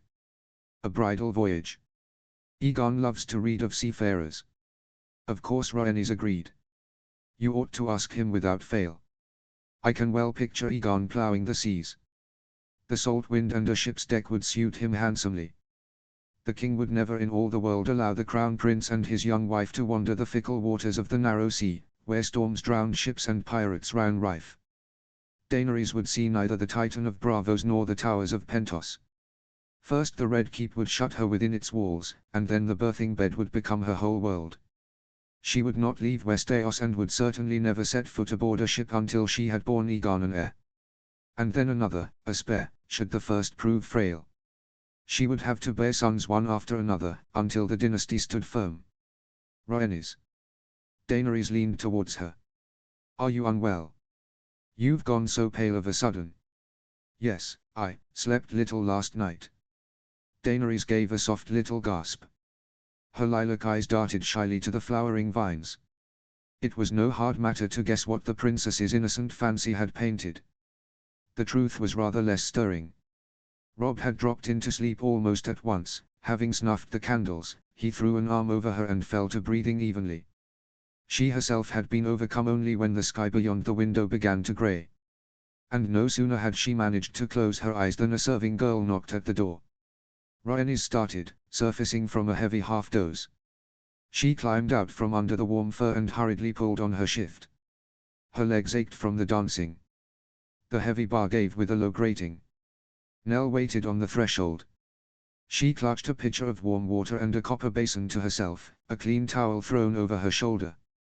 "Water for washing, lady." The girl dropped into a quick curtsy. While she set the basin upon the table, Rhaenys marked that she wore yesterday's gown, worked with the familiar beads. She must not forget to praise it. Nell cast a quick, girlishly mirthful glance at the bed. Rob sprawled serenely on his belly, his copper hair scattered across the pillow. He did not so much as stir. "Brew some mint tea." Rhaenys shifted from foot to foot. "And find me shoes to suit the weather, and a fresh shirt for the lord." The serving girl hurried off. Rhaenys lowered herself quietly onto the edge of the bed. Her heart gave a tender flutter. There was something painfully dear about him, like this, so defenseless, with those parted, stubborn lips, and the uneven crease the pillow had pressed into his cheek. The generous sun had already strewn Rob's face with warm freckles. Rhaenys touched her lips to the tip of his nose. He did not wake, only let out a noisy breath. She kissed him again, and again, and again, until she had counted off every sunny speck. Mumbling something sleepily, Rob rubbed his nose blindly and slowly peeled his eyes open. Bewilderment swam in their blue. Making her out, he broke into a smile, like a cat gone soft with warmth. His fingers slid tenderly along her cheekbone. "Would that I could wake so every day." He rolled onto his back, stretching out with a lazy relish. The hide slipped down to his waist, bearing the rumpled sheets and the brownish stains upon them. Rob pushed himself up, losing all his morning idleness in an instant.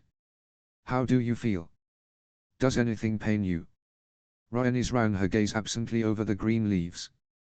"Dany," Aegon called brightly, drawing her back to the garden. "Look what a strange flower I've found." Daenerys lit up and, gathering her skirts, flitted to him like a little bird. Coming up behind him, she trustingly settled her chin on his shoulder, peering with curiosity into his hands. It grew crowded beside them. Leaving Aegon and Daenerys to their flower, Rhaenys wandered off into another part of the glass garden. The air here was thicker, steeped in the tart smells of rosemary, mint, and pepper leaf. By the tall tubs she found her mother. The Queen was busily plying a pair of garden shears. Lady Catelyn had graciously allowed her to cut whatever herbs she liked for the warming draught that Maester Lewin had promised to brew from a recipe of the court maesters. Watching her mother's hands, she knew not what to do with her own. Pinching a mint leaf from the nearest bush, Rhaenys set to rubbing it between her fingers until the skin prickled from the spicy juice. Awkwardness closed her throat. Is the pleasure of lying with a man simply that it is over quickly? The snip of the shears did not break off. Elia cut stem after stem without haste. That depends upon the man. Rhaenys tilted her head. What did that mean, upon the man? There was a lord husband with whom one shared the marriage bed. What other choices could there be? One you love, or one you do not. Rhaenys's fingers went still, the crushed leaf slipped from her grasp. Can it be I do not love him enough? She had warmed to him so much. But love, surely, was something else. Or was this it? She did not know. The thought only made her more uneasy. Laying the greens into the basket, Elia turned. What has happened, sweeterling? Mother stepped nearer, setting the shears aside. Rhaenys fixed her eyes on a stain upon her apron. It hurt. The words came heavily, yet to speak them aloud proved easier than to carry them within. And when we tried again, it only grew worse. Rob did his best to go slowly, but it was so unpleasant. Rhaenys wrapped her arms about her shoulders. Septa Mordane always harped that truly pious ladies find no pleasure in a wife's duty. That such things are the lot of wantons, and a wife's duty is to endure. Rhaenys gave a bitter little smile. Can it be I've turned pious? Elia pressed her lips tight, yet their corners trembled treacherously. Plainly, her mother was battling the urge to laugh aloud. Oh, these septars, she breathed, gently prizing apart Rhaenys's tense fingers, stained with mint. You may be pious, if that is your wish, Rhaenys. After all, you are a princess, and it is a most useful quality. But the one does not stand in the way of the other. Elia gave her hands an encouraging squeeze. Your young wolf is simply unschooled, and you are frightened. Fear turns the body to stone, and one wounds oneself easily on stone. A thick heat rose to her cheeks the moment Rhaenys lowered her gaze to their joined hands. To own such a thing was unthinkable, yet in whom else could she confide, if not her mother? But surely. She faltered. When sometimes I, touched myself. Squeezing her eyes shut, Rhaenys made herself finish. And it felt good, there was no pain at all. Tell me honestly, does it give pleasure only when no man has any part in it? A laugh escaped her mother. Elia looked at her without reproach. Rather, plain relief showed in her eyes. Praise the Seven, the queen breathed. So you know your body, and know how to find pleasure in it. That is already more than many a lady ever learns. She turned back to the tubs, her voice growing graver, taking on a teaching note. You have no need to hurry. Give yourselves time, learn each other's bodies, find out what they answer to, where the joy lies hidden. Elia came to a dense bush of thick lath, set close to the warm walls. The wide, fleshy leaves, beaded with great drops, drooped heavily. For men this matter is far simpler. Their nature is straightforward, they catch, like dry kindling. But women are made more intricately. We need time. Caresses, words, touches. The queen lowered her hand, burrowing her slender fingers into the dark earth, warmed by the springs. The earth yielded softly. If you try to force a cutting into dry soil, you'll only scrape the stem raw. It matters greatly that your body should want to receive him of its own accord, that there be moisture enough. Then you can let him into you with ease and without pain, as this earth takes in a root. Elia wiped her soiled fingers on her apron and stepped closer, lowering her voice. You need not meekly suffer his urging. Let him think he takes you, but it is you who can lead. Guide him yourself, hold him back or hasten him, decide how deep to let him enter, make him move so that it is sweet for you. The notion struck her as wild. She stood no shorter than her lord husband, though Robb, laughing, was forever threatening to outgrow her by the next year, but there their likeness ended. Rhaenys was finely molded, Robb was full of a young, straining strength. How could she guide him? Her brows drew together in confusion. How? For a moment Elia fell quiet. Tilting her head, she asked. You enjoy riding, do you not? Asterisk asterisk asterisk. You enjoy riding, do you not? It had been Jon who suggested they go up onto the curtain wall. They watched the king's departure from the yard. The horses were made ready, Harlan himself checked the girths of the king's saddle. Uncle Benjen, Sir Balon Swan, Prince Oberyn, and King Rhaegar passed beneath the gate and rode out onto the road. The muted green of the forest seeped with damp mist. It rose from the gullies in milky rivers, swallowing the road. The beat of hooves drew farther off, ringing hollowly from the tree trunks, and now and again a flock of crows tore noisily from the troubled boughs, scattering across the grey sky like blots of black. Aegon lowered the brass tube with its mirrorish lens. I was thinking the Wolfswood would make a fine place for a ride. We could take Rhaenys and Dany. Your brother is sure to know every path there. A good notion, don't you think? A fine notion, your highness. Jon looked away, studying the toes of his worn boots.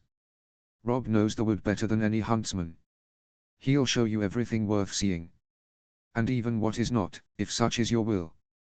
I don't believe I asked Robb. A smile strained to break loose, but Jon held it back. Lady Catelyn would sooner have me locked in the kennels than let me spoil so noble an outing with my presence. I won't be coming.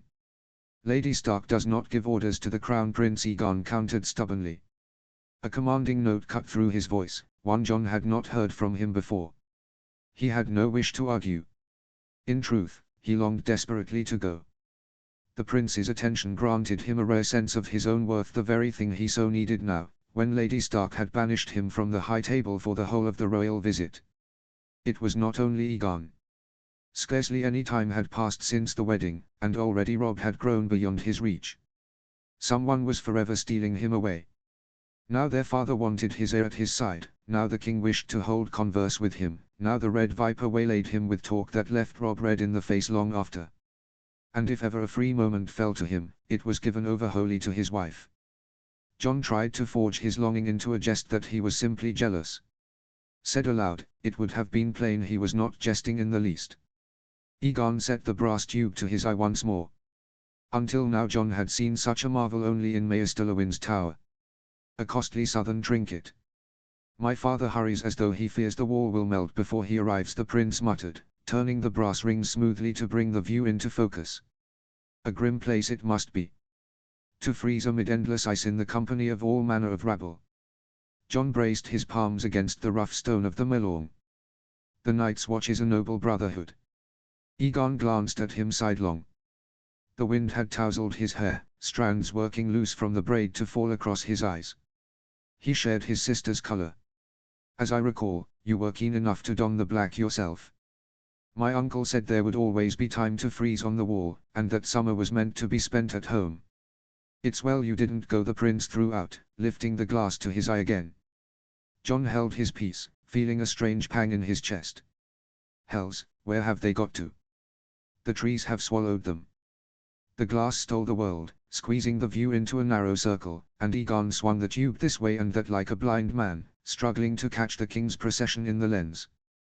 They've turned onto the hunter's trail. Jon stepped towards him to show the way.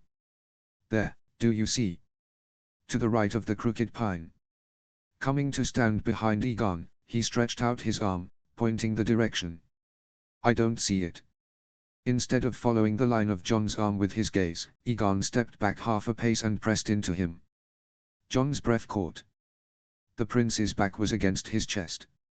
Fine silk slid over coarse wool, hair brushed his chin, and the scent of some sweet oil rose from it. The sudden nearness confounded him. Jon went wooden, not daring to stir, his arm frozen in the air like some absurd signpost.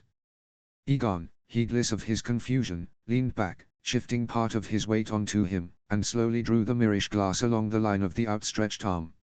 Ah, he breathed. Now I see it. Yet he did not put the tube away. The prince went on leaning against him. Jon was deafened by the thunder of blood in his ears. He ought to take a step back, draw away politely, beg pardon. Powerless to move, he stood like a graven post, feeling against his chest every breath that lifted the silk of the doublet. Lowering the glass, Aegon did not move off. He rolled his shoulder, turning. Even in the training yard, in the heat of a bout, Jon had never seen him so close. The prince let an idle gaze slide over the tight-set jaw, then lowered his eyes to Jon's throat, where a hard swallow betrayed him.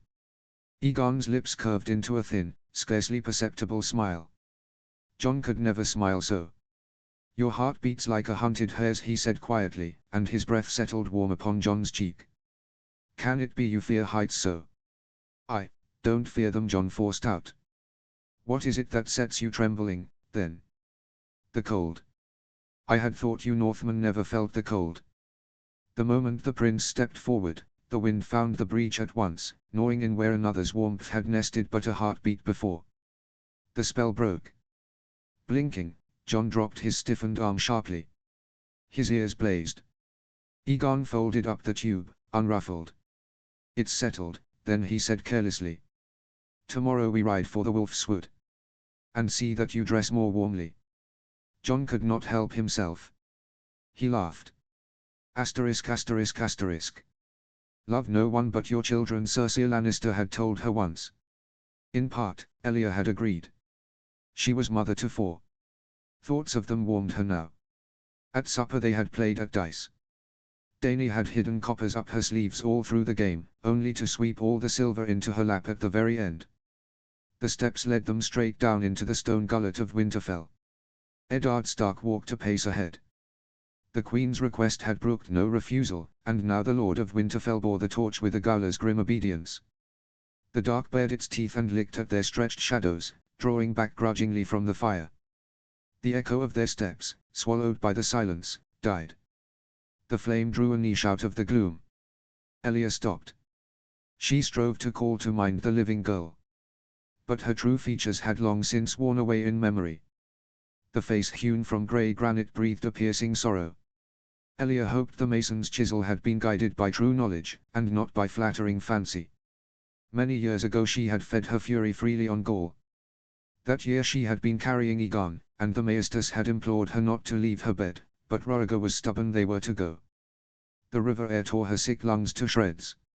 She gasped for breath upon the stands, finding not the least joy in the festivities save a blind pride in her husband, who cut down all comers in the lists. The years had ground her wrath to dust. Now, looking upon the still folds of the stone gown, Elia found nothing in herself but bitter pity. What must it have been, to writhe in childbed fever hundreds of leagues from her home of snows, dying beneath the scorching sun of the Red Mountains? What must it have been, to gutter out in the Tower of Joy, forsaken by the dragon in whose shadow she had hoped to find deliverance? Elia slowly shifted her gaze from the empty eye sockets to living ones, the grey eyes of Eddard Stark, full of old, settled anguish. I grieve with you, Lord Eddard. I had no words for you then. I speak them now. He hunched his shoulders. The fault is mine, your grace. And the sin. Had I been at her side that night, I let it come to pass. He fell silent, not daring to say more, but Elia had no need of his confessions. She knew all too well which night it was he cursed. She remembered, too, how she had sent her lady-in-waiting away to Starfall, hiding from the greedy eyes of the court her swollen breasts and rounded belly, the mark of that very night when Lord Stark had given his promise of marriage in one bed, while Roriger bore his sister off to another. Turning from the likeness of Lyanna, Elia peered into the dark. A little way off, empty niches gaped black like open wounds. And these? Elia swept a hand. What pits are these, Lord Stark? They are tombs, your grace. They await their hour. In the north it is the custom to make ready a place for each Stark beforehand, while he yet lives. So that none of us forget, winter is coming, and the end is the same for all. So my daughter will lie here, then. The princess has become my son's wife. When her time comes, she will rest here, and be granted the honor she deserves. And where will your boy lie, Lord Eddard? Robb. Here, your grace, beside his brothers. Not Robb, she cut in. Your bastard. Jon Snow. Where will he rest? Here, or in the great September of Baelor? The torch in his hand jerked so sharply that sparks hissed down onto the stone floor. The face of Eddard Stark lost all its color in an instant, becoming no different from the dead likenesses around them. His lips parted, but no sound broke from them, only heavy, ragged breathing. She had wounded him to the death. I am not blind, Lord Stark. And I know how to count the months. He did not dare to move. The honor and the lie he had borne upon his shoulders all these years fell beneath the empty gaze of his dead sister. Whom did you bring me from Dorne, Lord Eddard? Ned went deathly still. The grave cold rising from the walls of the crypt was nothing beside the clammy horror that seized him now. When you returned from the Red Mountains, the tears she had long forgotten scalded her eyes. You brought me a tiny bundle, swaddled tight, heavy with burial myrrh. You told me it was my husband's daughter. With my own hands I washed that cold little body, not daring to believe. I even lifted her eyelids, hoping to see the color of Roriger's eyes, but found only death there. And I mourned her. Elia stopped a pace from him, looking up at the broken lord. Whose child did you give me to bury? Whose daughter was it I mourned then? Mine. Eddard Stark did not look away as he sounded his own death knell. The ice in his eyes cracked, and hot tears welled through. I thought as much. She turned aside, letting him hide his grief in the trembling shadows. Did you see Lady Illyria, my lady-in-waiting? Elia asked quietly, gazing into the dark of the empty vault. You could not have failed to mark her, Lord Stark. A girl of rare beauty. And her husband, red as flame. Standing side by side, they put me somewhat in mind of my Rhaenys and your Robb. He swallowed heavily, not seeing where she was leading, yet not daring to break in. Illyria is Ashura's younger sister, she went on, and at the sound of that name Ned's shoulders shuddered. Not long ago she told me a certain thing. At Starfall an empty stone stands over Ashura, the sea never gave back her body. But the earth beside her is empty too. Her daughter is not there. No little stone, no name, no bones. And yet the Lord who got Ashura with child was a man of honor. He swore an oath to lay the child to rest. The realization of his own cruelty came down on him like a blow. The righteous lie, built up to shield the boy, had turned to torment for two innocent women, the one who had borne him a daughter, and the one who had buried her. She named her Diana, he whispered. And Roriga named her Visenya, Elia finished bitterly. The torch flame jerked unevenly, and for one brief instant it seemed to her the statue lived. The shadows trembled and ran down its cold cheeks like black tears. Your bastard is fortunate. Dark hair and grey eyes make a thick cloak, one not easily seen through. In that he and Rhaenys are alike. At first glance my girl is Dornish. My hair, my olive skin. But sometimes Elia drew a ragged breath, sometimes she tilts her head just so. Or gazes thoughtfully into empty air. And in that fleeting instant I see him. Let her and Roriga but stand side by side, and no one is left in any doubt whose daughter she is. Watching Eddard, Elia read the fear on his face unerringly. All this while, surely, he had looked at Jon and stubbornly seen in him none but Lyanna. With her words she had just torn the merciful blinkers from him. What now? Will you tell him? Love no one but your children. Cersei had been right. Elia felt neither hatred for the bastard boy nor jealousy of his dead mother. But she knew full well what came of it when Roriga found the thing he sought. So that he begins raving of the 3 heads of the dragon again. So that he takes him, as he took your sister. Never. She drew her cloak more tightly. Keep your nephew here, in the north. Raise him a Stark, Ned. Chapter 7, Conjunction. Notes. Conjunction Latin for union or joining. This chapter is a reminder that this is, after all, a fanfic. Consider it one last pocket of peace before the plot begins to move in earnest. I hope you enjoy it. See the end of the chapter for more notes. Chapter text. Jon rubbed his aching thighs with relief. The road had beaten itself into his muscles, and now, as the strain drained away, a slow, almost sweet soreness rose in its place, spreading from the small of his back down to his knees. The ride had gone awry from the very start, if, that is, a peaceful circuit of the countryside had ever been its purpose. Prince Viserys had whined the whole way about the wind, while Theon kept needling Robb to race along the sodden trails, until the horses could do little but shy and snort. Their noisy cavalcade frightened off every living thing in the Wolfswood for leagues around. They did not so much as glimpse a scrawny deer. The moment the hooves came clattering into the paved yard, Robb sprang to the ground and rushed to his wife. Viserys lifted Daenerys down from her horse. Jon had started towards Aegon before he caught himself, then cursed the foolish impulse roundly. What possessed him? The prince was no fragile maid, to be handed down from the saddle in a man's arms. Stable boys hurried up to take the reins of their lathered horses. Having handed the princesses over to the serving women, they tumbled into the kitchens, where they each snatched, on the move, a piece of hot bread with melted cheese and a strip of dried meat. The wood always woke a wolf's hunger in Jon, and this meager bite only teased his cramped stomach the more. A good hour remained until supper, and, to pass the time and warm themselves, he suggested they go down to the baths. Beneath the castle lay a whole network of stone grottos. For centuries the Starks had gnawed into the rock, widening the caves. No windows, only blind vaults and slick moss at the water's edge. In rusted iron rings upon the walls, torches guttered and smoked with a hiss. His tunic stank sourly of horse. Jon pulled it off over his head. Thank the gods your uncle chose to stay in his chambers, Robb said, shrugging off his doublet and tossing it onto the stone bench. A little more of his whining about northern mud, and I'd have shoved him off his horse myself. Unlike his uncle, Aegon endured the north without complaint. He laughed quietly, tugging at a stubborn boot. Kicking it free, he said to the other at once. Viserys said your water smells of rotten eggs. Aegon drew off his undershirt.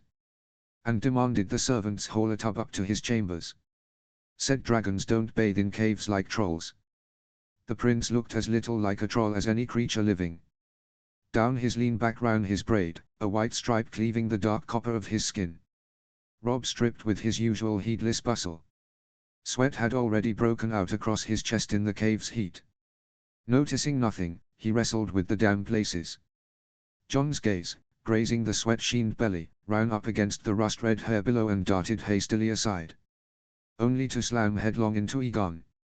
The prince's hair was silver everywhere, a pale down against his swarthy skin.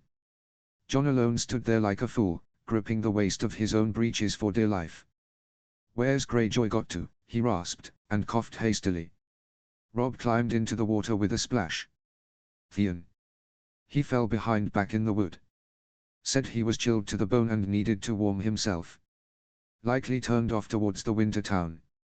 Setting foot on the slippery steps, John shivered, a draught from the passage licked at his back, while steam already breathed into his face. The water in the grotto's basin proved thick and hot, yet gentle. He sank into it up to his shoulders. His hunger stilled for a moment, yielding to the blessed warmth. Rob leaned back against a smooth boulder at the left edge, his eyelids lowered. Egon settled into the water on the right. John looked about and, finding no better place, lowered himself between them. Reaching for the stone rim, Rob found a bar of soap and set to rubbing hard at his shoulders. Before long the grotto filled with the fresh scent of pine. Not dawn, of course, the prince drawled lazily, brushing a wet strand from his face, but pleasant. In the water gardens the pools smell of oranges. Rob snorted, working the fragrant lather over himself. Thick as cream, it ran down his chest. I've heard, he passed a wet hand over his face, that the Dornish make fine riders. Egon unhurriedly scooped up a handful of water, letting it trickle down his neck. It is not only the riders. It is the mounts themselves. The Dornish breed runs hot, high-spirited. They want a firm hand, but if you know how to handle the beast, it makes for a fine ride. John seized a coarse sponge and set to sanding his arms with it, until the skin caught fire. The steam crept into his throat and stood in the grotto like a wall of milk. 100 times he had washed just so, side by side with Rob and Theon. They had bawled and choked and splashed and lied to one another about kitchen maids. Why had it turned to torment for him today? Rob moved on to his belly. "In the north we prize endurance," he answered. "Your sand steed may be swift over a short stretch, but try keeping your seat a whole day when the wind drives snow into your face. The northern horse is less graceful, but he'll carry you for hours and not drop from weariness. What matters is that the beast heed the reins," John forced out hoarsely. "No matter what it is." The talk died away, and the grotto filled with nothing but the plash of water and the hiss of the torches. John scoured his neck until it smarted, and that heat crept higher, up to his cheekbones, giving him away for all to see. His fingers stole to his throat. His heart took to beating heavy and hollow. So it had hammered when, as a boy on a dare, he had climbed the frozen bluff above the White Knife and, halfway up, already felt he was going to fall. To keep from looking about, he fixed his eyes on the wet stonework. He counted the seams between the stones, ran his gaze along the rusty runnels. It did not hold him. His gaze strayed aside all the same, and caught. Egon had loosed his braid. The silver had slid below his shoulder blades, clinging to his damp back in narrow strands, softer to look on than sable lining. At that thought alone John's mouth went dry. What had come over him? Beside him Rob scrubbed with a soldier's savagery, working the flannel over his pale skin until red blotches broke out across it. Today he washed thoroughly, angrily, digging the black from under his nails with a kind of penitent care, scouring his armpits, grunting. The heat came rolling in even swells, a tide against the pilings, and every ebb left John heavier than before. He pressed the sponge to his face and held it there, hiding his eyes behind it. Drawing a deep breath, Rob went under head first to rinse off the lather. He came up sharply, shaking his head and flinging water like a great wet hound.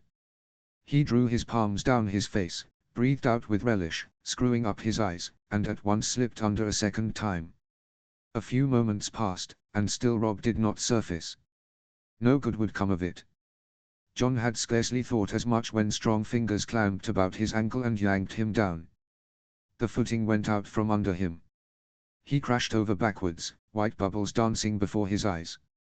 Floundering, he barely fought his way up, coughing and gulping at the damp air. Rob was guffawing, and before John could wipe his eyes, a fresh handful of water lashed him full in the face. Clouds of spray flew up to the vaults. They grappled, each striving to pin the other under and duck his head beneath the water. Egon, pealing with laughter, prudently paddled off out of reach. John and Rob exchanged a silent glance.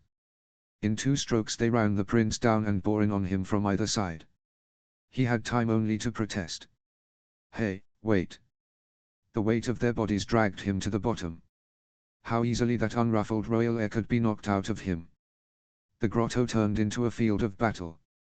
They drowned one another without mercy, slithering over the slimy stones, cursing and swallowing the sulphurous water. This simple sport swallowed up at last the weight that had given John no peace. Even the prince ceased to be a prince. He became just one more lad you could give a good hearty smack across the back. Laughing, Rob threw up his hands. "Enough, mercy. Either I'll boil alive in here, or the 2 of you will drown me." Hauling himself up by his arms, he clambered out onto the rock and, snatching up a towel, set to drying himself in haste. John leaned his elbows on the edge of the pool. His shoulder touched Egon's, yet not a trace remained of the old awkwardness. "Where are you off to in such a hurry?" Rob had tangled himself in the legs of his breeches and was hopping on one foot. "Afraid your wife won't wait up and will fall asleep on you." "More like he's afraid Rhaenys will bar the door from the inside if he tarries." "Yes, I am afraid." Rob strove to keep his dignity, dragging the breeches up over his wet thighs. "You 2 can stew in here till you sprout scales." The slap of bare heels died away down the passage. John slid lower into the water, hiding a smile. Egon's wet shoulder still touched his own. He did not move away. He did not want to. "I'll wager he's already taking the stairs 2 at a time. And in his place, would you dawdle?" John tried to picture Rhaenys amid rumpled sheets, gone soft and yielding, and could not. Memory kept offering him something else instead, the way she arched her brow, the way she let fall a word that made him pull his head down between his shoulders. The prince stirred lazily in the water, settling himself more comfortably. "And you, Snow, have you ever had anyone?" John stared at the dancing flicker of the torches. "Once Theon dragged us off to a brothel. Said Rob needed to, well, not to fumble on his first night." The moment the words were out, John went cold. His ears burned with shame. "I mean no slight to your sister. There's no need for her ever to know of it. And no slight to Rob either, he didn't want to, he only." John stumbled over his words and gulped at the air. "Forgive me. It's not my place to prattle of such things." For a se'night afterwards Rob had not dared lift his eyes to Rhaenys. He went about crestfallen, shying away from her in the passages, as though the deed had stamped itself upon his brow and she might read it any moment in the creases. Shame gnawed him raw. Not that he could be charged with faithlessness, they were not yet wed. But it tormented him that some nameless stranger of a girl had known him before his lawful wife. It came to the point where he resolved to confess to her, to lay it all bare. Theon caught him by the front of his shirt. "You fool," Greyjoy hissed, "it's a man's nature, all men do as much. Even Lord Eddard had got himself a John." "Breathe, John." Egon did not flush, nor take offense, only shook his head. "My uncle says it's better to shame yourself with a whore who knows her trade than to lose your nerve on your first night with your lawful wife." The corner of his mouth twitched.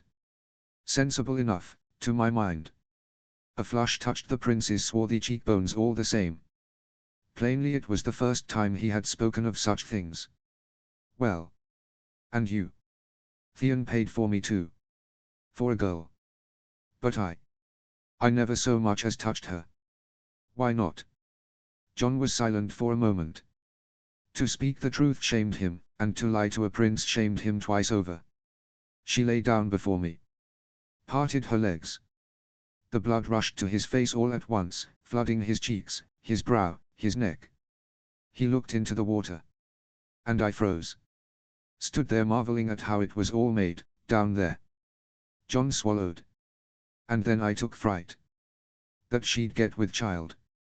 That I'd have my own Snow, same as my father did. So I dressed and left." Egon was silent so long that John began to regret his frankness. Well, if it's all so vexed with women, the prince strained to smile brightly, and it came out uneasy instead, then men, perhaps. No bastards come of them. Jon flinched back, stirring up the water. The smile slid from Egon's face in an instant. He had frightened himself with what had slipped from his tongue. I only asked, he defended himself, stumbling over the words. It's a jest. Well, in Dawn there's no shame in it. There it's a common thing, as it is beyond the narrow sea. I only meant. The prince broke off and combed his wet hair back, struggling to recover his unruffled good cheer. And I don't speak from experience, either. I saw pictures in a book. All manner of things in it. What book? The question leapt out of Jon before he had the wit to hold his tongue. My uncle's. He brought it from Lies. Locked it in a chest, but the lock on it is a poor one. The corner of his mouth twitched. Daenerys thinks it's about herbs and stars. Soft parchment, fine, the picture's hand-tinted. Men and women. Women and women. And men, too. He spoke more and more slowly, his voice settling, as though he were turning those pages again, here, in the steam. A boy who had looked into a book but once, out of boyish curiosity, would not remember how the parchment felt to the touch. He had gone back to those pictures. At the thought Jon's stomach knotted. And, what's in them, he forced out, in a voice not his own. The same as a man with a woman. Near enough. Only both of them men. One for the husband, the other for the wife. How's that? From behind. The word came out low. One enters the other. The prince paused, then added, it hurts. At those words something clenched in him in secret below the belly, in the most hidden depth of him, as though his body had tried the words on for size before he could take fright at them. Filth, Jon checked himself. An unclean thing, a shameful business. And how do they look one another in the eye afterwards? That's why there was oil there, Egon said, working it out aloud. In the picture. A little dish of oil, right at the edge. I couldn't for the life of me tell what it was for. And how would you know it hurts? Egon faltered. His fingers went still in the water. You can see it in the drawings, he said, and his voice trembled on the word. Their faces, it hurts, that's plain. You can't tell from a face what a thing feels like. Jon himself did not understand why he had seized on it. So did you, were you ever with anyone? With a woman, or? No. The answer came out quick and clipped. Egon's eyes darted about over the guttering torch, over the wet vaults, over the water, anywhere but on Jon. The flush that had lingered on his cheekbones spread down his neck. No, he repeated, lower. The thought came unbidden and washed over him hotter than the cave's own heat. How had he found out, then? Jon pictured the prince alone, in the dark of his chambers. He looked hastily away, ashamed. Egon ran his palms idly over the water, now pushing the warm swell from him, now coaxing it back to his chest. He worried at his lower lip with his teeth, gathering his thoughts. Then all at once he took heart and, squaring his shoulders, wore his old, insolent half-smile again. And you, then, he said, turning the talk away from himself. Have you even kissed anyone? That whore in the brothel kissed me. It was wet. I didn't like it. I never tried again. Maybe she was simply doing it all wrong. No sooner had he lifted his head than he saw, in Egon's eyes huge and black now, a wild fright beating. The current carried him closer, Jon told himself. Fool, what current runs in standing water? Maybe. He meant to shrug, but his body would not heed him. All he could do was look. Studying the wet white lashes. Following the drop that swelled at the curve of his lip, ready to fall. His fingers itched to reach out and wipe it away, or move off, Jon bade himself. Get up and climb out.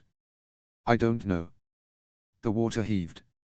There was no other way Jon could account for how Egon had so suddenly pitched forward and pressed his lips to Jon's. It was clumsy. Quick and graceless.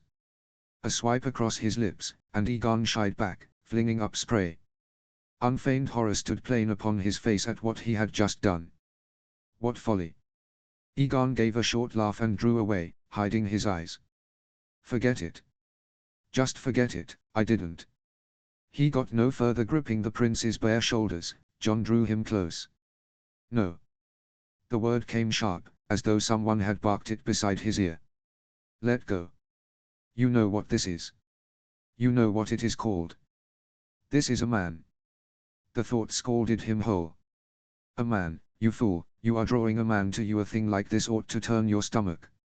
Had it been Theon's mouth he had blundered into, it would have turned him inside out. Hunger, no doubt, and the sulphurous vapors had left Jon faint. He was not himself, past all reckoning, for the heat of another's lips and the sweetish wet upon them had been to his liking. To his liking. No, no, no. This is not him. Blood. What if his mother had been Dornish?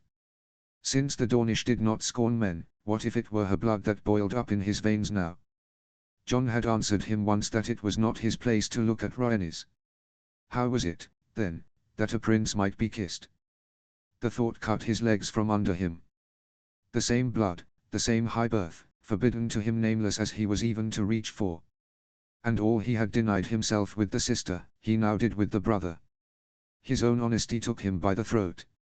Liar. Tearing himself from Aegon was hard. In the grotto, where a moment past there had been the plash of water and lazy talk, silence hung now, and within it 2 ragged breaths, his and the prince's, echoed hollowly.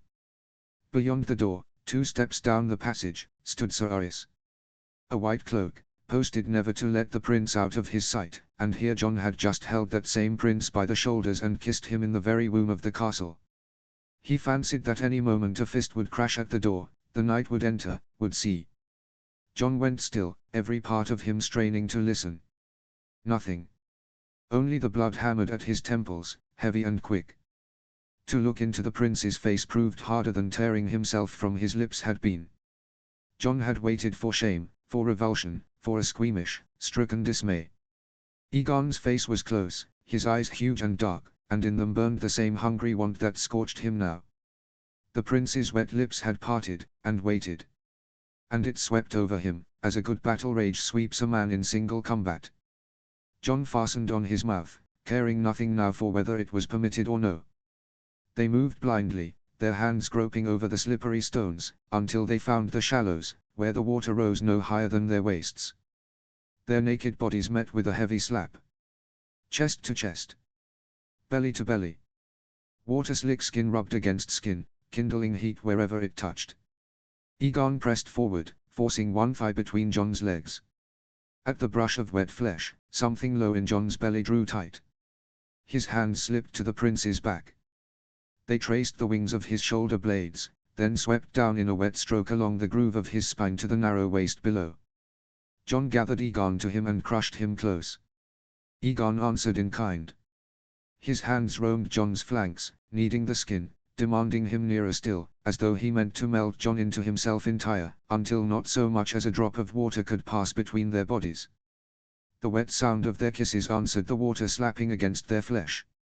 All at once Aegon broke away, his breath scorching Jon's jaw. His nose brushed Jon's cheek before his mouth fastened upon his neck. A hot tongue swept over the cord drawn taut there, and in the next instant Jon shuddered as the prince's teeth caught the tender skin. Aegon drew it hard between his lips, sucking and working at it.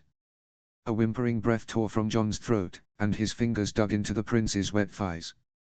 He had never imagined it could be like this. Had never known that another's mouth upon his neck, and the close press of naked bodies, could make him so hard between the legs. He was stiff already. Aegon's cock pressed against his belly. Jon tangled his fingers in the prince's hair, heavy with water, and seized one buttock with his other hand. Aegon leaned into him and opened his mouth. When Jon thrust his tongue inside, the prince closed his lips tightly around it and sucked in a slow, wet rhythm. The water seethed around them. Stumbling over one another's feet, they climbed the steps. Water streamed from their bodies, and the cooler air bit into their skin. Jon drove Aegon against the grotto wall without breaking the kiss. On the first evening, the prince had sported a golden sun in his ear. Tonight a tiny ruby drop swung there instead. His fondness for baubles amused Jon, yet the glimmer of the stone against copper skin beckoned to his mouth. He caught Aegon's ear between his teeth and drew his tongue along it smooth and salt. Aegon hissed and slapped Jon sharply across the thigh, the crack of it ringing against the stone. Gripping the prince by the chin, John thrust once more into the soft, wet mouth, as though into some tight inner flesh that closed around him. He could not sate himself. Egon's yielding softness dizzied him more surely than all the cups he had drained deep at the wedding feast. Desire drove him on, carrying his hand down the hollow of the prince's belly. His cock, swollen with blood, trembled. John swept his thumb over the hot head, and Egon jolted. His back went taut, scraping against the damp stone, and a strangled moan broke from his lips straight into John's mouth. Maddened by the sound, John shifted his grip. He closed his hand around both their throbbing cocks, binding them together in one tight, heated knot, and worked his hand up and down. Their water-slick skin eased the friction. A pale bead swelled at the tip of Egon's flesh. John's gaze fell upon it, and wild thoughts drowned the last of his reason. Lick it away. Catch it with his lips. Taste it. When John broke the kiss, Egon all but protested, leaning after him to reclaim his mouth. Never taking his eyes from the prince, John slid his palms around Egon's hips and sank onto the wet stone at his feet. "John, what are you?" Egon's voice cracked upon the words. He ran his tongue over the swollen head, licking away the clear bead. Egon gave a sob. His knees buckled at once, and he had to clutch at a jut of stone to keep himself upright. John took him into his mouth clumsily. Everything was strange to him, the heavy heat against his lips, the living pulse upon his tongue, the wet sound as he moved his mouth greedily and unevenly over the rigid shaft. He tried to take him deeper, choked, grazed him with his teeth, and Egon gasped. Above him, the prince's breath came in quick, ragged bursts. Little by little, John found his way.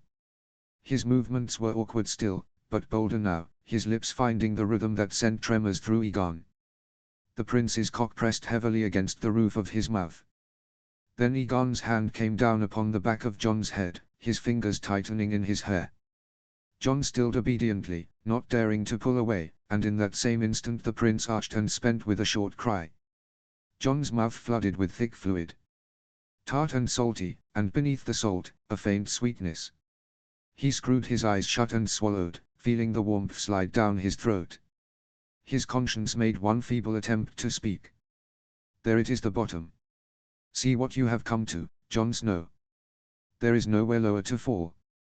He heard it clearly and felt no shame. His body rang taut and sated, and the word sin slid from him without leaving so much as a mark, like water from old hide. Egon gulped air with a thin whistle. He sagged limply against the wall, his chest heaving as though he had been run to ground. John rose. His own cock stood so hard that the lightest touch sent a spasm through his body. A thin, helpless whine escaped him. At the sound, Egon cracked open his eyes and weakly drew him near. John stepped close. Their foreheads knocked together, their breaths tangling into one, and the prince's wet lashes brushed his cheek. Egon's hand closed mercifully around his aching cock. 2 firm strokes were enough to send John plunging into a dizzy haze. He spilled into the prince's fist, unable to endure so much as another heartbeat. Breathing was hard. Every breath had to be dragged in by force. He pressed Egon against the wall, his face buried in the prince's shoulder, listening to Egon's heart racing beneath his skin. All at once, the prince tensed. He drew away guiltily, slipping from John's arms. Without lifting his eyes, Egon hastily wiped his hand against his thigh, then the stone, then his thigh again. He began gathering his clothes, shirt, breeches, belt. Everything slipped from his fingers. Not one thought in John's head had taken a shape fit to be spoken. Leaning against the stone, he fought to master his breath. Egon's hair was hopelessly tangled. John had buried his fingers in it so many times that the silver strands now stood every which way. "Put something over your head. It's cold outside. You'll take a chill." Egon twitched one shoulder. He could not seem to find the sleeve of his shirt. "Of course. Good night, John," he said with brittle courtesy. He took the towel with him all the same. John was left alone. Slowly, he passed a hand over his face, wiping away the sweat. His gaze traveled to the wall against which, moments before, he had pressed the prince.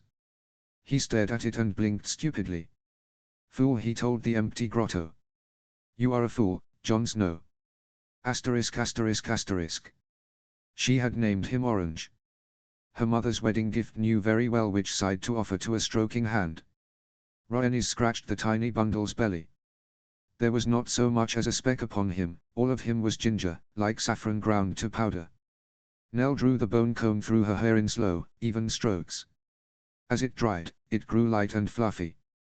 The maid worked the tangles loose with care, doing her best not to pull, but Rhaenys could already see that it would not fall as she wished. Perhaps she ought to bid Nell dress it with oil. Thick oil would tame that softness into lovely, heavy curls, just like her mother's. Or she might have it twisted into tight ropes for the night. By morning the ropes would loosen into waves and her hair would become obedient, but the tightness tugged at her temples and filled her sleep with an ugly heaviness. During her first moons at Winterfell, they had combed her out like a dog matted with burrs. Orange yawned lazily, baring his needle teeth, and Rhaenys could not help but yawn after him. The outing had tired her, and the hot bath, drawing the strain from her muscles, had left her languid. She had no wish to move. The door eased shut. Robb smiled at her in the looking-glass. He was so sweetly dishevelled, a corner of his shirt jutting crookedly from beneath his doublet. Her heart gave a glad little leap. Robb crouched before her. His palm came to rest upon her thigh over her shift, still cold from the yard, and through the thin linen it sent a shiver across her skin, pleasant after the bath. Rhaenys laid her own hand over his. With his other hand, Robb reached for the kitten. Orange sniffed the offered finger fastidiously, from nail to knuckle, paused, and butted it with his muzzle. "We shall have to introduce him to Grey Wind," Robb said. "Let us wait until he is at least the size of a wolf's paw. By then he will be a fearsome beast indeed. It will go ill for Grey Wind." Their laughter broke from them at the same moment, and Robb pressed his brow to her knees. Rhaenys scooped up the kitten with one hand beneath his warm belly and passed him to Nell. "Take him down to the kitchens. Have them give him a bowl of warm milk." The door closed behind the maid. Robb remained upon his knees, and Rhaenys marked how he glanced over his shoulder at the chest at the foot of the bed. Once, and then again. "I have something for you," he said, rising. He drew a weighty box of dark wood from the chest. Rhaenys knew its shape at once, a civasse set. The game had been born in Volantis, but the foreign pastime had put down deep roots in Dorne. Rhaenys had brought her own set north, and at first only Vila could give her a proper game. She loved to play, and loved to win still more. Yet little by little Winterfell yielded to the intricate game. Of all her opponents, Robb proved the most dangerous. His gift for command flowered upon a field of hexagons. They climbed onto the bed and tucked their legs beneath them atop the coverlet. Rhaenys threw back the lid. In place of elephants, shaggy mammoths looked up at her, their tusks curving before them. In place of catapults loomed massive giants, great stones raised above their heads, and in place of crossbowmen stood hunters armed with longbows. She reached towards the central recess, where the most powerful piece ought to lie, the dragon, but her fingers closed around a thick-furred beast, cunningly carved, with bared fangs. A direwolf. The rules remain the same. The king hides, the mountains bar the way, and the deadliest beast may strike from any flank. Rhaenys traced the carved wolf's muzzle with one finger. The dragon that could fly across the board had become a direwolf stealing through the wolf's wood. He had thought it through so cleverly. "This is my wedding gift," Robb said, taking the figure from her. The carver took over along with the mammoth's tusks. "The box arrived only today. My gift comes late." The wedding gift she had made for him had been given in good time, a heavy cloak of close-woven wool, black without and red within. She had embroidered the lining herself, laying stitch after stitch through the long evenings. Upon the dark silk, a spreading weirwood burned scarlet. She had begun that secret labor even before the raven came with word that the king was riding to Winterfell. "Shall we play?" "This very moment." Rhaenys leaned forward to set the mountains upon the board. "Let me see how your giants fare against my heavy horse." Her eagerness found no answer in Robb. All at once he seemed to wilt, his shoulders sinking. Leaving his pieces untouched, he plucked a loose thread from the coverlet and wound it around his finger, turn upon turn, until the fingertip blanched. The bed. They were sitting upon the bed. Since the day of their wedding, they had not shared it as man and wife. At night Rob would find her lips and kiss her for a long while, his palm sweeping the hair from her neck, and she would feel his hardness and know that he wanted her. Yet each time he forced himself to stop. He always drew his hand away first. And when Rob drew the covers over her, gathered her against his chest, and fell asleep with his breath heavy against the crown of her head, Rhaenys felt a guilty relief. Rob. She set the wooden wolf aside. He did not lift his eyes, but only wound the thread more tightly around his finger. I spoke with Prince Oberyn. With my uncle. About what? About us, he admitted. About you. He noticed. That I have been, not myself. He sat me down in his chambers and poured me wine. He said our first night should not have been like that. That it was my fault. I was too hasty. Her uncle ought never to have begun that talk.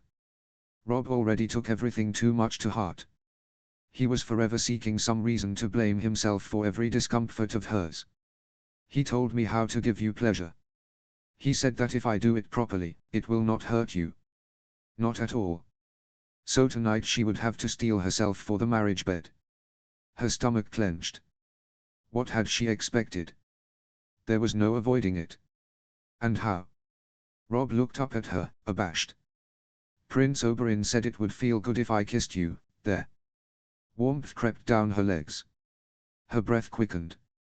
Not believing she had understood him aright, she asked again. Where?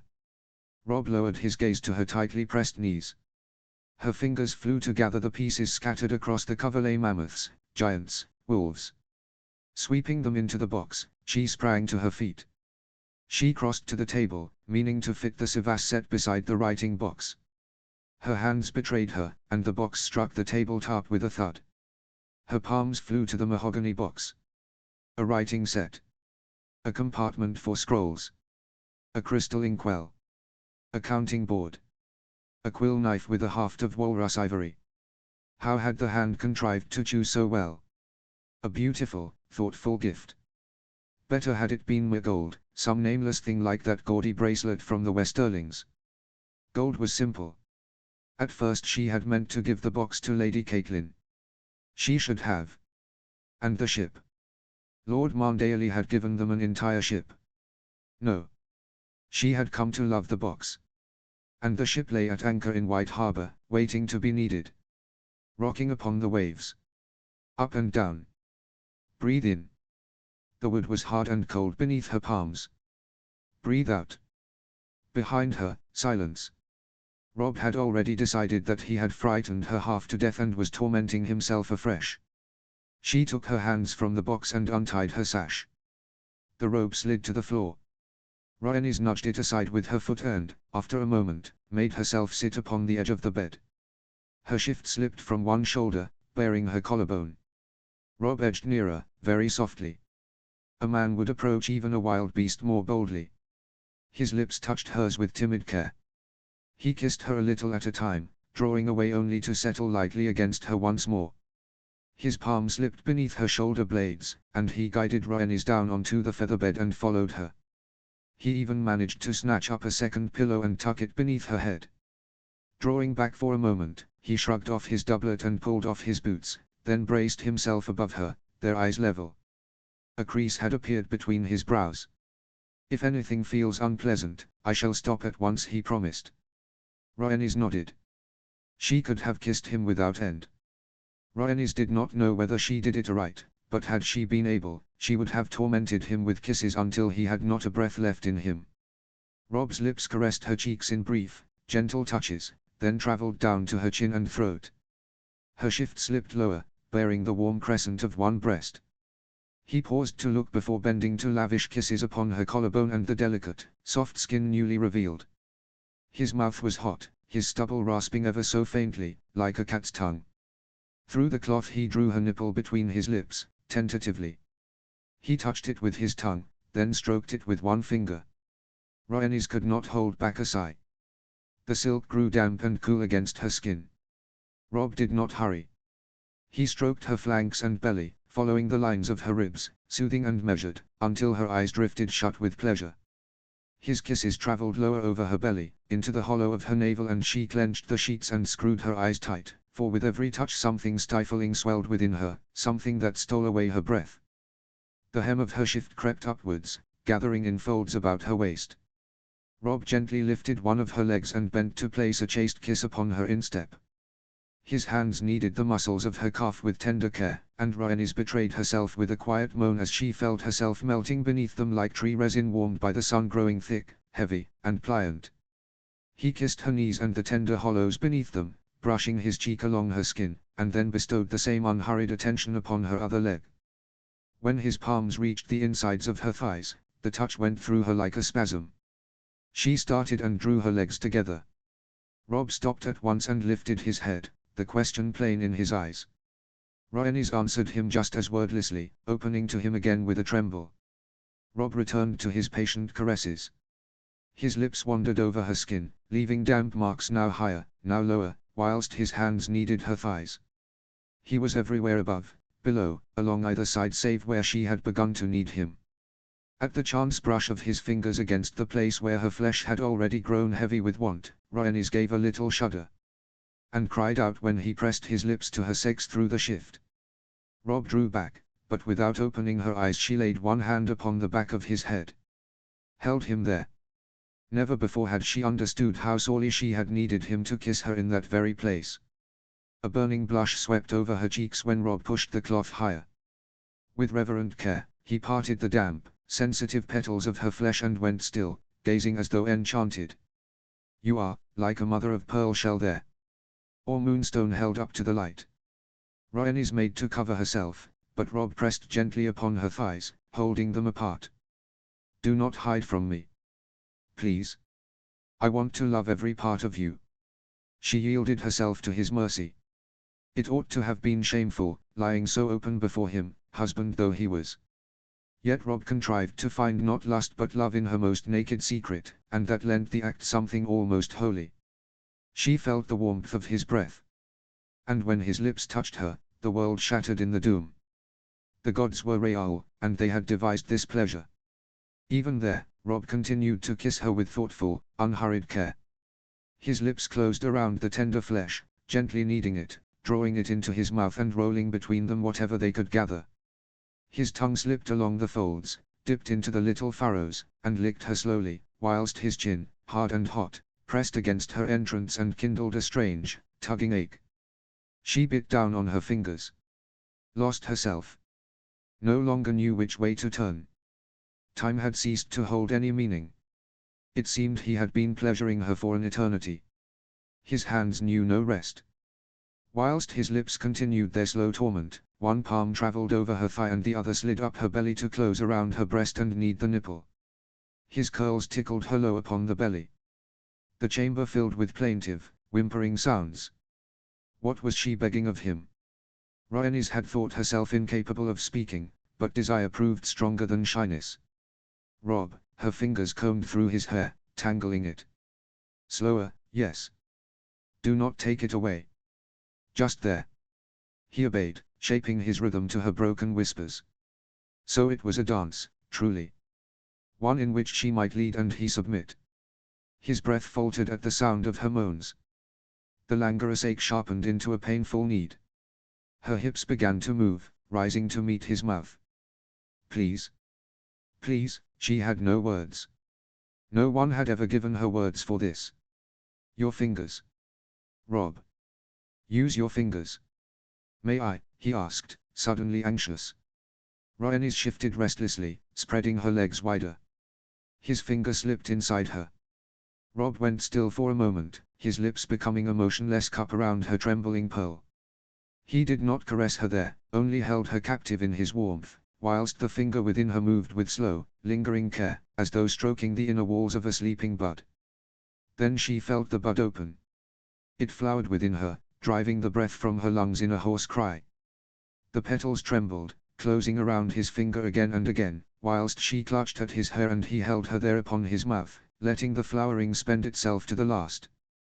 At the very edge of the fading spasms, whilst her body still tossed in the echoes of pleasure, Rob shuddered. The finger within her began to tremble, his moan was smothered against her wet flesh. His hips pressed helplessly into the featherbed once, and then again, and he went slack, his brow coming to rest against her belly. He had not touched himself. Not once. His pleasure had ripened and spilled from the taste of her flowering. From her alone. Rhaenys lay helplessly upon her back, her arms flung wide. Her shift remained bunched somewhere beneath her collarbones, leaving her breasts and belly bare, the sweat upon them slowly cooling. She had no strength to pull it down. With a heavy breath, Robb rolled aside and came to rest somewhere near her feet. He covered his eyes with one forearm, his chest rising fast and unevenly. For a while they merely lay there, both of them stunned. "What else did Uncle Oberyn tell you?" Robb gave a quiet chuckle. His lips pressed against her ankle bone. "I thought I would last," he muttered, resting his brow against her shin. "Come here." He dragged himself higher. When Robb bent over her, she had just enough time to wonder, "Will I taste myself?" And she did. The taste lingered upon his tongue, tart and spiced, like the flesh of a ripe plum dried in the sun. Not unpleasant in the least, but deeply stirring in its intimacy. The kiss did not last long. Robb drew away with a grimace and tugged at the cloth clinging to her thigh. "Take it off." Her shift vanished into the half-light, as did his breeches. Rhaenys sat up, and Robb settled upon the featherbed opposite her. Their knees touched. His thighs came between hers, and hers between his. Their legs tangled together. Rhaenys laid a hand upon his chest. His heart struck dully against her palm. Robb gave a great shudder. "Here." He covered her hand with his own and pressed it more firmly against him. The nipple beneath her fingers tightened. Rhaenys stroked it, and Robb screwed his eyes shut. A sound she had never heard from him before broke from his throat. She remembered that. His palms traveled over her collarbones, kneaded her breasts, and wandered down to her elbows, yet nothing in her answered so keenly as the unexpected touch upon her wrist. A fluttering warmth ran up her arm and scattered into prickles across her shoulders. "Here," Robb said with a crooked smile. He traced the delicate skin with his fingertips, up and down, barely touching, as though plucking the strings of a harp. Rhaenys gasped. Who would have thought that her wrists, the naked little bones where life beat so close beneath the skin, could make her sex clench wetly? Those needles of pleasure made her crave his warmth, made her press herself into him. Closing her arms around his waist, she buried her face at the base of his throat, parted her lips, and fastened upon the skin above his collarbone. Her teeth caught the taut muscle gently, and her hot mouth drew it in, swallowing his moan with it. Their hips rubbed together in broken, uncertain motions. His hard flesh pressed into the soft hollow of her belly. "Lie down." Robb fell back upon the featherbed, and she climbed astride him, feeling him settle precisely between her wet folds. "Help me," she whispered. "Guide yourself." His fingers, trembling a little, closed around his cock, whilst she lifted herself to make room for him. When she felt the firm touch of him against her, she began to sink down, slowly, painfully slowly. Rhaenys caught her lower lip between her teeth and listened to her body. The pain she had dreaded did not come. So she lowered herself farther, taking him only so deep that the sweet pressure remained shy of discomfort. Robb lifted his hips to meet her, but Rhaenys planted her palms gently against his chest and stopped him. His fingers still gripped his cock at the base. He waited. She rocked her hips cautiously, testing. His flesh answered within her with a dull throb. Rhaenys shifted upon him, searching for the angle that struck sparks in her depths. She rolled her hips in small circles, and whenever the head of his cock brushed some hidden place within, a warm shiver traveled up her spine. Like that she breathed. At last Robb let go and laid both hands upon her hips. She covered his hands with her own and began to move. She rose, feeling his flesh slide along her inner walls until he almost left her, then lowered herself just as slowly, filling herself once more to a pleasant tightness. There was none of the sharpness that had overtaken her before. Yet what was growing within her now was no less a thing. It was as though the flower that had opened beneath his tongue was now putting down roots in the depths of her belly, filling her not with the heat of a sudden blaze, but with a deep and steady warmth. Robb held out for a long while, but her unhurried rhythm was melting him. His breath quickened, and the fingers upon her hips tightened. Breaking the slow pace she had set, he drove himself deep into her as she descended. The body beneath her drew taut. Rhaenys stopped and let him spend inside her. They remained joined for a long while after, their bodies fitted close as one. It was the weariness of the day, and not any wish to part from him, that at last made her roll onto her side. The wetness of their joining ran down her thigh. The sheet beneath them had grown damp. "You know," she said, tracing one finger around the edge of the wet patch, "I think I might come to like this." Robb raised himself upon one elbow. "Wet sheets." "No." Rhaenys prodded him in the ribs. "Being on top." "Ah. That." He moved nearer and bent to brush his lips against her nipple. "Was it comfortable?" She laughed softly. "More comfortable than a saddle, at least." The laugh broke into a brief sigh when his tongue circled the nipple. "You are distracted." "I am listening very carefully," he murmured without lifting his mouth from her breast. Rhaenys slipped one hand into his hair and gently drew his head away. Then she bent to his chest in turn and licked the taut nipple that had trembled beneath her fingers earlier. Robb jerked.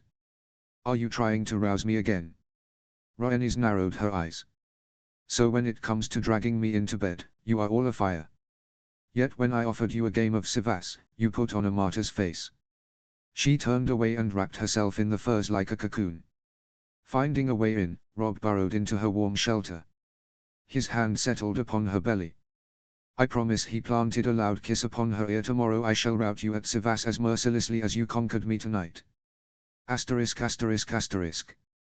The Lord Commander had judged 3 white cloaks more than sufficient to escort the royal family north.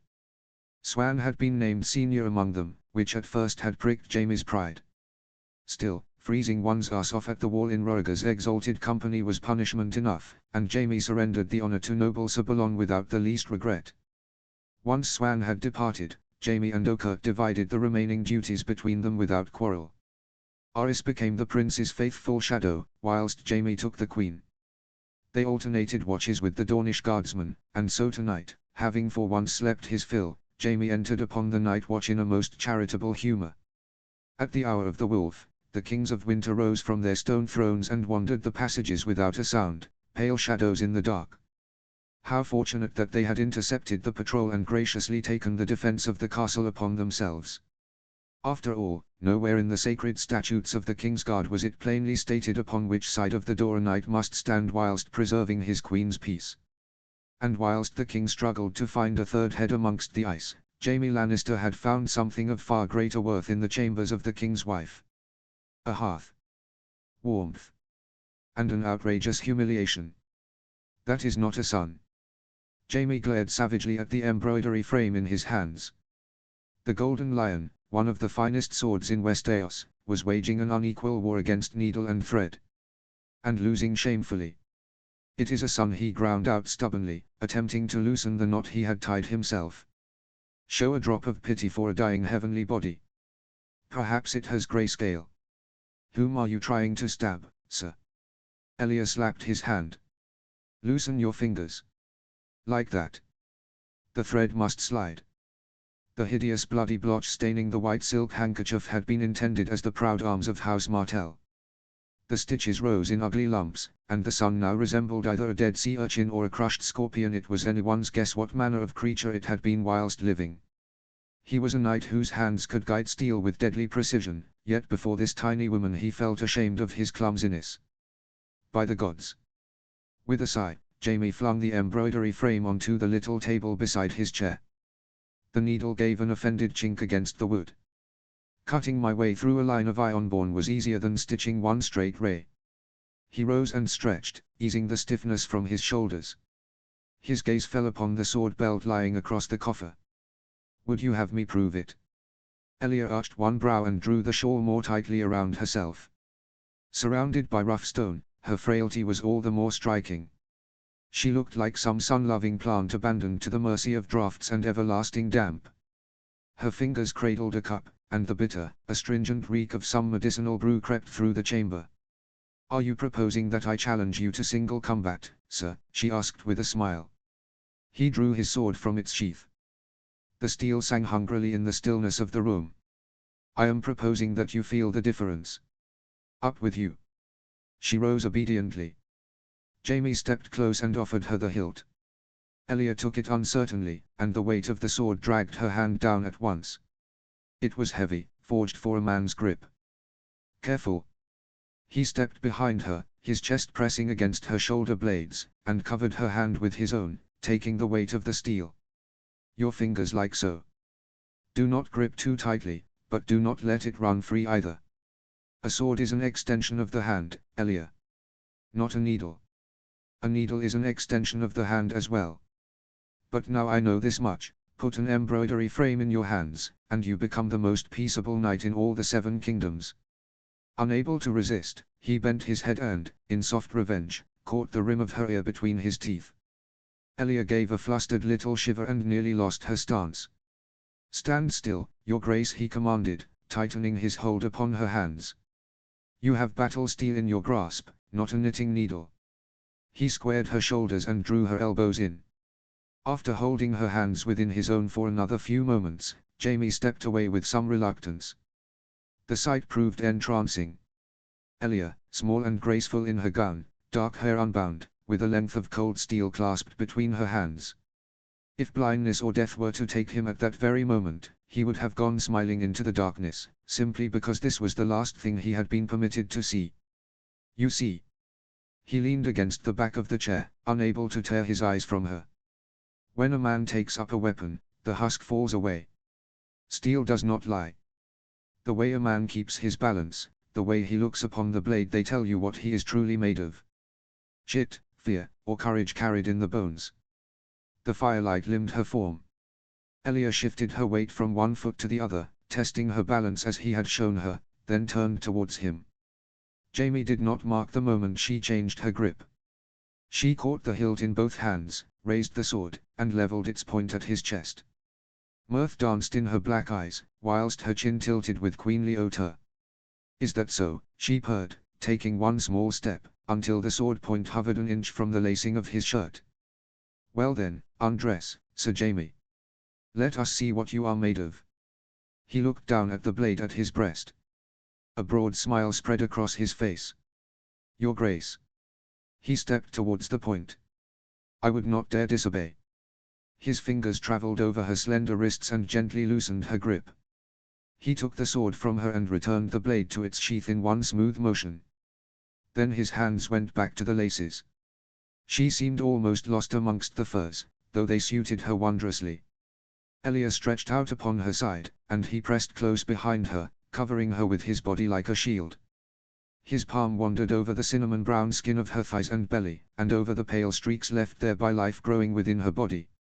Everything about her was different. Her hips did not swell into generous curves, nor did her breasts rise full and heavy. Everything in her was precisely where it ought to be, nothing ostentatious, all of it neat and restrained. Her beauty hid from a direct gaze. To hold her was not like grasping some heavy golden goblet. It was more like discovering the shape of a finely wrought dagger beneath one's hand, or a lute whose strings had not yet learned their tuning. And how she trembled! Her small, hot body drank in every touch of his with hungry eagerness. He buried his face in the curls at the back of her head. Jaime adored her hair. A dark, willful cloud. The soft curls tickled his cheeks and lips. The air tasted of spice, sharp clove warmed by blood orange. That was the scent of his desire. When he entered her, Elia moved back to meet him, pressing her narrow hips into his belly and taking him deeper. His fingers found the wet flesh between her thighs. He had learned her now, she must be caressed in time with his thrusts, steadily and without haste. Then she would arch like a drawn bow, let her head fall back upon his shoulder, and her breaths would grow so sweet that he longed to drink them from her lips. She clenched around him, tight and hot. Quietly, my queen. He drove deliberately deeper. We may be heard.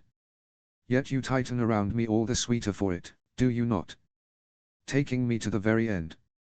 Elia buried her face in the pillow to smother her moan. Her trembling passed into him, and he checked his pace. He almost stilled, rocking his hips only faintly as he waited for the spasms to ease and for her body to reach of its own accord for another thrust.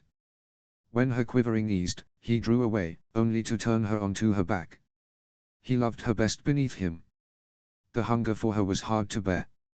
3 long moons he had gone without taking her, 3 long moons without knowing that tight captivity. The hurried kisses they stole in corners had been laughably meager, allowing them no true chance to become one. The beginning came back to him only in broken pieces, as though it had happened to some other man. Roriger had scarcely returned from the war, Elia had scarcely become queen, when she departed for the Water Gardens. The court did not see her for 2 years, and no sooner had she returned than her daughter was taken from her. From that day onward, all that still drew breath between her and Roriger died.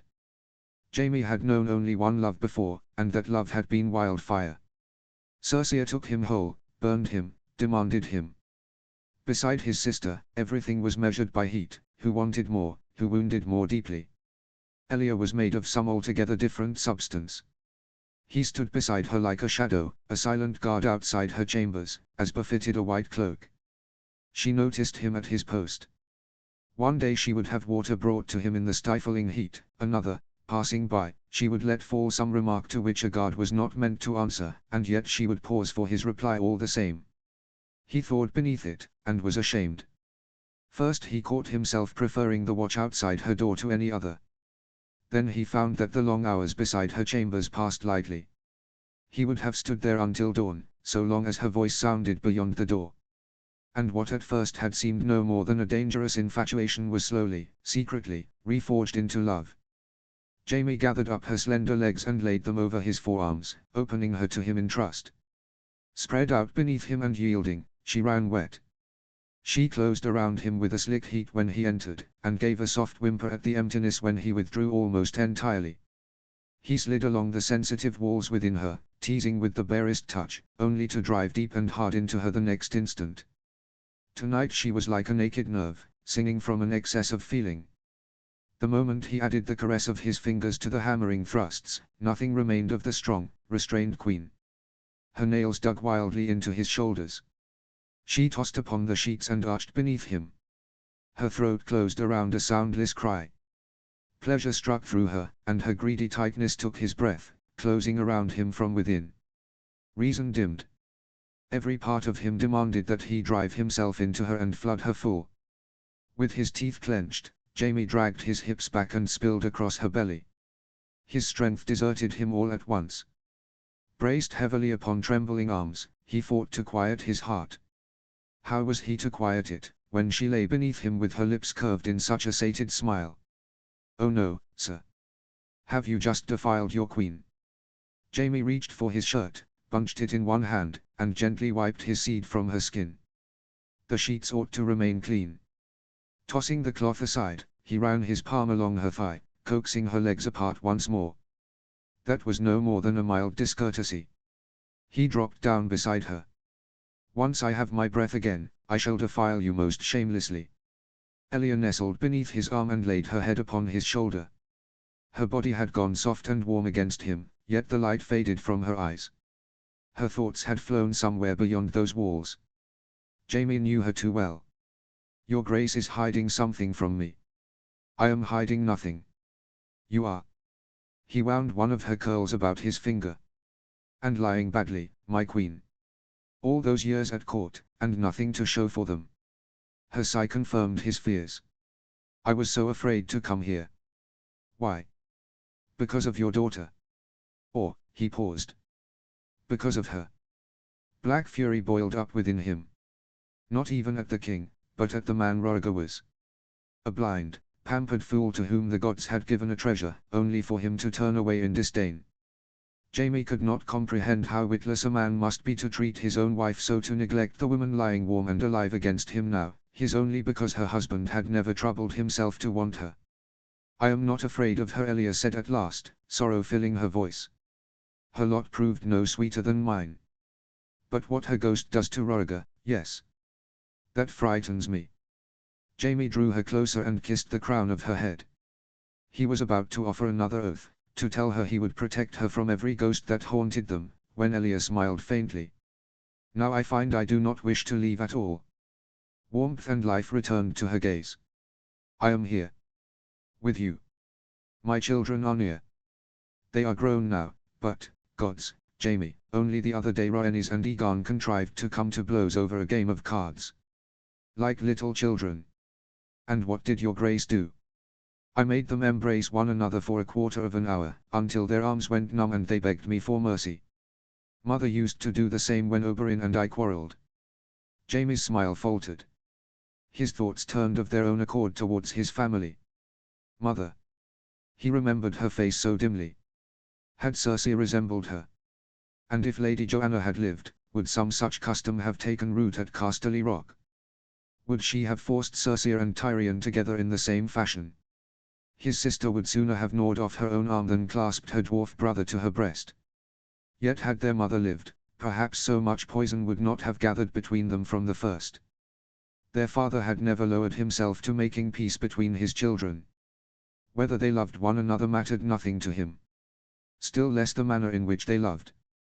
The warmth of Elia's body crowded out everything that burned within him and smothered it. She laughed at some memory of her own, though the sound soon faded. She pressed her cheek to his chest. When I was little, I was ill so often that sometimes I could not leave my bed for weeks.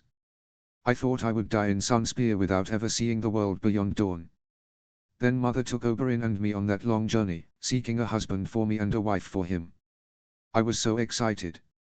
Every new castle seemed fairer than the last. And when I was presented to the prince, Elia faltered. Jaime made himself hold his tongue and stroked her bare back. He was so beautiful, she finished apologetically. How could I, a foolish, dazzled girl, have refused him? I thought that was what happiness looked like. If not for my father's pride, Jaime began bitterly, but Elia pressed one finger gently to his lips. Had things gone otherwise, we would have become different people as well. I do not want some other Jaime Lannister. I want this one. With all his sins, his scars, and, she reached up and caught his lower lip between her teeth. His dreadful manners. The bitterness of the past melted away beneath the heat that flooded his veins anew. Is that so? He pressed her down into the bed. Then my queen means to reward insolence. His fingers slipped lower, tangling in the damp curls, and found at once the place that made Elia arch sharply, straining towards his hand. Then hold fast to me, your grace. By dawn, you will remember no name in all the 7 kingdoms but mine. Notes. Apparently, some talents do run in the family. A small heads up, the next chapter may take me around 3 weeks to post. Please bear with me and wait for it, I promise I'll be back. And thank you so much for helping this work pass 100 kudos. I'm truly grateful. Chapter 8, Licentia. Notes. Dearest gentle reader. Thank God humanity invented fan fiction, because what the hell was this week? We have the cursed child at home. This story remains based solely on the book canon and my own imagination. Now, let us all take a breath and enjoy the new chapter. Licentia, Latin for freedom, license or liberty. But was it wise to take so many liberties? See the end of the chapter for more notes. Chapter text. New moon. His Grace King Rhaegar departed for the wall at dawn. Weather clear, dew heavy. 2 ravens dispatched, to the citadel and White Harbour. Stores sufficient. The fishing is good. From the records of Maester Lewin. The morning broke crisp and bright. A biting chill made him draw his woolen cloak tighter, but true cold was still a long way off. There was no hint of snow. The grass shone silver with heavy dew, and a light mist lay low over the water. They had chosen a gently sloping bank beside a little river that wound along the very edge of the Wolf's Wood. Jon Connington watched the float bob upon the water, gripping a rod of supple ash in both hands. Breathing in the rich scent of pine needles and damp earth, he might almost have praised the 7. The water, the morning sun tangled in the crowns of the pines, the simple, honest pleasure of a fish taking the bait. Jon loved to fish. Ned Stark cast his line into a quiet pool. At court, the Lord of Winterfell was held to be a taciturn man. He had no gift for idle talk, in truth, yet just then Connington could not have wished for better company. She's taken it. The float vanished beneath the water. Jon struck, and a silver fish came thrashing onto the bank. Ned glanced at the catch and nodded. River trout. They are always fat here by summer's end. Farther downstream, in the still water, you may take a pike. Pike are all bones. More trouble than they are worth. John tore the fish from the hook and tossed it into the creel, where it drummed hollowly against the withes. This one will roast nicely in the coals. Our cook bakes them with garlic. Catch enough, and there will be a fine pie for supper. Ned adjusted the bait and cast his line once more, watching intently as the ripples spread. Do you fish often, Lord Conington? When I have the time. The fishing is different in the south. John crushed a clod of wet earth between his fingers, found a fresh worm, and deftly worked the hook through it. The rocks are steeper, the water warmer. It is quiet here. The birds do not shriek so much. Silence settled between them once more, broken only by the low lap of water against stone. It was time to cast the true bait. That, after all, was why he had risen before dawn. The whole scheme stank. To wrench the Lord of Winterfell away to the capital was to leave the vast north in the hands of a green boy and a dragon princess. A finely wrought snare, cut the wolf off from his pack, lead him south, and bend Winterfell beneath the crown. Some whisperer from King's Landing would have woven lace out of great honors and the needs of the realm, all the while casting dust in Stark's eyes. John had no skill for such work, nor would he have stooped to it. This man scented falsehood quicker than a hound scented blood. John looked across the quiet pool. A good place. He could have found no better ground for such a talk. I will not mince words, Lord Stark. I did not come solely for your trout. Ned did not stir. Slowly, he raised his eyes from the dark water and looked at John from beneath his knitted brows. He had caught the scent of trouble. Now he waited. His fingers rested easily upon the rod, yet something in him had gathered itself the way a sentry, hearing a rustle in the darkness, closes his hand about the shaft of his spear. There is not one man on the small council whom I would trust beside me on a scouting ride. Every one of them is clever, useful, and for sale. John kept his eyes upon the float. I know how to wage war, but not how to catch rats within my own walls. I need a man I can trust at my back whilst I face the foe before me. As at Stony September. Of all the battles he had fought, he chose the one he had lost. John remembered that town down to its last alley. Robert Baratheon had been bleeding behind its walls, and smoking him out should have been simple enough. Put the quarters to the torch, and the rebellion would have choked in its cradle. He, young fool that he was, had pitied the townsfolk, who had hidden in their cellars not the rebel he sought, but their own children. He searched houses when he should have burned them. Mercy had cost him dear. Aerys tore the chain from the neck he had held so proudly high, the neck of a vainglorious boy who believed loyalty made him indispensable, and flung him across the narrow sea. Proud Red Griffin. Rhaegar's faithful sword. His friend, his stay, all but the pledge of victory itself. What splendid names for a man who could not take one wretched little town. In Essos, John had condemned himself without cease. Not for sparing the town, that he had never regretted, not for a day. He was a soldier, not a butcher. A noble thought. Almost a comfort. He might have gone on taking comfort from it, had another not lain hidden beneath. He had let Baratheon escape. Left his prince alone to face the rebellion whilst he rotted across the sea, and flattered himself that his absence might yet have some weight. Rhaegar had won at the Trident without him. When those bells rang, we stood on opposite sides, Lord Conington. You fought for your friend and your family. I fought for my king. That day my steel cut short the Arryn line and nearly sent Lord Tully to his forefathers. Denys was a noble young man. A knight. In war, knights die first, John said, without regret, but without pride. I did my duty. I cut down every man who stood between me and the rebel. Had we met blade to blade that day, I would have driven my sword through your breast without hesitation. A shadow of old fury flared in Ned's eyes. For an instant, it seemed he might cast aside his rod and reach for his belt. He stared at John for a long while before forcing out a curt nod. And I would have tried to take your head. And perhaps you would have. I had lost a deal of blood by then. Your steel was honest, Lord Conington. There it was. Firm ground beneath his feet. The first bridge was laid. That is why I speak plainly to you. No one in King's Landing will meet you in a fair fight. They will slip poison into your cup, lay a forged letter before you, or by your men. I need a master of laws. Master of laws, Ned repeated, his voice flat. a man who knows the worth of justice and will not weigh a lord's purse before passing judgment upon him. I do not need your sword. I need your name. Jon watched the current tug at his line. Lord Arryn sat in that chair before you. He tried to scour out the filth, but died before the work was done. Finish his work. Stark's face closed like the gates of a fortress. Jon gave him no time to raise fresh defenses behind them. He struck first. We have just given your heir a princess, and now I mean to drag you south. Do you think I will swear it is mere chance, that the crown simply found itself in need of your wise counsel? I will not take you for a fool. Here is the truth of it, the crown sleeps easier when you are where it can see you. And I need a loyal counselor at my side. Those two truths do not war with one another.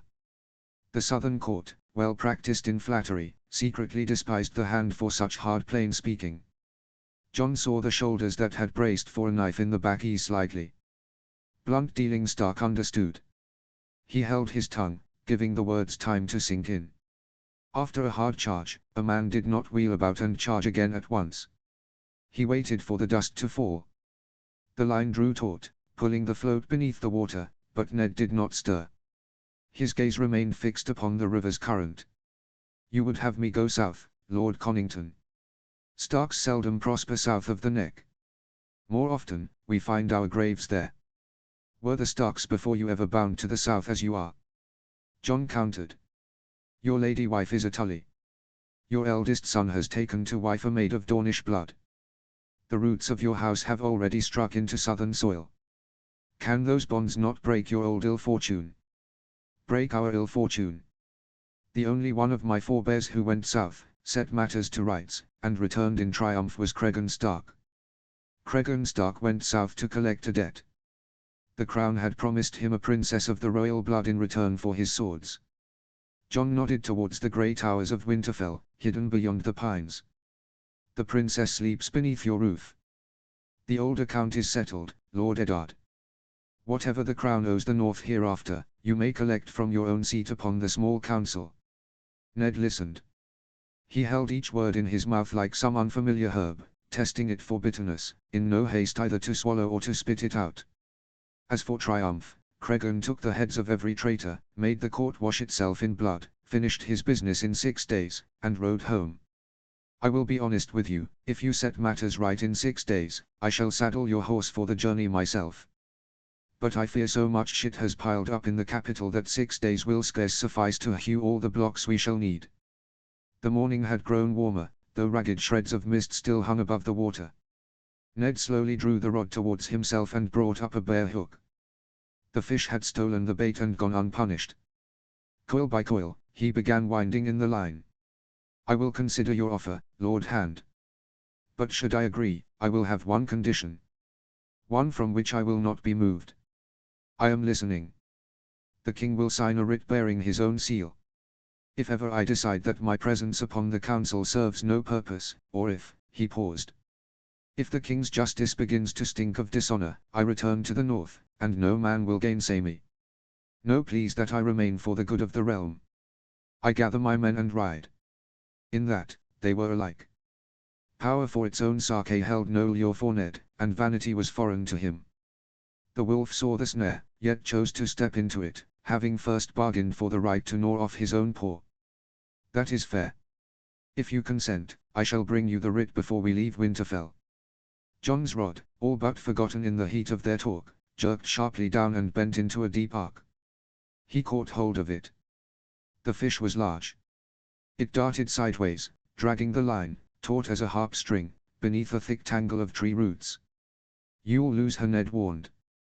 She has gone beneath the snag. Pull hard and she will break the line, and you cannot reach her from the bank. Jon cast aside his cloak and stepped into the river. My lord, Stark began, startled by his sudden haste, but broke off. Connington sank knee-deep. The water burned, biting through leather boots and woolen breeches and straight to the bone. Cursing, Jon thrust the rod into Ned's hands, plunged his arms into the river to the elbows, and felt beneath the water for the slick root. Gasping in the river's icy grip, he carefully worked the line free, caught the writhing fish beneath the gills, and hurled a huge trout onto the bank. When John clambered out after it, he could not straighten at once. Cold ran beneath his skin in quick, vicious shudders. His jaw locked, his teeth knocking together. Wet cloth clung to his numbed legs, and his fingers were swollen, red, and aching. Ned drew his knife, crouched over the trout, and stilled its struggles with one quick cut. John pulled the dry cloak around his shoulders. "You must get warm. Else, by the time the king returns, his hand will be abed with a fever." Cramp knotted John's calves. He wrung the water from the hem of his doublet and laughed despite himself. "Believe me, Lord Eddard, a fever is the least dangerous thing a man may catch wearing the hand's chain. Asterisk asterisk asterisk." The cook had shown too liberal a hand with the garlic. John chewed slowly at the pale flesh of the trout, teasing it from the slender ribs, and judged that the man deserved a flogging, yet no dish he had eaten in years had seemed half so fine.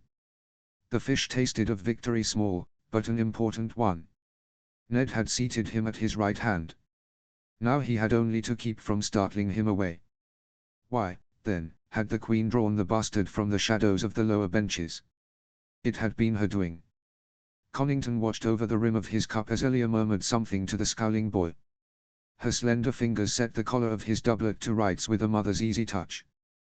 The bastard reddened in blotches all the way to the roots of his hair and, after a short, awkward bow, hastened to lose himself at the far end of the table.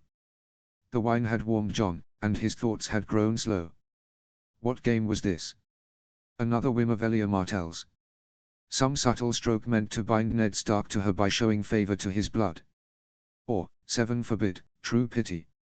His lady wife sat swallowing her gall. Egon came late. The prince strode into the hall with his usual careless ease, then checked as though struck. John followed his gaze. The bastard. Egon looked none too pleased to see him. Strange, when the two of them had spent the past days trailing one another as though sewn together. The ride had gone ill, then. Egon flung himself into the chair beside the hand, his sleeve very nearly sweeping the salt cellar into John's plate. John glanced sidelong at his ward. All day, the prince had meekly endured torment by parchment. For hours they had pored over dreary petitions and checked one wax seal against another.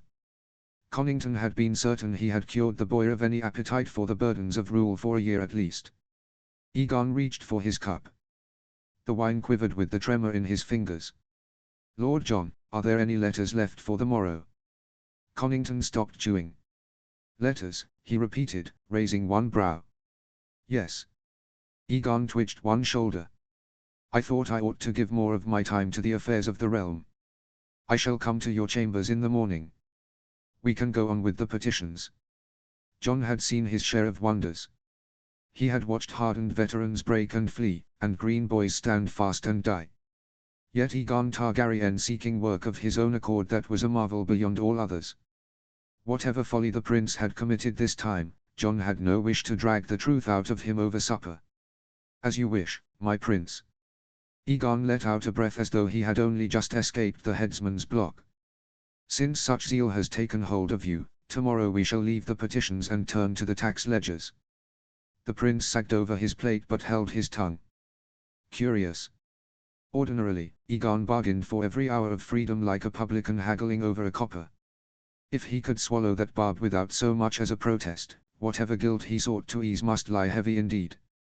John left his ward to brood upon the morrow's torments. A little dread was a lesson in itself, and let his gaze slide further down the table. The heir to Winterfell and his wife sat pressed flank to flank. The boy was forever bending his head towards her, breathing into her ear and murmuring some nonsense, whilst the girl smothered an indecent laugh and nuzzled her cheek against his shoulder. One finger moved lazily over her wrist. Beneath the table, the pup doubtless had his other paw busy amongst her skirts. The princess had changed. Her wild mane had been tamed. Her hair was richly anointed now and fell in heavy, gleaming curls. Perfume rolled off her. The thick, choking reek crept across the table, killing the savor of baked fish. It was Elia's scent. The stink of dawn, which her mother had now rubbed so lavishly into her daughter's hair. Rhaenys broke off her laughter before her husband had done. For another heartbeat, her cheek rested upon his shoulder. Then she lifted her face and looked across the table straight at John. Her eyes cooled. The fingers that had been idly worrying Rob's sleeve went still upon the cloth. Rhaenys scarcely moved. She merely drew herself together, and all her softness sealed itself away. What splendid fish, Lord Stark! The rivers of the north are most generous. Ned raised his eyes from his cup.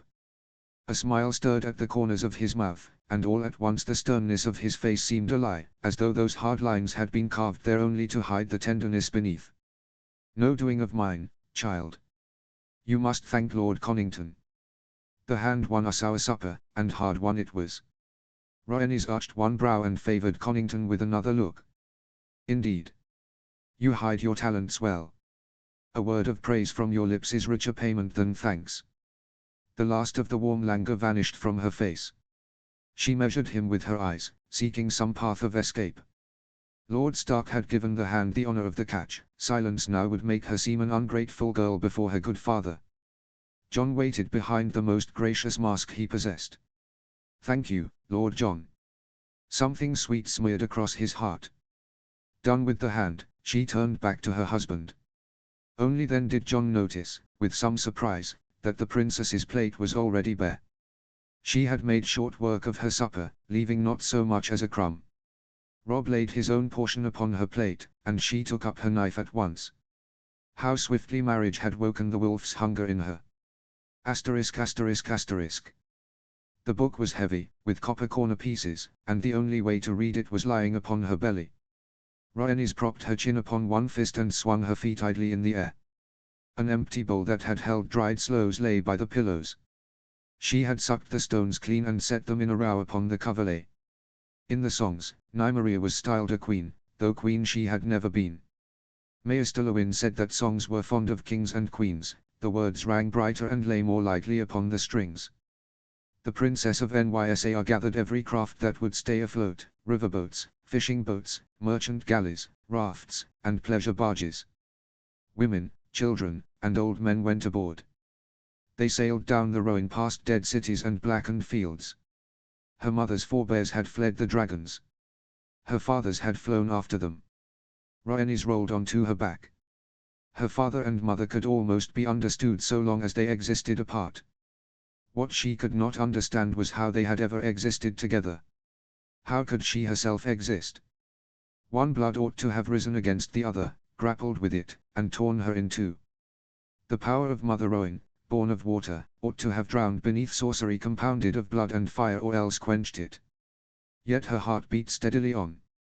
In the polished copper of the book clasp, a Rhoynish face with Valyrian eyes looked back at her. The book had done with wars and turned to men. Nymeria had 7 lovers, it seemed, and each had a chapter to himself. Rhaenys's eyes, which had been racing over the lines, slowed. Yet it had nothing to say of anything that mattered. What were their hands like? Had they smelled pleasant, and what had Nymeria done when they did not endure it, sent them to wash, or sent them away altogether, out of her sight? Which of the 7 had spoken to her afterwards, and which had fallen asleep at once? Had she ever rested a hand in secret upon one man's thigh beneath the table, her counselors all about her? Rhaenys bit down upon her knuckle. The thought was so indecent that heat rose beneath her collarbones, and she thought it again at once. 7 men entered the pages and vanished from them one by one, whilst Nymeria somehow knew each time which to summon, which to keep until morning, which to mourn, and which to outlive.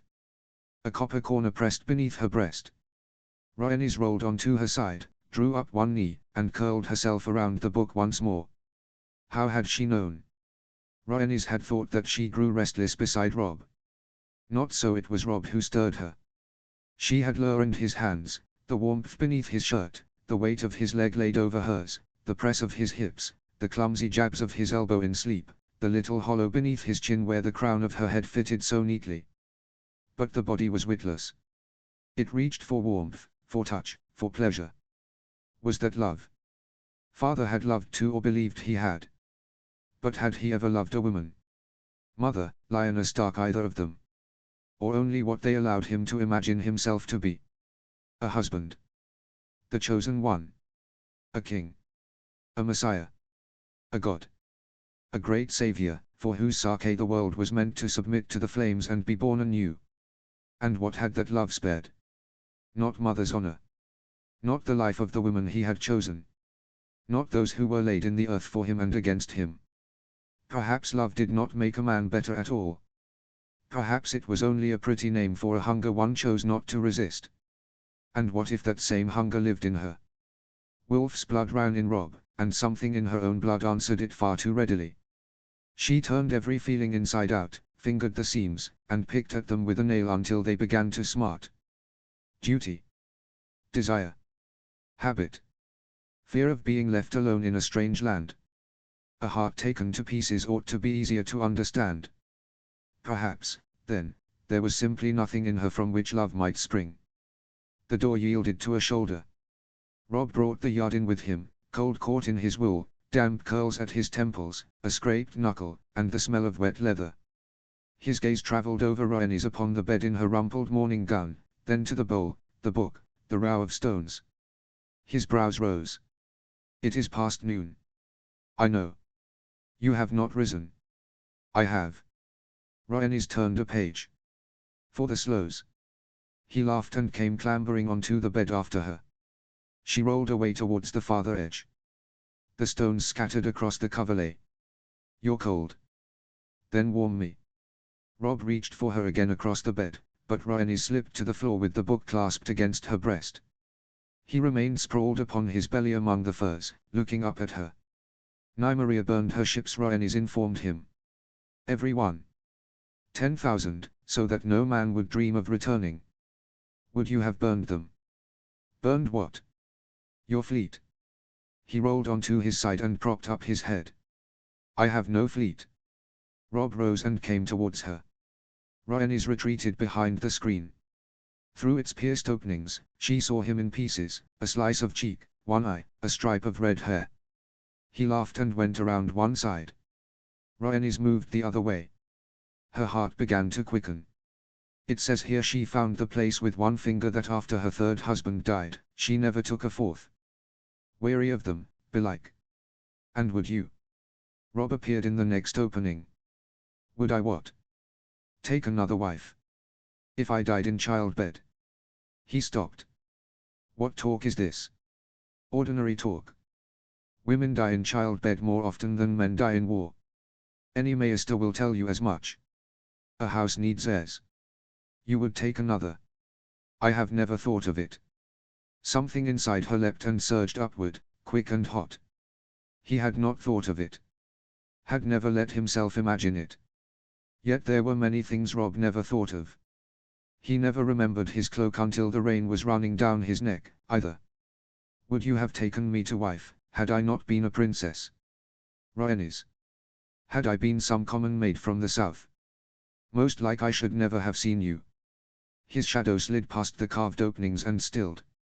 Rhaenys waited for him to add something pretty, that the gods would have brought them together all the same, that his heart would have known her beneath any name. Would you know me amongst other women? She pressed her brow to the carving. The wood was cool against her skin. Suppose 10 of us stood in a row, covered from head to heel, and you were told to choose. His gaze found her through the openings and travelled from her feet to the hem of her gown, up her thigh and along the arm that held the book against her breast. It reached her hair and snagged there. She ceased her circling and let him look his fill. Something sweet twisted low in her belly. Well. Her voice came out less steady than she had meant. Where would I find 9 more like you? Oh, splendid. Even her toes curled. He would have chosen her with his eyes shut, from 100 women, from 1,000. Yet all the north could scarcely have supplied 2 women who looked like her. A stable boy would have chosen her. Septa Mordane could have chosen her blindfolded. Anyone might have done it, and love need not have played any part at all. Not that. Onward. Rob began to circle the screen again, and Rhaenys retreated, keeping it between them. What if you woke one morning and found you no longer wanted me beside you? His steps ceased. What? Imagine it. I cannot. Try. There is no need. Rhaenys clutched the book more tightly. He appeared close by, one eye beneath a frowning brow, framed in a carved opening. You want me to say that one day I shall grow weary of you? She did not answer. The very words made something sour turn within her. What if I grew ugly? You have not even combed your hair this morning. Rob. What? What if I became cruel? You are already. Do not dare. He fell silent. The leather of his boot creaked against the stone. Then do not ask as though you mean to make me answer badly, he said, more softly. Rhaenys drew a nail along one of the openings. A thin splinter slid beneath it, and she worried it free with her teeth. She ought to stop. She heard it in his voice and saw it in the eye between the carved leaves, from which all laughter had vanished. But the right question was there somewhere. One question, and one only, that would rip the whole thing open at a stroke. What if I no longer wished to share your bed? He did not answer at once. I would ask where I had failed you. And if you had not, then I must have failed you somewhere. And if it had nothing to do with you, what would it have to do with me? What in you? I do not know. He went around the screen once more. Again, she slipped away from him. Do you think of such things often? Rob asked. Do you not? Rhaenys came close to the screen. Through one opening she could see his mouth, through another, the edge of his cheek. Rob laid his palm against the carving. I wait, he said at last, and cannot believe that you are beside me. His fingers poked through the openings, and she wanted so badly to press her lips to them that she trembled. He had not understood. Or perhaps he understood it all so simply that his understanding was worth nothing. She searched herself for the feeling several times each day, turning it this way and that, holding it up to the light like a money corner inspecting a coin for clipped edges. You are not listening to me. I do not know how to say it as you need me to. Rhaenys clenched her teeth and stepped back. The screen rocked, one of its feet knocking against the floor. Rob came around it, but made no further attempt to catch her. He sat upon the chest, laid his palms upon his knees, and began to wait. She knew he would sit there for as long as need be, an hour, half the day, until she ceased hiding or bade him leave. The screen had changed from a refuge into a pen. Rhaenys stepped out. Rob lifted his head, weariness plain upon his face. On the table, beside the remains of her morning meal, lay a little bone-handled knife of the sort used for paring apples. If words could not name it, perhaps blood might. Give me your hand. Rob held out his palm. He did not ask whose gods required this, nor what was meant to come of it. He did not tell her to cease her foolishness. He turned his palm upwards and steadied his fingers with the other hand, to make it easier for her. What had mingled could not be parted. Rhaenys cut the pad of his finger. He flinched. Then she cut her own. The blade bit more sharply than she had expected, and the blood welled reluctantly, a single dark bead. Rhaenys took his hand and drew his finger across her lips. Then she drew her own across his. The blood spread thinly, leaving a red line upon his lower lip. He did not move. He was no longer laughing. He watched her so intently that she almost turned away. Rhaenys leaned forwards. Salt. Rob's lips were rough at the edges. For one heartbeat he did not answer her. Then his hand settled upon her elbow, holding her there as though she might flee again, and rose to the nape of her neck, burying itself in her hair. The blood upon their mouths smeared, and the taste went deeper. Now, the blood ought to part truth from habit, gratitude, and fear. All that was shifting and false ought to burn away, as Nymeria's fleet had burned. Rhaenys closed her eyes and listened to herself with all the care she possessed. Nothing turned within her. Nothing struck. Nothing spoke in her own voice. She found only what she had always found, warmth, the desire to press closer, the peace of his hand upon her elbow, and the fear that the hand might leave her. Rhaenys opened her eyes. Rob was watching her, waiting to see what came next. The red line upon his lip had begun to dry. She raised her finger to show him that the bleeding had stopped. He caught her by the wrist. Slowly, he turned her hand towards the light and studied the cut. His finger passed over her palm. He raised her hand to his face and breathed warmth across the sore fingertip. Goose flesh prickled across her shoulders. Then he took the finger into his mouth. Slowly, as far as the first knuckle. His tongue passed over the cut where it smarted. Rob. He did not release her. His teeth grazed her knuckle, and one corner of his mouth curved in a smile. He knew full well that he was behaving indecently and regretted it not at all. Everything she had been holding inside her head dropped suddenly lower and grew heavy there. There. She held the feeling at its crest, already knowing what she would tell herself afterwards. The body. It was all her body. Does it hurt? Rhaenys shook her head. Oh, afterwards. Everything afterwards. He rose from the chest without surrendering her finger, drawing her after him by it. Then he bent and passed his lips over the red line he had left upon them, wiping it away. Who is to put me back together? You have 3 serving girls. His palm slipped beneath her skirts, over her stocking, and climbed towards the garter. With his other hand, he drew the ribbon from her lacing and began winding it about his fist. They will talk. Let them talk. Robb guided her backwards towards the bed. What am I forbidden to do with my own wife? Afterwards, Rhaenys found slow stones in the most improper places. Robb lay crosswise upon the bed, one arm behind his head, watching through lowered lashes as she picked them from her hair. He had no intention of helping. It pleased him far too much to watch. His free hand began to roam.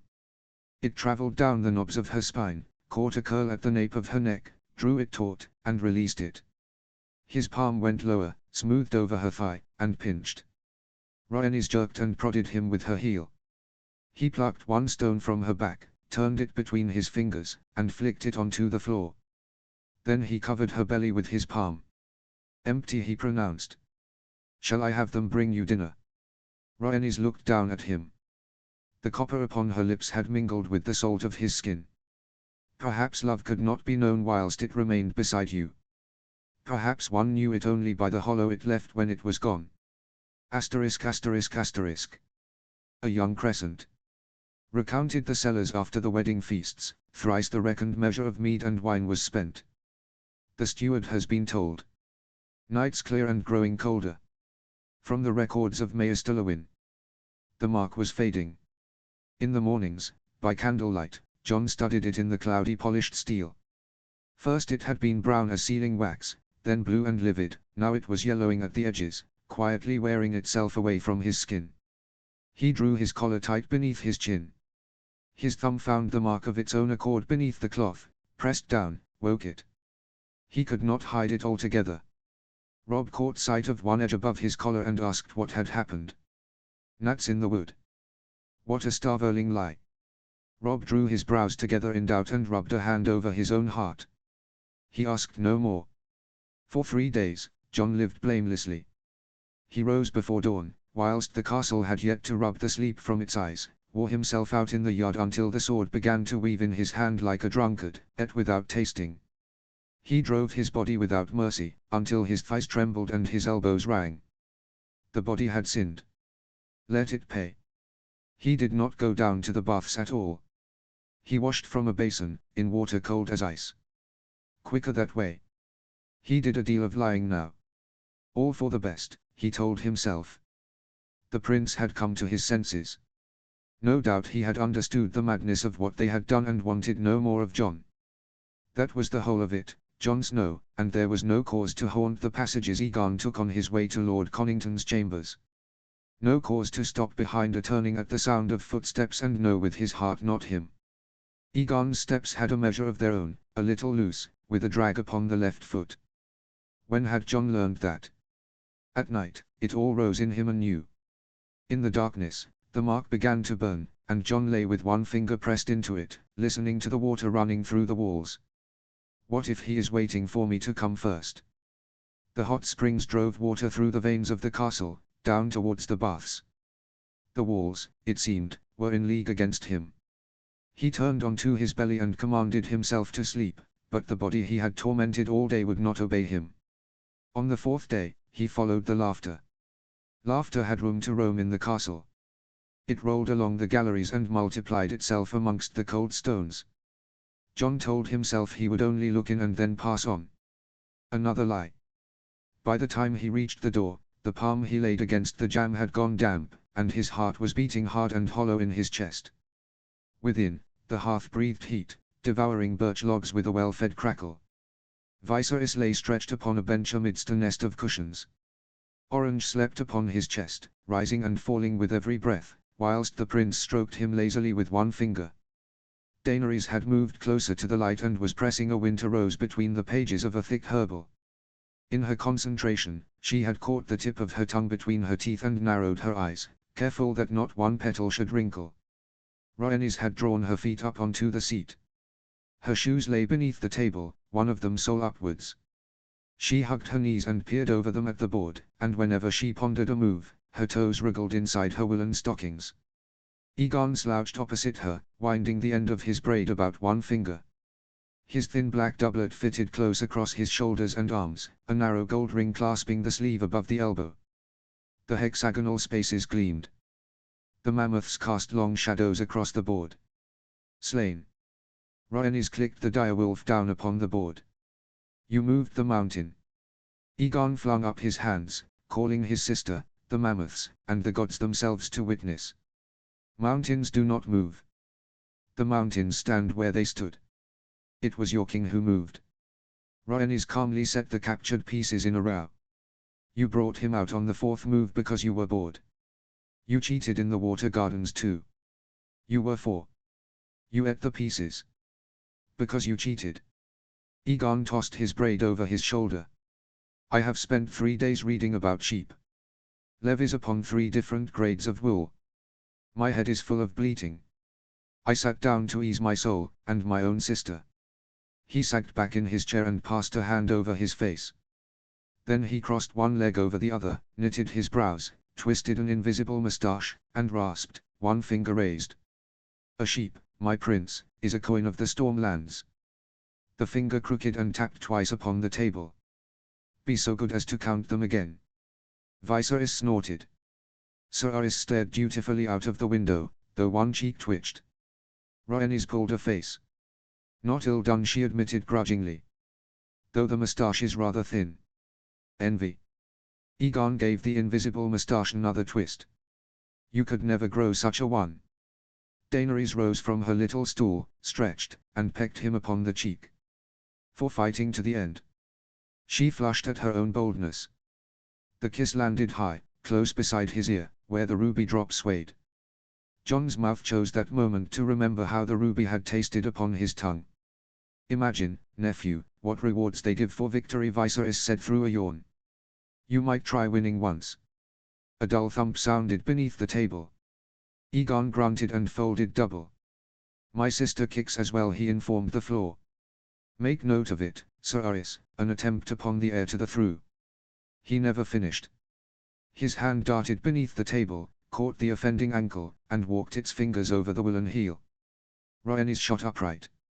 She gasped and thrashed, tugging her foot towards her, whilst her free heel struck the underside of the table. The board jumped. Mammoths tumbled to the floor. Upon Viserys' chest, Orange twitched his ears in his sleep. Yield. Never, she was choking upon her laughter. Not, in this life. Aegon lifted his flushed face. Something dropped in Jon's chest and leapt into his throat. The prince's eyes flew wide, his lashes catching the light in a fine silver line. The laughter went out of him all at once.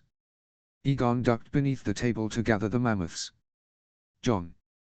Rhaenys tugged her rumpled sleeve into place. Play with him. I have grown weary of these accusations. Or do you mean to accuse him of dishonor as well, little brother? Aegon struck the crown of his head against the table. He hissed angrily, rubbed the bruised place, and muttered something under his breath. Jon lowered his eyes. Was there any honor left in him? By that reckoning, Robb was the only man in the castle who still lived by honor, and he had ridden out with his father to accompany the departing Umbers as far as Long Lake, whilst Jon wore out the passages, hunting for so much as a glimpse of Aegon's back or his shadow slipping around a corner. Now the prince was being offered to him across the table. How could he refuse? I will play, your highness. Rhaenys lowered her legs and felt for her shoes with her toes. She held out her hands for Orange, but the kitten at once dug his little claws into Viserys' doublet and splayed his paws, bracing himself with his whole tiny body. A lilac ribbon was tied about his neck, threaded with a carnelian bead in a silver setting. When Rhaenys tugged him towards her, the bead swung and chinked softly against the fastening beneath it. "Do not take him." Viserys covered Orange with his hand. Beneath his long fingers, the kitten vanished entirely.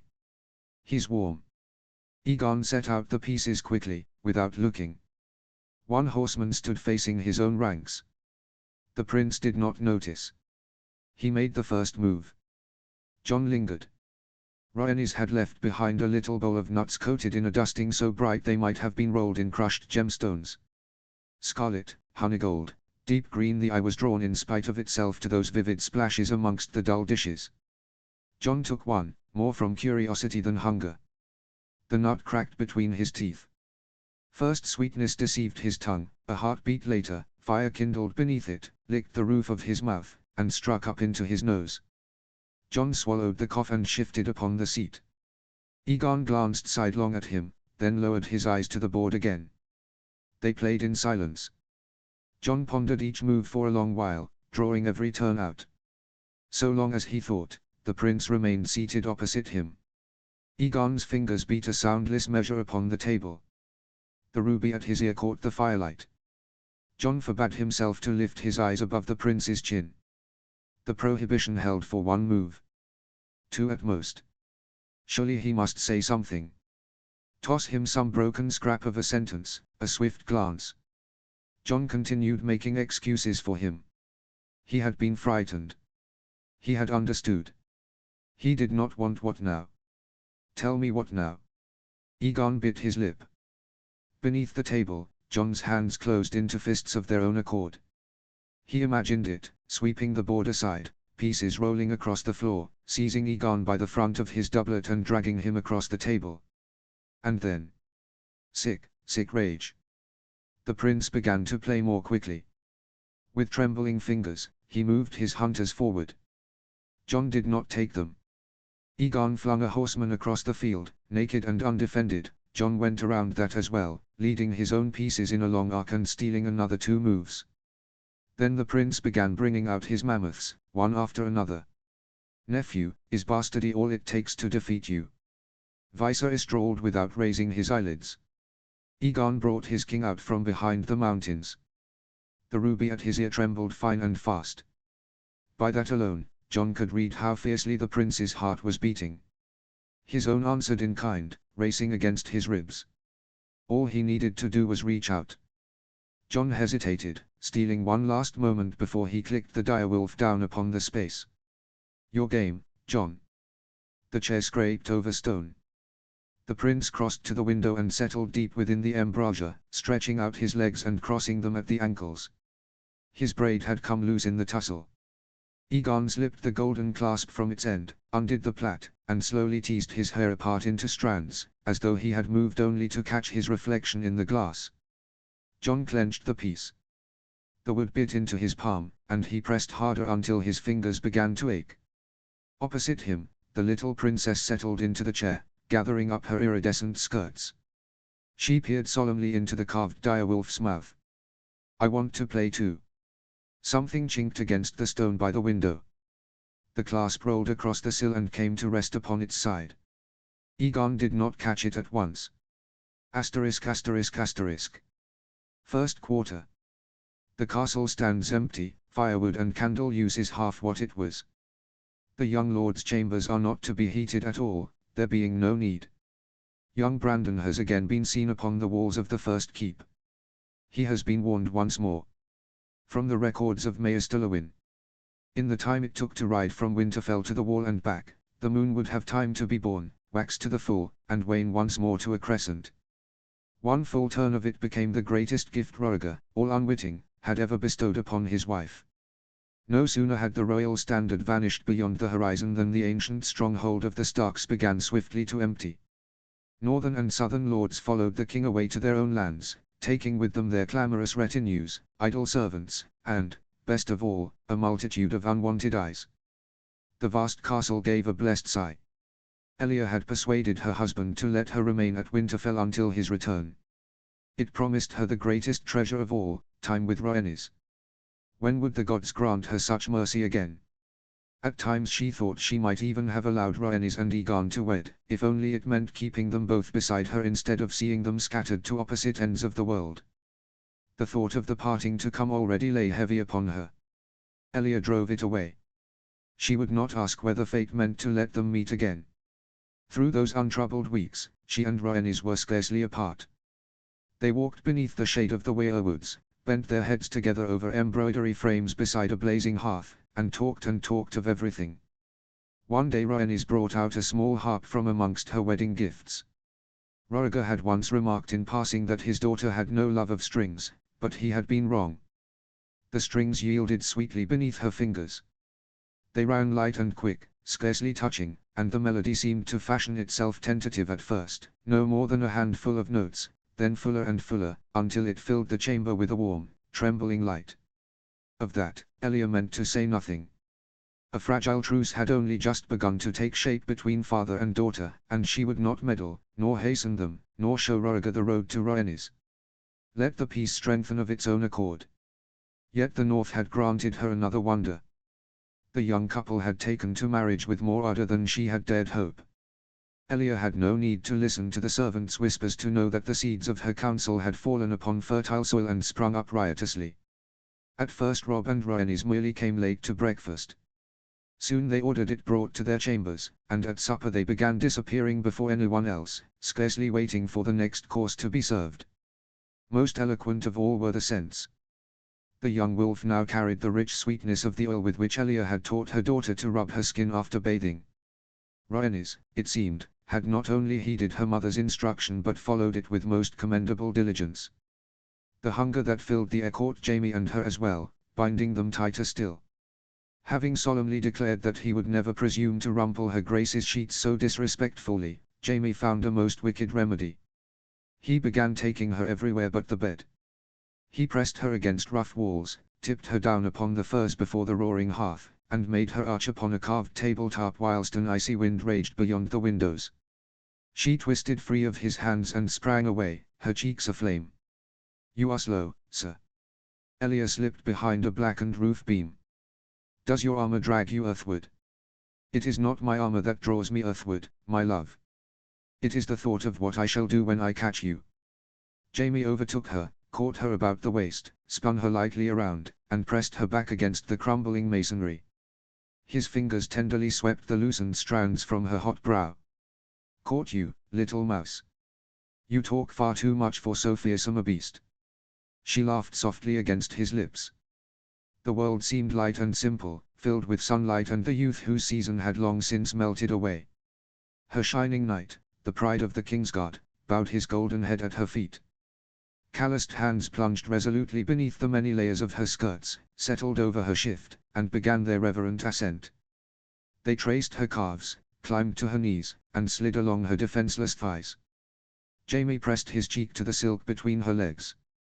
Her trembling fingers buried themselves in his hair, combing through strands that shone in the half-light like sunlight spilled across stone. Languor drew her under.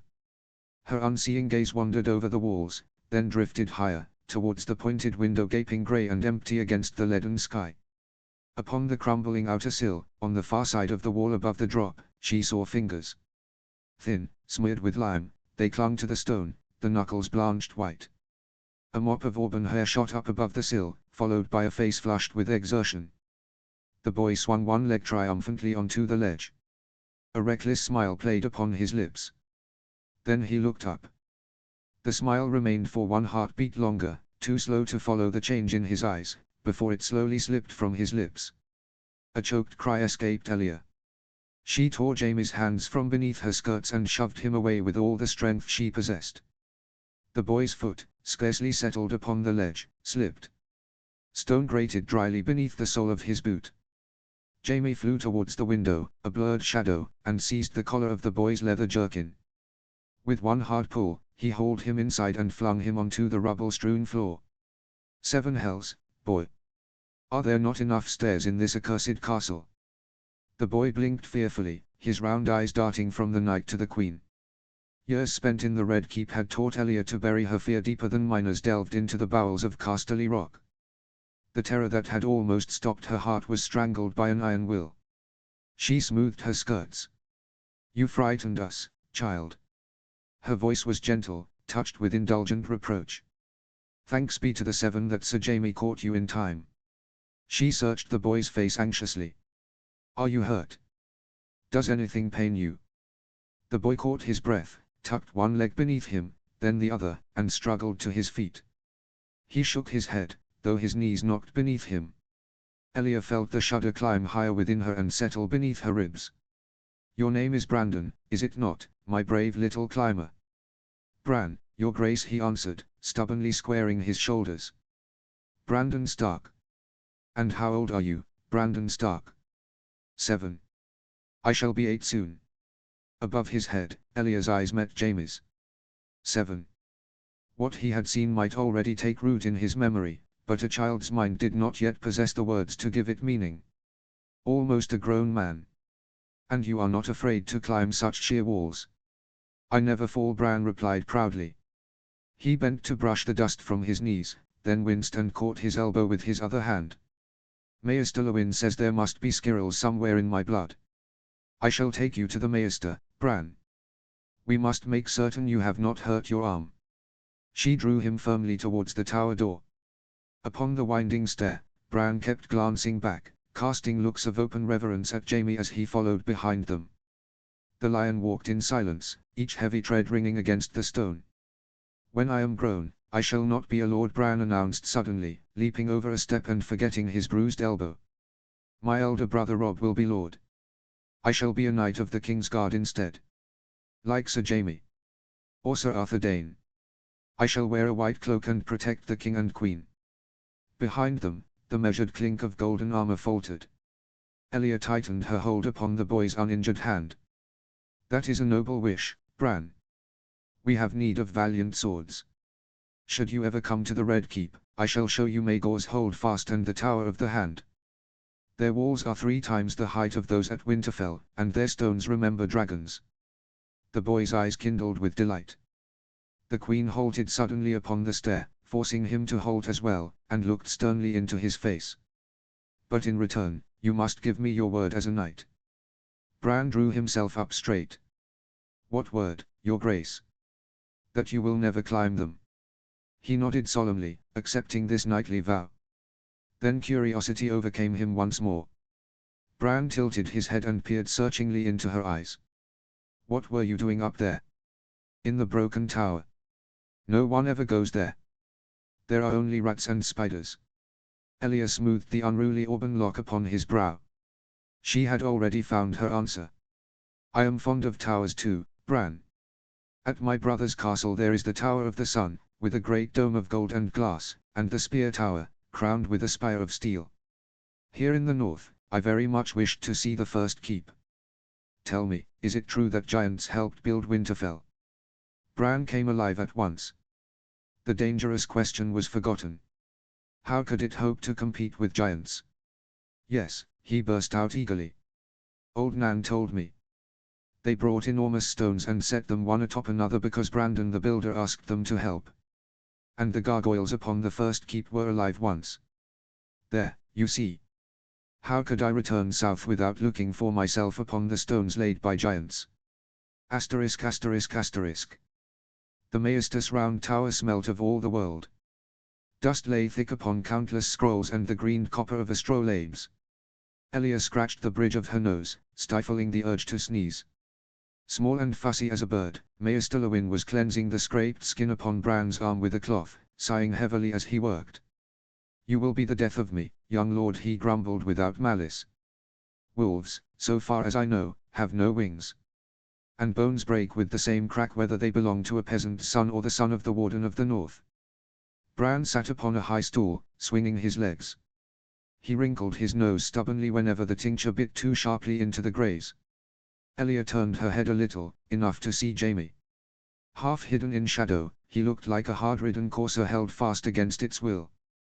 In the chill draught, heat shimmered from his golden armor and hair, steam rose from him as from a horse fresh from the gallop, betraying the storm he labored to master. Her own heart beat wild and painfully. She had to lock her fingers together, dead tight. How could she have been so careless?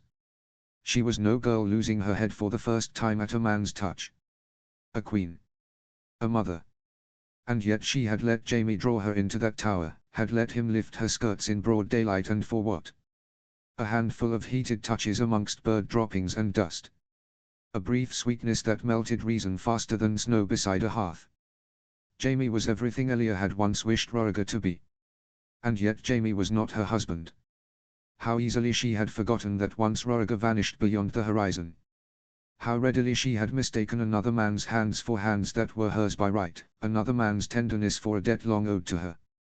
As though years of loneliness could release her from her vows.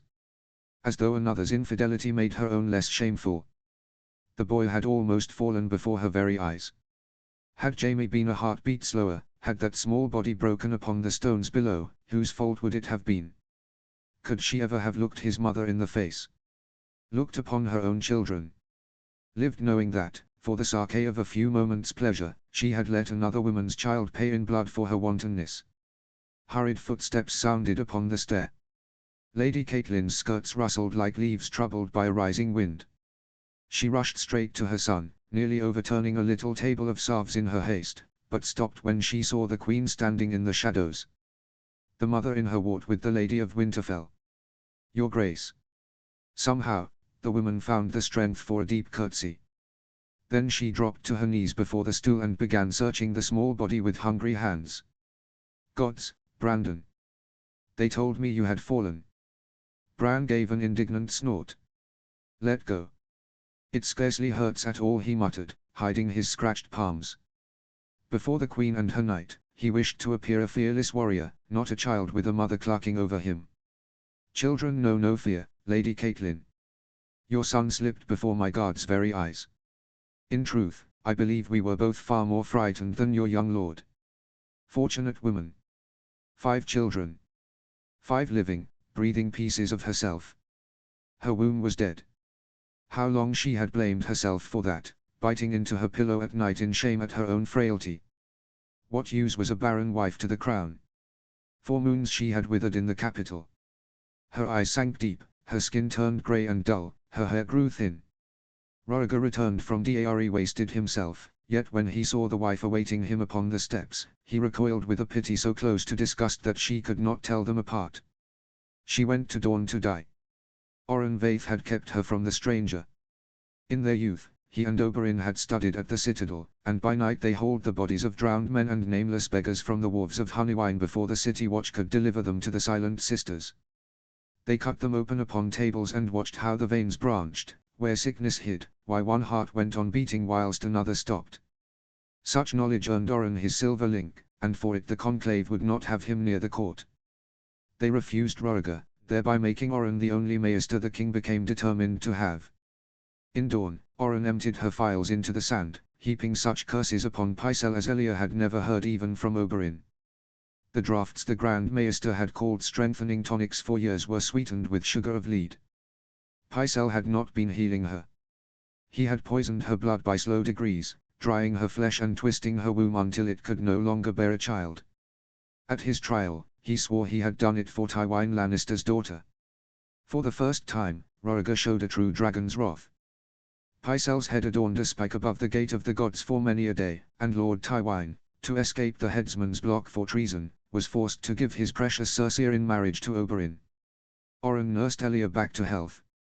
He restored the color to her cheeks and life to her body, then began brewing her a draught less ruinous to the innards than moon tea.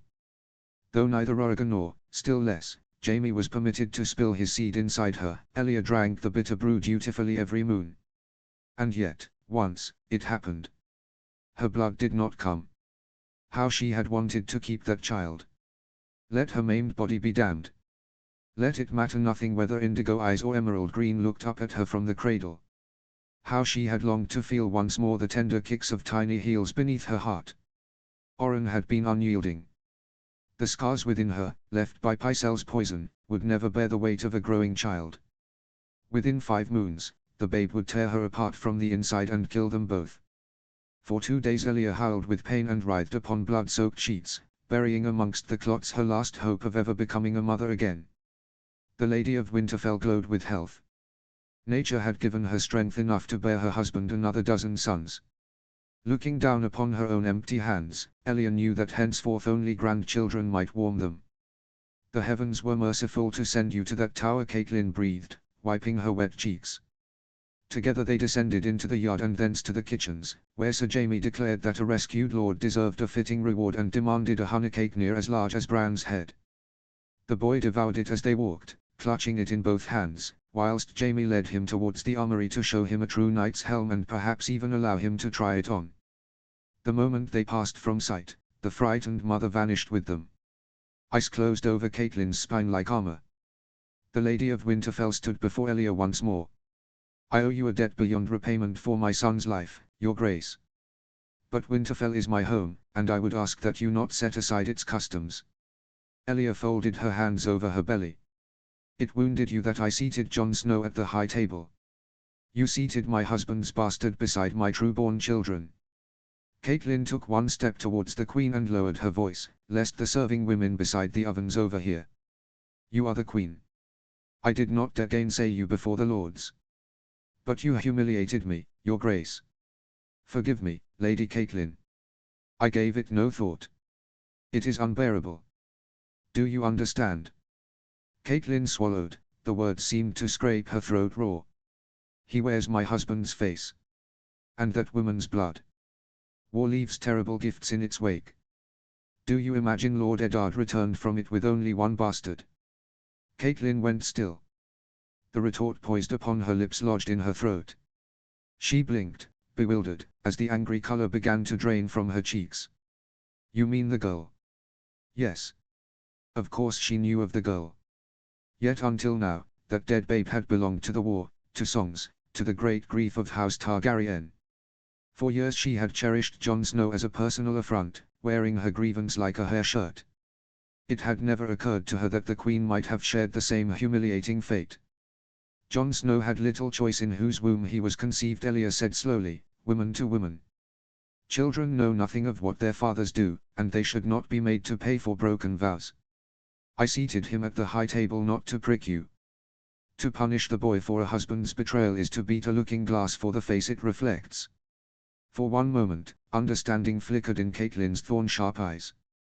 But acknowledgement had no time to reach her face. Her chin was already rising, her gaze hardening. "I fall far short of your grace's goodness," she said through her teeth, looking from beneath lowered brows. "Since you are so generous, rid me of him." Elia shook her head. "That is beyond my power. He belongs neither to me nor to you. Your husband loves him. Leave him be. Asterisk asterisk asterisk. Full moon. Nights so bright a man might read without a candle. Saw to young Brandon, grazes and a bruised elbow, no worse, thanks be to the queen. The guards grumble that beneath such a moon even a thief cannot hide." From the records of Maester Lewin. Jon climbed onto the armory roof by way of a barrel, leapt from the barrel to the woodpile, and from there hauled himself onto the slope. He spread his cloak over the cold shingles and lay down.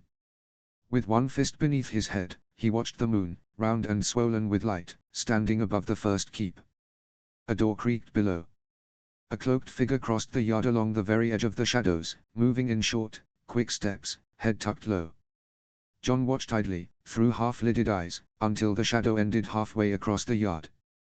The moon took the figure whole, and silver spilled from beneath the slipping hood. His heart struck before the thought came. Where? To whom was the prince creeping at such an hour, with his face hidden beneath a hood? None of your concern, Jon told himself. His body did not ask him. He was already crawling towards the edge of the roof. He followed from above at first, then from the ground, hunting him from doorway to doorway. Egon passed the turning to the baths. Past the stables. Turned into the narrow passage beside the storeroom. Jon stopped. That passage ended at a single door. His. He opened his own door as though it belonged to another man. Egon spun away from the window. His hand went to his belt, but died halfway there when he recognized Jon. The hood slipped back. Moonlight settled in his hair. Jon dropped the bar across the door. His little chamber was humble, yet it held all he needed: a chest beneath the window, a bench, a basin upon a three-legged stand, and pegs of clothing along the wall. His practice doublet hung upon the last, worn shiny with grease across the shoulders. Upon the chest lay a whetstone and an oiled rag folded into quarters. A candle stub stood in a clay dish. A bundle of dried wormwood hung above the door. His sword rested at the head of the bed. The bed itself was sound and broad, spread with sheepskins. "You are awake," Egon said. "The moon." The moon, the prince caught at the word. "It is bright as," the likeness failed him, and he let it go. His gaze traveled around the chamber. He touched the whetstone upon the chest, then nodded towards the sword. "Your father's." "Mine." "Ah. A good blade." Egon looked down at his hands. "I was walking," he began. "I could not sleep, so I was walking." "Your chambers lie in the other direction," John said evenly. The prince went white about the cheekbones, but did not lift his eyes. "Lord Conington gave me the customs records from White Harbor to go through," he said, apropos of nothing. "I know everything there is to know of salt now. Shall I tell you what salt fetches in Duskendale?" "No." He could not endure silence for longer than 3 breaths. John had learned that of him too. He waited. Something small and spiteful within him, warmed by the waiting, took pleasure in it. For the first time in days, the prince was suffering more than he was. John was ashamed of the gladness. "Why do you stay in the yard with your sword until dark, until Sir Roderick has to?" Egon broke off. "Too late." "You were watching me." "No. Too quickly. Only, the windows of the dining hall look out upon the yard." The windows of the dining hall faced south. Only one gallery overlooked the yard, the distant one, and there was no reason to linger there save to watch the yard below. So both of them had been keeping vigil. The silence stretched long. Egon tied the strings of his cloak, then untied them. He looked towards the door. "It is late. I should go. I ought not to have." John did not move. He was not barring the way. He merely stood with his back to the door bar. Pride bade him step aside. Let the prince go. Small loss. Egon took one step and stopped. Another, and stopped again, very close now, standing within the shaft of moonlight and splitting it in two. From here John could hear him breathe, quick and shallow, high in his chest, never drawing the air all the way down. "John. My prince. Don't." Egon grimaced. His hand slipped inside his cloak. John had time to think of a letter, a writ, a decree, some clerkly folly with which princes fence round their retreats to make them look like maneuvers, and set his face to receive it. Egon brought out a vial. It was small and made of dark glass, its stopper sealed with wax. He set it upon the lid of the chest. "What is it?" "Oil." Egon kept his eyes upon the vial. "Uncle Oberyn went to the wall with father. I crept into his chambers." The silence labored between the words like a cart climbing a hill. "I found it there. And so," he drew breath. "In case." Moonlight reached the chest and kindled the vial through and through. The oil within the glass shone honeygold, still and thick. John heard his own blood. All of it at once, every drop he had. Outside, far away, the guards called to one another. Neither of them moved. The end.